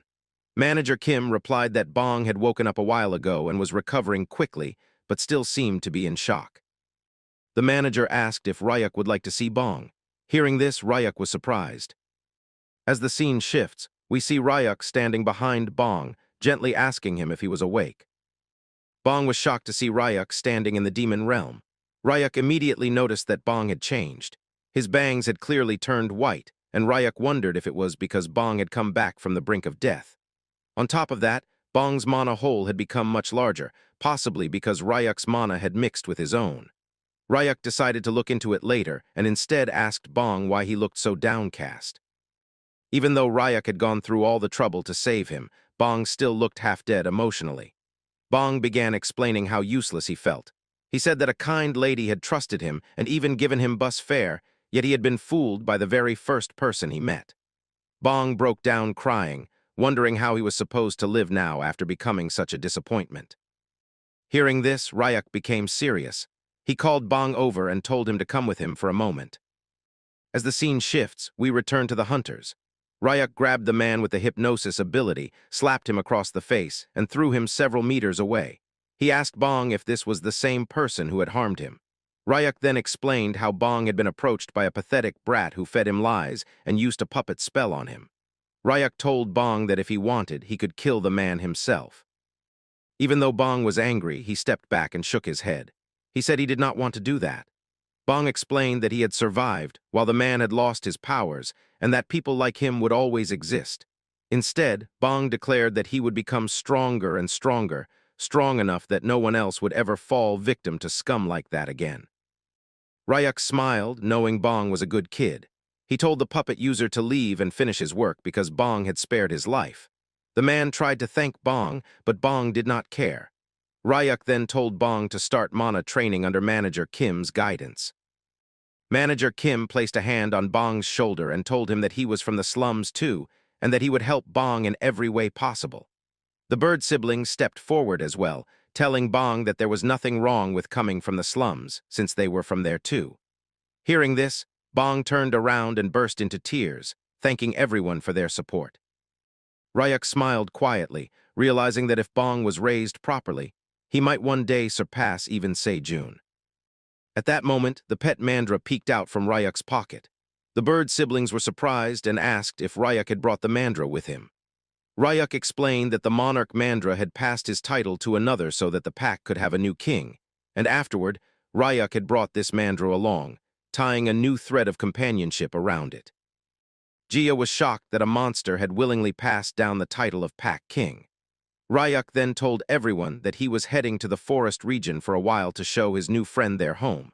He told them not to worry and asked them to say hello to Kim Nari and the others for him. With that, Ryak jumped onto Blue's back along with the mandra and said his goodbyes as Blue took off immediately. Bong stood there in disbelief. Ryak had appeared out of nowhere, helped him, and even saved his life. Bong wondered what kind of person Ryak truly was. Bayam told him that Ryak was just a crazy bastard who had once had nothing, so he feared nothing. After spending his life being used, Ryak had become someone who wanted nothing more than to build a house in the demon realm and live peacefully. As the scene shifts, we see Kim Nari and the other chimeras along with Se-jun stuck in a difficult situation. Ryak wondered what was going on and whether everyone had been doing well. Suddenly, Se-jun looked shocked as Kim Nari came running toward him, asking why he was so late. Ryak asked what was wrong, and Kim Nari explained that both Birdie and Salsa had disappeared somewhere. Heavy footsteps crossed the grass as Ryak approached the small group of animals gathered in the field, the sudden presence making them let out small, startled sounds while he wondered what was going on. As he came closer, he raised a hand slightly and asked if everyone was okay, and upon noticing him clearly, Se-jun's eyes widened in surprise as he called out, "Huh, brother!" Kim Nari came running straight toward Ryak with hurried steps, her eyes wide as she complained that he was late. Ryak looked at her in confusion and asked what was the matter and what had happened, only for her to blurt out that Birdie and Sasa were missing. Ryak's expression stiffened in shock as he asked what she meant, and Kim Nari's eyes quickly filled with tears as she began sobbing, explaining that they hadn't been seen since morning and that she and Se-jun had been searching everywhere. She recalled how she had run around calling out to Ku, telling him to come eat his food, but they weren't by the waterfall either. At the same time, Se-jun searched through the forest, calling out for Sasa, yet they weren't there as well, leaving the two of them with no clue where the missing companions had gone. Ryak fell silent, his gaze lowering slightly as he thought things through with a quiet hum. In the next moment, a faint wave of energy spread outward from him, sweeping across the surroundings as if scanning the entire area. After sensing everything carefully, he concluded that there were no signs of any intruder and that he couldn't feel any strange aura either. Lifting his head again, Ryak asked if anything unusual had happened. Se-jun hesitated, scratching his cheek awkwardly as he admitted that he felt uncomfortable saying it since it would sound like snitching, but Sasa had gone to challenge the Mandragoras again and lost. He recalled that it had already been 4 fights and 4 losses, and that whenever Ryak wasn't around, Sasa kept picking fights everywhere. Not long ago, Sasa had even gone after that sapling and lost once more, and because of that he became so angry that he ended up sleeping the whole day. Kim Nari quickly agreed, saying that Sasa had been napping at every opportunity lately. Hearing that, Ryak repeated the words to himself thoughtfully, considering the possibility as he crossed his arms and brought a hand to his chin. After a brief pause, a realization dawned on him, and he wondered if it could be that Sasa was starting to molt already. A few hours earlier, Birdie fluttered its wings lightly while scanning the surroundings, when a faint rustling sound caught its attention and made it pause in suspicion. Narrowing its eyes, it tried to locate the source of the noise. Not far away, Sasa was creeping across the ground with an unmistakably suspicious gait, moving in slow, deliberate steps toward the patch of mandragora leaves as if he believed no one would notice him. Watching this, the bird immediately realized that Sasa was at it again, always trying to go after the mandragora leaves whenever he got the chance, and this time he was even targeting the youngest one among them. The tiny mandragora trembled slightly in its spot, still drowsy and unaware, a small droplet hanging from its mouth as it slept peacefully. In the next instant, Sasa suddenly lunged forward with a loud cry, attempting to snatch his target in one bold move. The shout echoed across the area and startled the surrounding mandragoras, causing them to jolt awake and turn toward him in confusion. Within moments, Sasa found himself surrounded on all sides, the group closing in with quiet but intimidating pressure that made the difference in strength obvious at a glance. Though his courage was admirable, it was clear he had rushed in without thinking. The mandragoras glared at him, their silent presence alone enough to make him falter. Before he could retreat, one of them struck back, and Sasa was sent flying through the air. He tumbled across the grass and landed flat, tears pooling in his eyes as he groaned weakly and let out a small, pitiful beep. The gray bird quickly approached him, clearly exasperated, and questioned why he kept picking fights with those guys when there were so many other plants around. Seeing him lying there miserably, it eventually relented and pushed a flower toward him, explaining that he should eat this for now since it had deliberately chosen the one with the least mana. Sasa's mood shifted instantly as he happily devoured the flower, chirping with delight, his entire body wiggling with excitement. Watching this, the bird briefly wondered if this was how their worker felt whenever feeding them as well. However, that small moment of amusement vanished when it looked closer and noticed something unusual. Sasa's skin seemed to be peeling slightly. The realization struck hard, and the bird's expression grew serious as it wondered if he was about to molt. Molting was just as strenuous as hatching, and if the temperature and humidity weren't right, the process could fail and even lead to death. On top of that, no one could directly help him during the molt, and if he came into contact with the outside while shedding, there was even a risk of unwanted mutations occurring. Watching Sasa wobble unsteadily while still acting carefree, the bird concluded that at this rate, the real molting would start very soon, yet he was still far too young to properly shed on his own. That meant they needed to get him to a suitable environment immediately, a place that was damp and warm enough to support the process.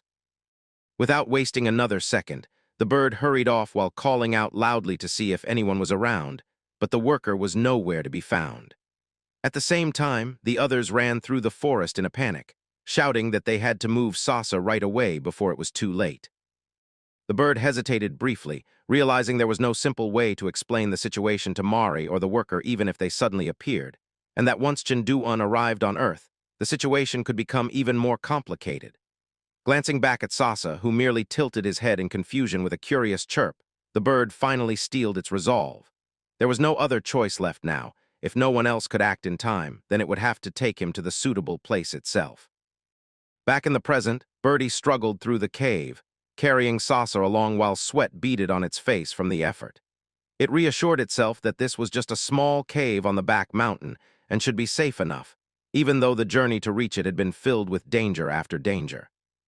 The bird grumbled internally about how many near-death experiences they had already survived just to get here, even worrying that it might end up dying while trying to save him. But after a moment, it looked around and concluded that this place would do nicely. Just as it set Sasa down, a sudden shrill screech echoed through the cave. The bird froze, its eyes widening in alarm as it sensed multiple presences. In the next instant, a swarm of hostile creatures revealed themselves in the darkness above, their glowing eyes fixed on the pair. The bird panicked, wondering how these guys had gotten there already. One of the beasts lunged down ferociously, baring its fangs, and the bird instinctively pulled Sasa close, trembling but still trying to act brave. Even while shaking, it told him not to worry and declared that it would protect him no matter what. A brilliant flash of energy suddenly burst across the cave, drowning everything in white light and forcing the creatures back with piercing cries. As the light faded, a figure stood amidst the scattered debris. The calm voice that followed confirmed their savior had finally arrived. Hearing it, the bird and Sasa both stared in disbelief, realizing who it was. Ryuk looked at them and simply remarked that they were here after all. The bird, still shaken, stammered and asked how he had known to come. Ryuk answered plainly that it was mana detection. Despite the forest being enormous, he explained that this distance was still within range and that he could sense both the bird's and Sasa's energy clearly. Observing Sasa more closely, Ryuk noted that judging by his condition, he was definitely molting, and the bird quickly agreed. Ryuk then gently addressed Sasa, asking if now that it was safe, they should find a proper place for him to molt. He examined the cave carefully, checking the surroundings and asking if this spot was to their liking.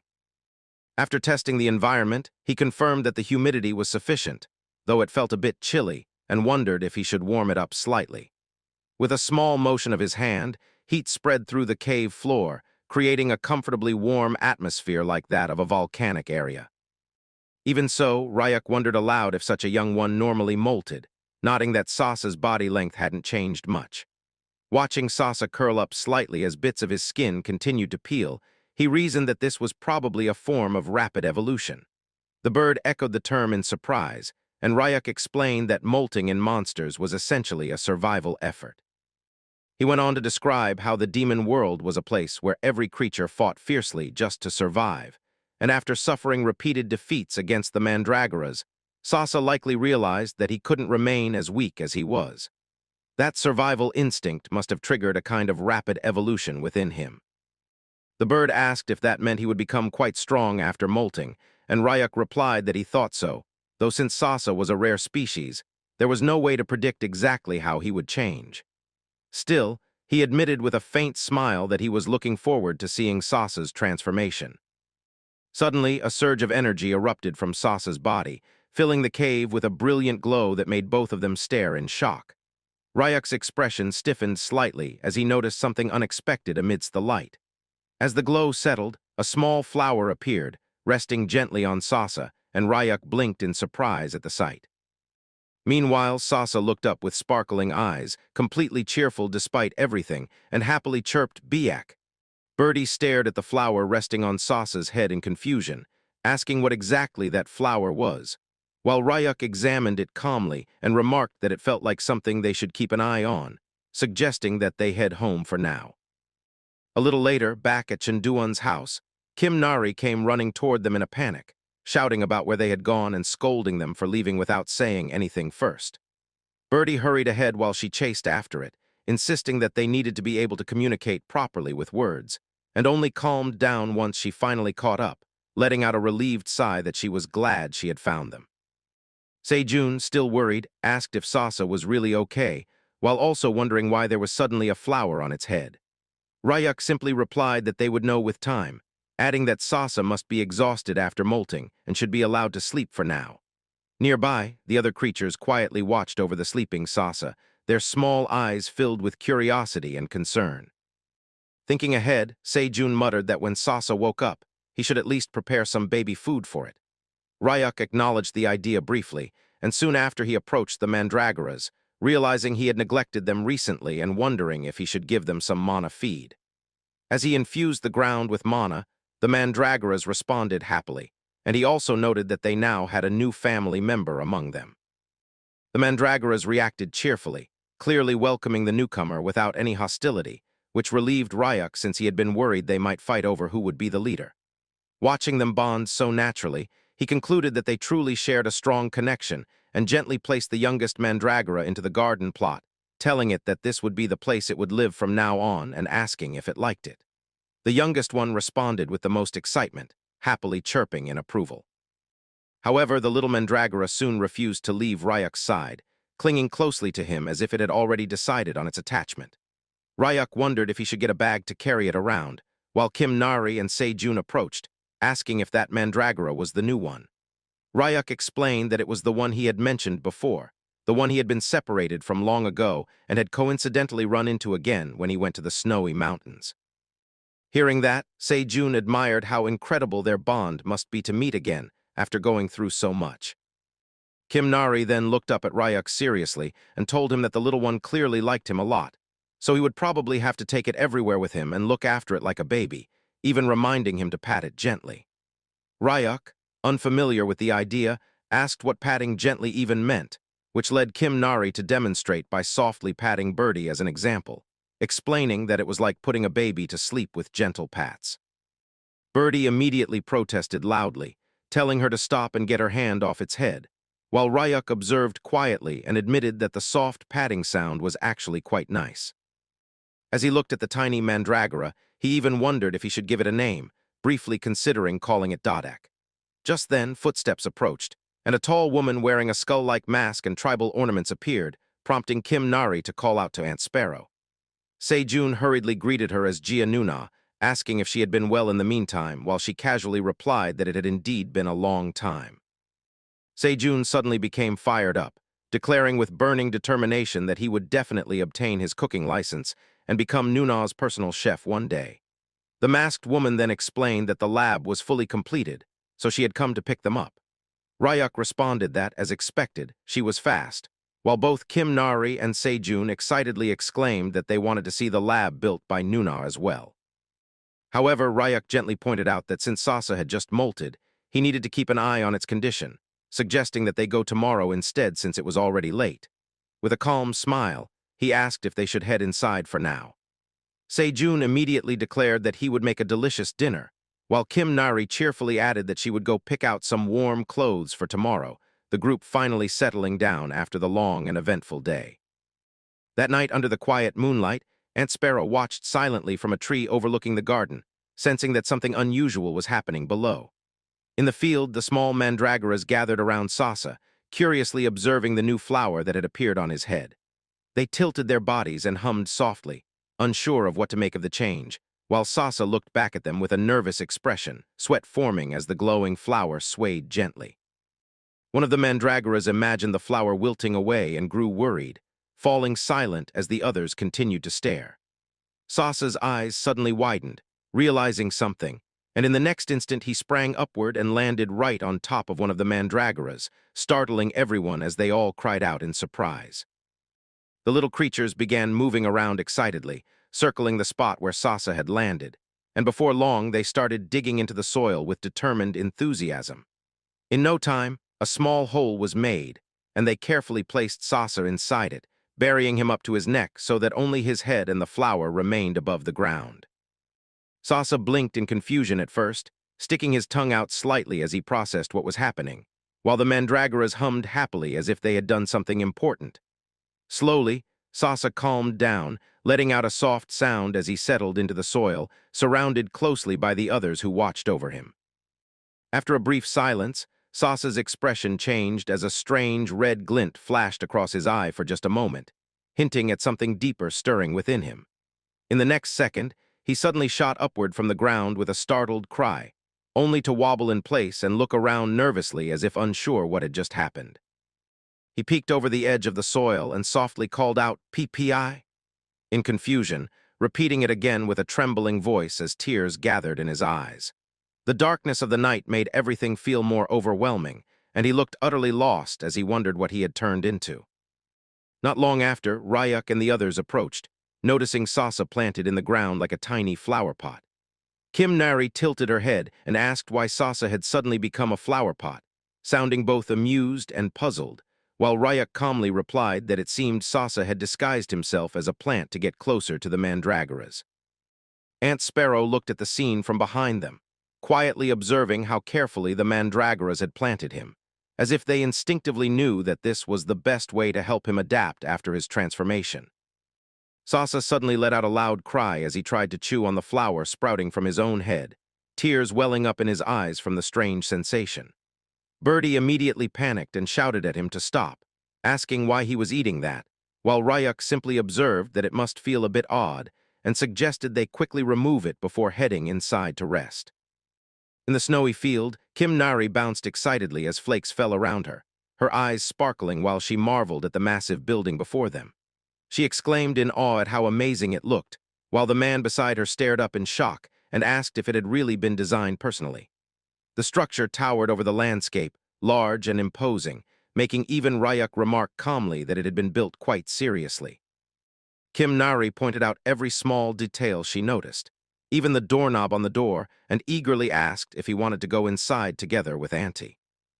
Ryak answered casually that Gia and he were professionals when it came to building houses, which made the others nod in admiration at how impressive it was. With the lab now completed, Ryak thought to himself that he could finally lift the curse on Gia's siblings and properly get other matters moving. Just then, a familiar figure ran toward them across the snow, announcing that they had arrived and explaining that he had returned from the human world with all the materials and equipment they would need. Ryak wondered briefly if Oh Bong-soo had already gone back, recalling that he had wanted to introduce Kim Nari to him, only to hear that he was doing well at their place and had recovered quickly enough to begin mana training. Satisfied, Ryak let out a small breath and concluded that things were progressing smoothly. A short distance away, several restrained men knelt on the snow, groaning weakly under the cold as Ryak looked at them with a calm, unreadable expression. He remarked that the only task left now was sending those guys back, then instructed manager Kim to first place a gag order spell on them, adding that he would handle the rest afterward. Manager Kim nodded obediently and responded that he understood, while the cold wind swept across the white field, signaling that the next phase of Ryuk's plans was about to begin. Cold wind drifted across the snow-covered field as the witnesses struggled to process what they had just seen.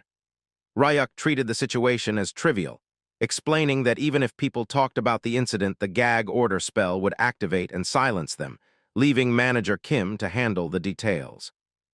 Sejun reacted in disbelief at the idea of relying on a gag order spell, pointing out that such methods were outdated and could easily be broken nowadays. Yet Ryuk only gave a faint smile and assured him there was nothing to worry about because he would make it absolutely unbreakable.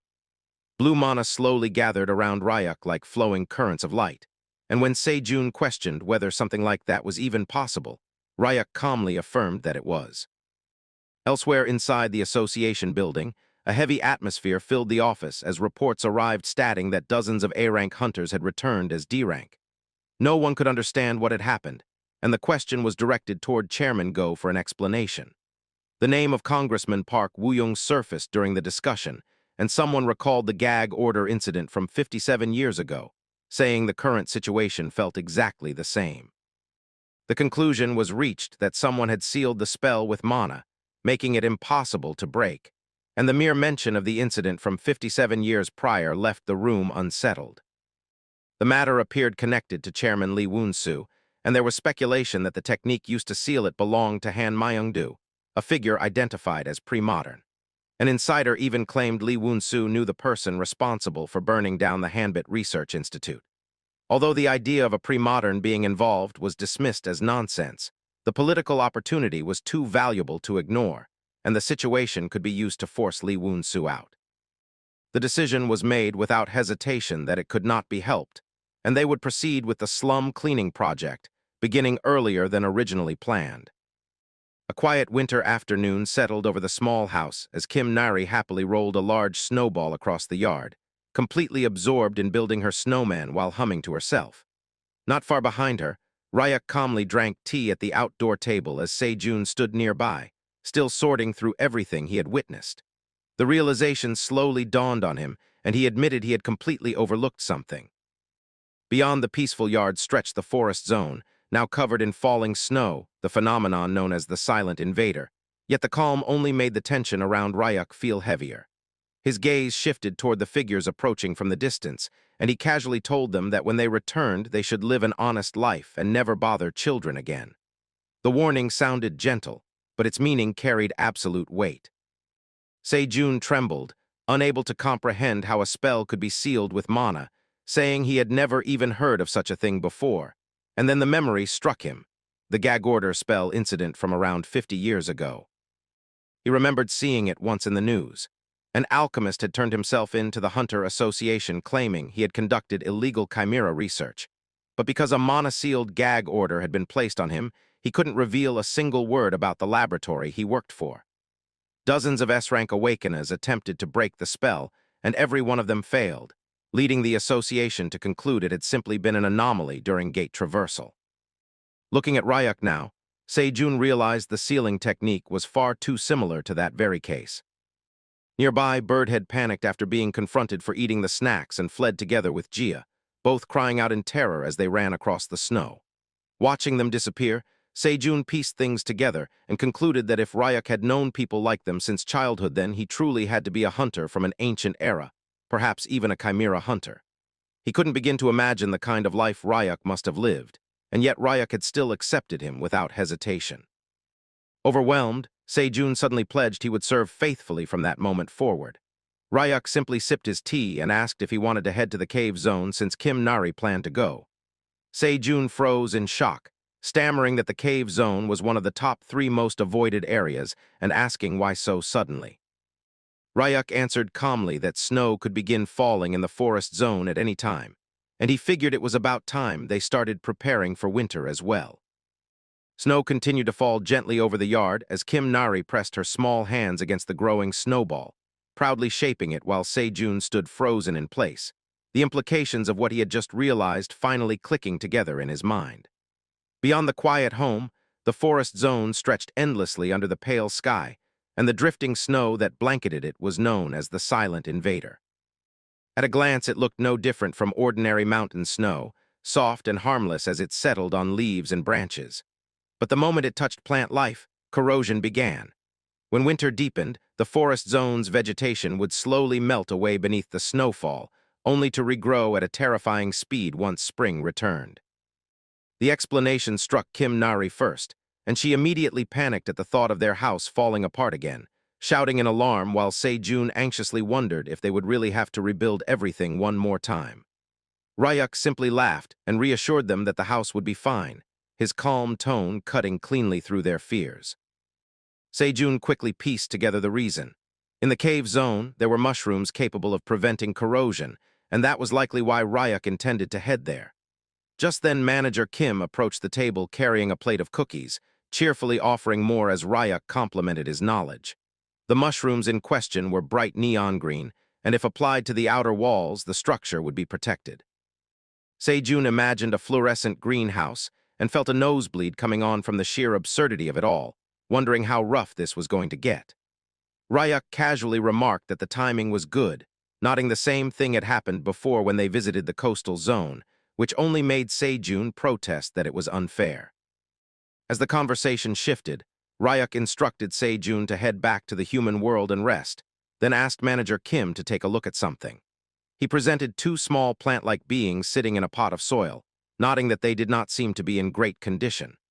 Manager Kim examined them carefully and admitted that although they were better than before, their recovery was slower than expected, and their mana absorption was lower than the other three. After a thoughtful pause, he suggested admitting them to the lab for detailed testing, and confidently told Ryuk to leave it to him. Before the matter could end there, Manager Kim brightened and announced he had something to give Ryuk as well. With great pride, he presented what he called an alchemist's essential item, moisturizing cream, explaining that handling materials often caused hands to crack easily. He had crafted it himself with high-quality ingredients, safe enough to use on Kim Nari or even on plants, and insisted it would come in handy since the cave zone was extremely dry. Ryuk accepted it with a faint smile, saying he would use it well, while one of the small plant creatures stared at the container curiously, tilting its leafy head in confusion. Finally, Ryuk called out to Kim Nari, asking if they should get going. Kim Nari immediately lit up with excitement at the thought of cave exploration and hurried over, eager to leave. As they prepared to depart through the snow-covered brush, Birdhead and Gia appeared once more, bowing nervously and asking if Ryuk was leaving already, their voices laced with lingering fear and respect as winter quietly settled over the forest zone. After a brief acknowledgement, they mentioned they would return to their own place as well, since leaving it unattended for too long would allow others to take it over, and they would check on things after coming back. Soon after, a blue bird soared high across the sky as Ryuk and Kim Nari traveled together, the vast land stretching below them. Curious, Nari asked where the cave zone was, and Ryuk explained it lay a little east of the forest zone and would appear soon. She wondered why a cave would be dry when caves were usually damp, but Ryuk simply told her it was not a typical cave. They arrived before a narrow opening between towering rocks, and stepping inside revealed a massive canyon-like interior that looked more like a desert than a cave. Ryuk calmly suggested they head in. As they walked, Nari asked whether the place was dangerous since it seemed empty, and Ryuk explained that at first glance even B-rank hunters could manage it because the density of demonic energy was lower than in other zones. The real problem, however, was that the cave functioned like a maze, its branching paths endlessly looping until travelers completely lost their sense of direction. Nari pointed out the open ceiling above them and asked if climbing up wouldn't be the easiest escape, and Ryuk agreed it was, assuming one could actually climb it. When she asked if they could simply fly up instead, he explained the stone pillars were around 50 meters tall and far more slippery than they appeared, and for some unknown reason awakened abilities were restricted here to less than 10% of normal power. On top of that, gates rarely opened in the cave zone, meaning escape was unlikely, which was why so many people went missing. Unbothered, Nari declared she would just smash everything and leave, prompting Ryuk to casually invite her to try. She struck the ground with confidence, only to bounce off awkwardly, blinking in confusion before admitting she suddenly felt much weaker. Ryuk laughed and explained that was part of it, but the rocks themselves also absorbed impact like sponges, dissipating force instead of breaking. Even ordinary rocks would transform that way if left here long enough. Nari looked around in amazement at how strange the cave zone truly was, while Ryuk quietly observed the deeper interior. realizing he himself had not actually explored this place very many times, and wondering whether he had ever gone further inside before. As they walked deeper into the cave zone, Kim Nari curiously asked Ryuk whether he had been there before. Ryuk answered calmly that he had, though it had been a very long time ago. The dim cavern walls and drifting dust stirred an old memory in his mind, one that began with a formal designation, number 17, special orders from the director. He had once stood in a sterile room, facing a man in a white coat who handed down instructions without hesitation. The mission had been simple on paper: go to the cave zone and retrieve Kim Il-won. The director had described him as a dedicated researcher, someone Ryuk should have known well. But the report in the director's hand told a different story. It suggested Kim Il-won had been selling internal information to outsiders. If he was left alone in the cave zone, he would likely die on his own, but if the association found him first, it would create serious complications. Ryuk had been asked whether he understood what that meant, and the implication had been made clear. If retrieval proved difficult, he was authorized to eliminate the target. Deep inside the cave zone, Ryuk had eventually found the alchemist sitting alone against the rock wall, exhausted but alive. The man had muttered that an alchemist wandering alone in such a place must appear insane, then recognized the designation number 17 and realized what it meant. Sending Ryuk could only mean one thing: they intended to erase him. He insisted he had devoted his entire life to the TDA, and when Ryuk asked for any last words, the alchemist revealed that his wife was suffering from a terrible illness. He had finally managed to obtain the last ingredient for her medicine and begged to be spared just once. He asked Ryuk to pretend he had not found him, to claim he had already been dead, or at least to wait until he finished the medicine. After that, he would not resist. He would accept death if necessary. All he wanted was to save his wife. Ryuk had replied that he followed orders and spells, implying there was no room for negotiation. But the alchemist countered that orders did not work on him, and that as Ryuk's designated handler, he understood that better than anyone. The man broke down completely, pleading desperately for mercy, asking to be allowed to save his wife. Ryuk had found it strange. He had witnessed the consequences of the alchemist's experiments, over 100 children dead because of them. He had asked why the life of the alchemist's wife was worth more than theirs. Through bloodied lips and trembling hands, the man had answered with raw fury that she was his family, that his wife was his family, and nothing mattered more than that. The word lingered in the silence of the cavern. The alchemist had insisted that one day, when Ryuk had a family of his own, he would understand. Ryuk had quietly repeated the word to himself, testing its weight, trying to understand its meaning. Before the moment could settle, a sudden presence had stirred behind him. The alchemist's terrified warning had barely left his mouth when a grotesque creature lunged from the shadows. Ryuk had not even turned fully before activating his barrier, a burst of blue energy erupting around him and cracking the cavern floor beneath his feet. Dust and debris exploded outward as the impact was absorbed. When the smoke cleared, the creature lay shattered at the edge of the barrier, and the alchemist cowered on the ground, trembling and begging to be spared. Ryuk opened the bag slowly, the faint glow of mana leaking into the darkness as the contents revealed a small, trembling larva nestled among green materials. The creature squeaked weakly, fragile and harmless in appearance. Ryuk asked whether that offspring was also meant to become medicine for the alchemist's wife. The man hurriedly denied it, explaining he had merely found it by chance when its mother was nowhere around. It was not even a necessary ingredient, though it could sell for a fortune on the black market. Before the words had fully settled, the cavern trembled. A massive creature crawled forward from the shadows, its many eyes gleaming as it approached the tiny larva. The alchemist panicked, unable to understand why Ryuk had returned the baby instead of taking advantage of its value. Ryuk simply stated that the mother had come looking for her child, reminding the man that he himself had called family something special. The monster gently gathered the small creature, protecting it without hostility. The alchemist shouted that it was nothing but a monster, yet Ryuk calmly questioned the difference between the man and the creature, adding that the beast had already saved its family. The alchemist faltered, confused and shaken, while Ryuk admitted that watching a man risk everything for his family had surprised him. He had always believed the weak simply died, but even the weak could survive if someone chose to help them. He declared he would not kill the alchemist, and that what happened next depended entirely on the man's own choices. As Ryuk turned to leave, The alchemist desperately called after him, shouting orders and begging him to return, but Ryuk ignored the pleas and walked away into the darkness. In the present, Kim Nari quietly asked whether that bad person had died. Ryuk answered that he had saved him. Since the man's family did not know the truth, Ryuk had made him confess to them first and then surrender himself. He had also placed a sealing spell on him to prevent further harm. For a moment he wondered what the family must have felt when they finally learned the truth. The small sprout creature resting against him watched silently, its eyes glistening as if understanding something beyond words. Kim Nari watched Ryuk for a while before quietly telling him that the small sprout creature seemed worried about him. Ryuk found the idea strange, but she explained that while he had been talking about the alchemist earlier, he had looked unusually gloomy, and she had wanted to comfort him. She guessed the little creature had felt something similar. Ryuk gave a faint smile, admitting the feeling wasn't unpleasant. Before the moment lingered too long, Nari suddenly brightened and ran toward a patch of glowing green mushrooms sprouting along the cavern wall. The entire area shimmered with soft light as clusters bloomed together.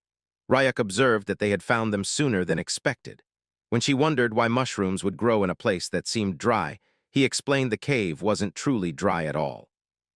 Something beneath the ground rapidly absorbed moisture, creating short-lived pockets of dampness, and the dormant mushrooms seized those moments to bloom all at once. They gathered the mushrooms until their bag was filled, enough for their needs. As they prepared to leave, Nari noticed the small sprout creature had shriveled from the dryness. Ryuk remembered the moisturizing cream manager Kim had given him earlier and carefully applied it. The little creature quickly absorbed the moisture, its body plumping back to life and happily squeaking as it recovered. Nari laughed as it clung to Ryuk's hand, clearly wanting more, and Ryuk muttered that he might need to ask for another jar later. Eventually the creature relaxed and fell asleep, and they decided it was time to head back.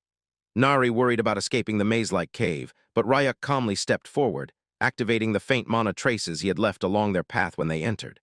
Glowing footprints illuminated the cavern floor, forming a clear route outward. He explained that if the trail had vanished, he would have climbed upward instead, though it seemed unnecessary now, and together they began following the luminous path back through the darkness. As they followed the glowing trail across the cavern floor, Kim Nari marveled at how clearly their footprints shone in the darkness. She asked whether Ryuk's strength wasn't weakened inside the cave zone like everyone else. Ryuk admitted he honestly didn't feel much difference. Nari mused that the place was fascinating, strength suppression, a maze, and an atmosphere that felt almost as if something was deliberately blocking intruders. Ryuk considered her words and quietly agreed that, thinking about it that way, it really did feel intentional. He made a mental note that if he ever returned, he would come properly prepared. Elsewhere, at Sejun's home, faint blue energy swirled around his body as he trained. He stared at the light gathering in his hands in disbelief, realizing that the demonic energy within him had been purified in barely half a day. He attributed it to the big bro training clothes and decided it was time to return soon, wondering idly whether everyone had been eating well while he was away. Sejun felt satisfied as he headed back, pleased he had stopped by the mart beforehand and even brought a few thoughtful extras rather than only groceries. Still, he couldn't shake the uneasy atmosphere of Ryuk's place and decided he should probably decorate it with something cute to soften the mood, especially that hardened snail slime which looked far too ominous. With that in mind, he hurried home carrying his boxes. When he arrived, he froze. The surroundings looked completely different, covered in green smears across the structure. Ryuk stood nearby calmly spreading the crushed mushrooms across the walls while Kim Nari urged Sejun to hurry, explaining they needed to coat everything or the house might collapse. Sejun stared in disbelief while the bird siblings, Birdhead and Jia, awkwardly stood nearby as if unsure whether they had done the right thing. Ryuk simply remarked that it wasn't anything special, just oddly enjoyable work. Before Sejun could fully process the situation, a researcher rushed toward them in excitement, announcing a major discovery.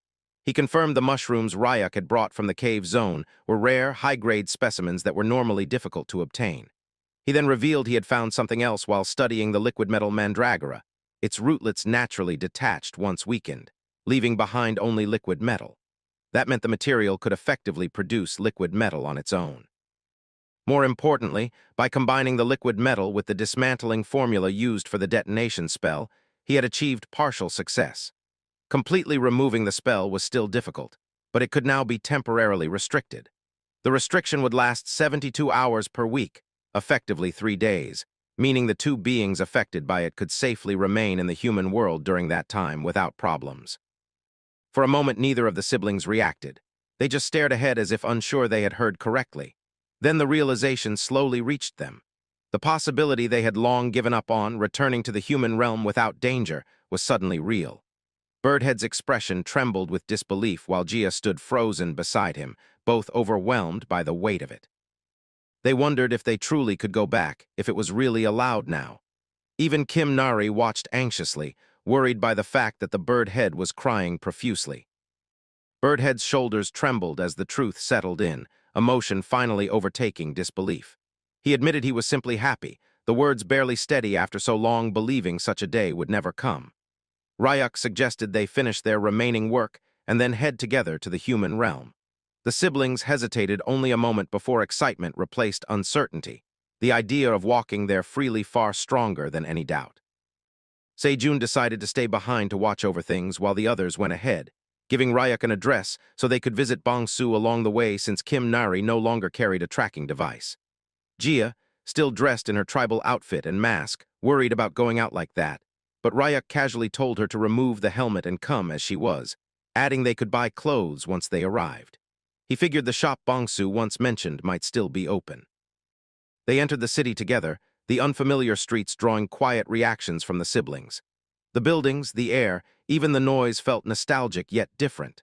Gia and Birdhead observed how much had changed, and as they walked beside Ryuk and Kim Nari, the atmosphere felt strangely warm, almost like a family outing rather than a journey between worlds. They soon met Bongsu, who greeted Ryuk cheerfully and mentioned he was doing much better thanks to everyone's help. As they continued through the neighborhood, the siblings noticed the area looked far dirtier than they remembered. Bongsu explained that the higher-ups had cut the budget and pulled out the cleaning crews, leaving residents to manage on their own. Their conversation abruptly stopped when they spotted a woman collapsed in an alley, surrounded by thugs demanding protection money. She urged Bongsu to run, but he stood frozen. When one of the men threatened him and claimed the district now fell under their control, Ryuk stepped forward. The thug swung a fist, only for Ryuk to catch the arm effortlessly mid-strike, blue energy crackling around his hand as the attacker froze in shock. The heavy man slammed into the ground with a choking groan, his arm twisted at an unnatural angle. Blue energy still crackled around him as the black-haired man stood over him, calm and unmoved. The fallen man tried to lift his head, eyes trembling as he stared at the arm, realizing what had just happened, and a cold warning seemed to settle in. Next time, it would break for real. Footsteps thundered down the alley. 2 men charged in with weapons raised, faces twisted in rage as they shouted, demanding to know who the stranger was and how he dared touch their big brother. Their voices echoed off the walls as they surged forward. Before they could close the distance, a tall, muscular man stepped into view, walking past them as if they were irrelevant. He glanced around with faint annoyance, remarking that the neighborhood was as noisy as ever. The 2 attackers faltered instinctively, momentum dying as they realized they were outmatched, and then they turned and ran. Nearby, a red-haired boy supported a blonde woman, both wide-eyed at the scene. Shock flickered across their faces as they recognized the level of power on display.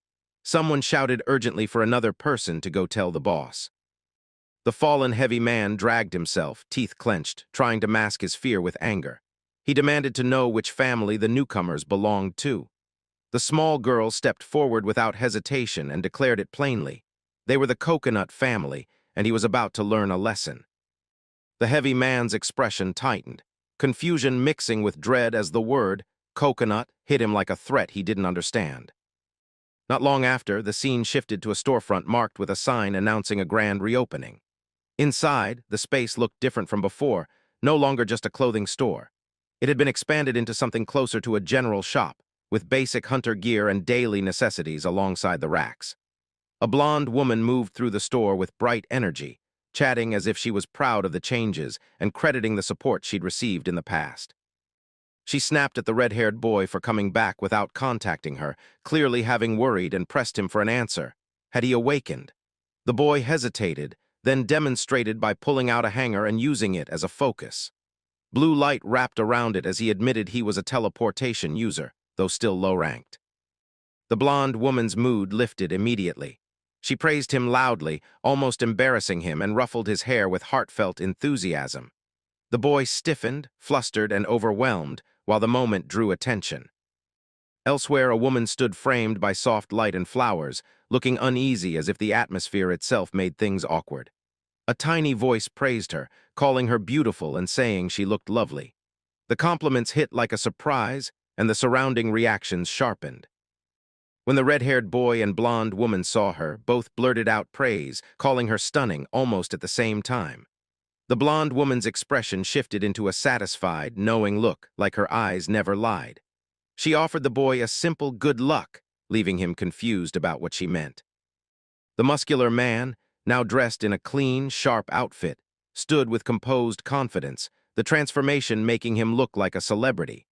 Thoughts and reactions swirled around him as others tried to process how different he appeared. The woman snapped at him, asking why he was walking around with a bird on his head like that, and her irritation came with a threat that sounded half serious but very real. Despite the tension, someone remarked that the outfit suited both of them and suggested picking out more sets. The scene ended with the pair in matching loud, tropical-patterned shirts, both visibly uncomfortable in different ways, while the black-haired man looked resigned to wearing it only temporarily. When asked for the total, the response came easily. It would be given as a gift this time. The black-haired man hesitates, then reluctantly agrees. Before the atmosphere can settle, the bald, tattooed man kneels stiffly in the shop, his pride clearly shattered. A cold voice asks whether it is time to take out the trash. Silence hangs heavy in the room. The black-haired man folds his arms and questions what right those men have to demand protection fees. The blonde woman explains that it is still just a rumor, but word is that Gold City plans to bulldoze the slums soon for redevelopment. Supposedly, everyone will be kicked out without compensation. The storefront of Happy World stands quiet beneath the sign announcing its reopening. The explanation continues. The gang claims they need money to fight Gold City, so they collect payments under the guise of protection. Business has been terrible. Paying them every month is impossible. The black-haired man looks toward the trash-strewn streets and abandoned corners. He reflects that the neighborhood felt dirty.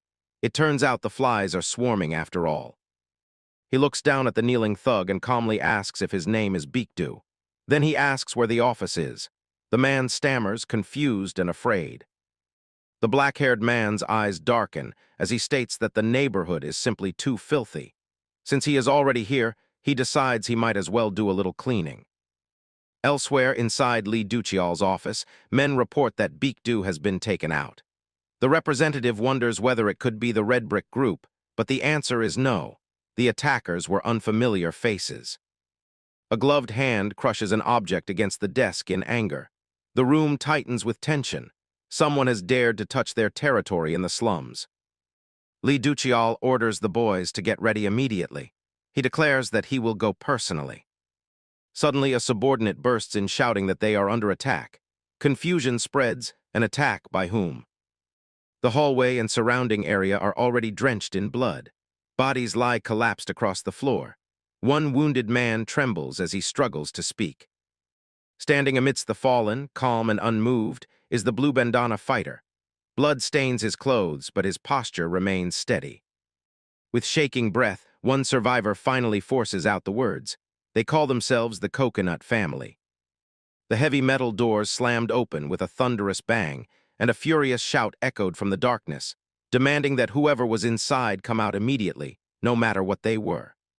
3 men stormed in, their footsteps ringing across the wrecked interior as they glared at the devastation around them, mocking the mess as if it were some kind of pathetic joke. At the center stood a lone young man, calm despite the tension, and one of the intruders accused him of being responsible for all the chaos in their territory. The youth only laughed lightly, amused rather than threatened, which irritated them further. A cold voice then ordered Nam Gisiok to clean everything up himself, and a horde of armed thugs rushed forward, weapons raised, ready to crush the boy with sheer numbers. The order came again, firm and composed, telling him not to use fire or the whole place would burn down, and the restriction only made the situation more dangerous. Gisiok hesitated for a brief second, surprised that he was expected to fight so many awakened opponents without relying on his flames. Yet pride quickly replaced doubt when he was challenged about whether he truly deserved to reach A rank. Determination flared inside him, and he agreed to try, fueled by the encouragement of the little girl and the onlookers who watched with curiosity rather than fear. The gang leader studied the scene carefully, realizing that his men were being defeated far too easily, and that the quiet young fighter was far stronger than he looked. Still, the leader refused to retreat, declaring that he would handle things personally, and he stepped forward with a menacing aura, demanding to know if the chaos had been the boys' doing. The moment they clashed, the difference in experience became obvious. Giseok relied on physical reinforcement enhanced by wind, moving faster and striking with greater precision than before, while the leader analyzed every movement, recognizing that this was at least B-rank strength combined with a unique ability. The boy's attacks grew sharper as his confidence increased, and he began to realize that the mysterious benefit he had received was steadily amplifying his power. For a fleeting moment, praise from the woman watching nearby made him blush with pride, but the calm mentor's warning cut through his excitement, reminding him not to lower his guard because the fight was far from over. Right on cue, the enemy leader burst up from the ground, brushing off the damage as if it were nothing and scoffing that tricks like these would never defeat him. With a roar, he unleashed a violent whirlwind of force, intent on blasting everything away, but Giseok steadied himself, realizing that raw strength paired with wind manipulation could be countered if he remained composed. The swirling storm filled the hall, rattling debris and threatening to overwhelm him, and for a brief instant the spectators wondered if he would be all right. The mentor simply observed quietly, confident, explaining that he had already taught the boy the necessary technique. Trusting that lesson, Giseok gathered his power, merged defense with offense, and drove straight through the raging gusts. In a single decisive motion, he struck downward, breaking through the leader's guard and slamming him to the floor, ending the clash in one clean exchange. The hall fell silent as the defeated man struggled to rise, only to be met with a calm question asking if he wanted to continue. Observers realized that the boy had integrated a mana shield into his attacks, turning defense into a weapon, and the mentor acknowledged the improvement with quiet approval, noting that for someone still growing, the result was impressive. Later, amid the wreckage of broken weapons, the tension dissolved into an almost absurd calm. The captured enemy could only raise his hands in surrender while the others discussed how pitiful his equipment had been, and the scene shifted to a lighter mood when the little girl proudly presented a wooden sign she had decorated herself.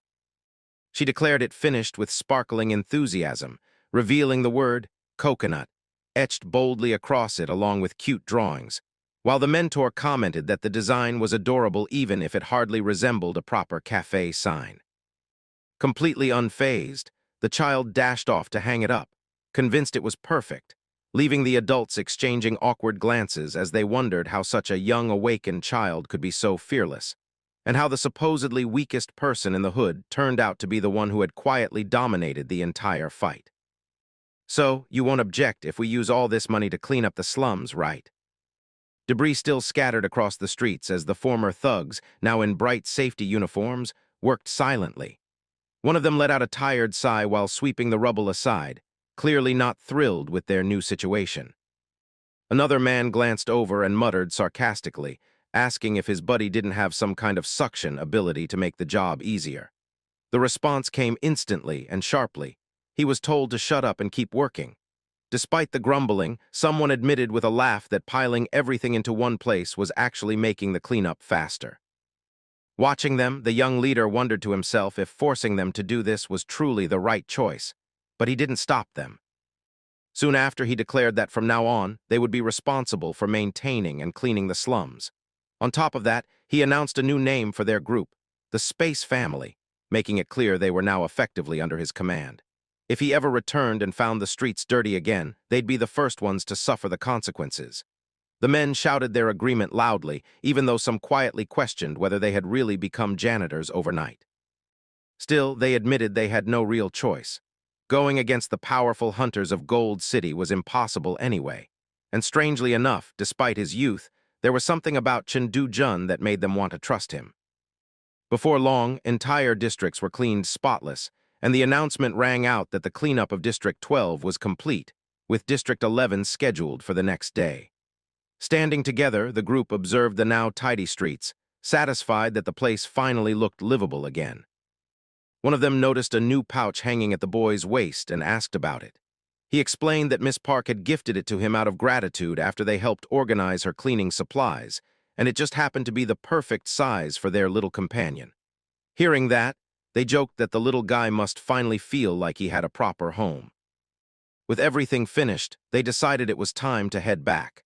Passing through the portal, they returned to the demon world, where the creatures rushed over excitedly to greet them, complaining that they had taken too long. Laughter filled the air as they happily reunited. Someone then wondered where Manager Kim had gone and was told he'd be staying at the Snowy Mountain lab for a while. Seeing everyone getting along so well, the leader quietly thought it was nice to see them this happy. Then hunger suddenly came up. When asked, he admitted he hadn't eaten anything all day. The cheerful boy immediately asked the woman if she was hungry too, and with a grin suggested making soy sauce egg rice, proudly claiming it never failed. The others hesitated at the simple dish, but he confidently told them to wait just a moment and dashed off to prepare it. After that, talk shifted to dessert, and they decided to look for fruit. Walking through the demon world's forest at sunset, they wondered if edible fruit even existed there. He replied that red grapes should be ripe by now, though they were slightly different from the ones in the human world. Sniffing the air, he suddenly caught a sweet scent and pointed ahead. When they looked up, they were stunned by the sight of a gigantic tree towering into the sky. The girl gasped in excitement, shouting that it was a demon world grape tree, and that it was enormous. But then low growls echoed nearby. Wolves were circling the tree, and above them, clinging desperately to a branch, was a red-haired boy. Trembling in fear, he slipped, crying out weakly for his grandpa to save him as he began to fall.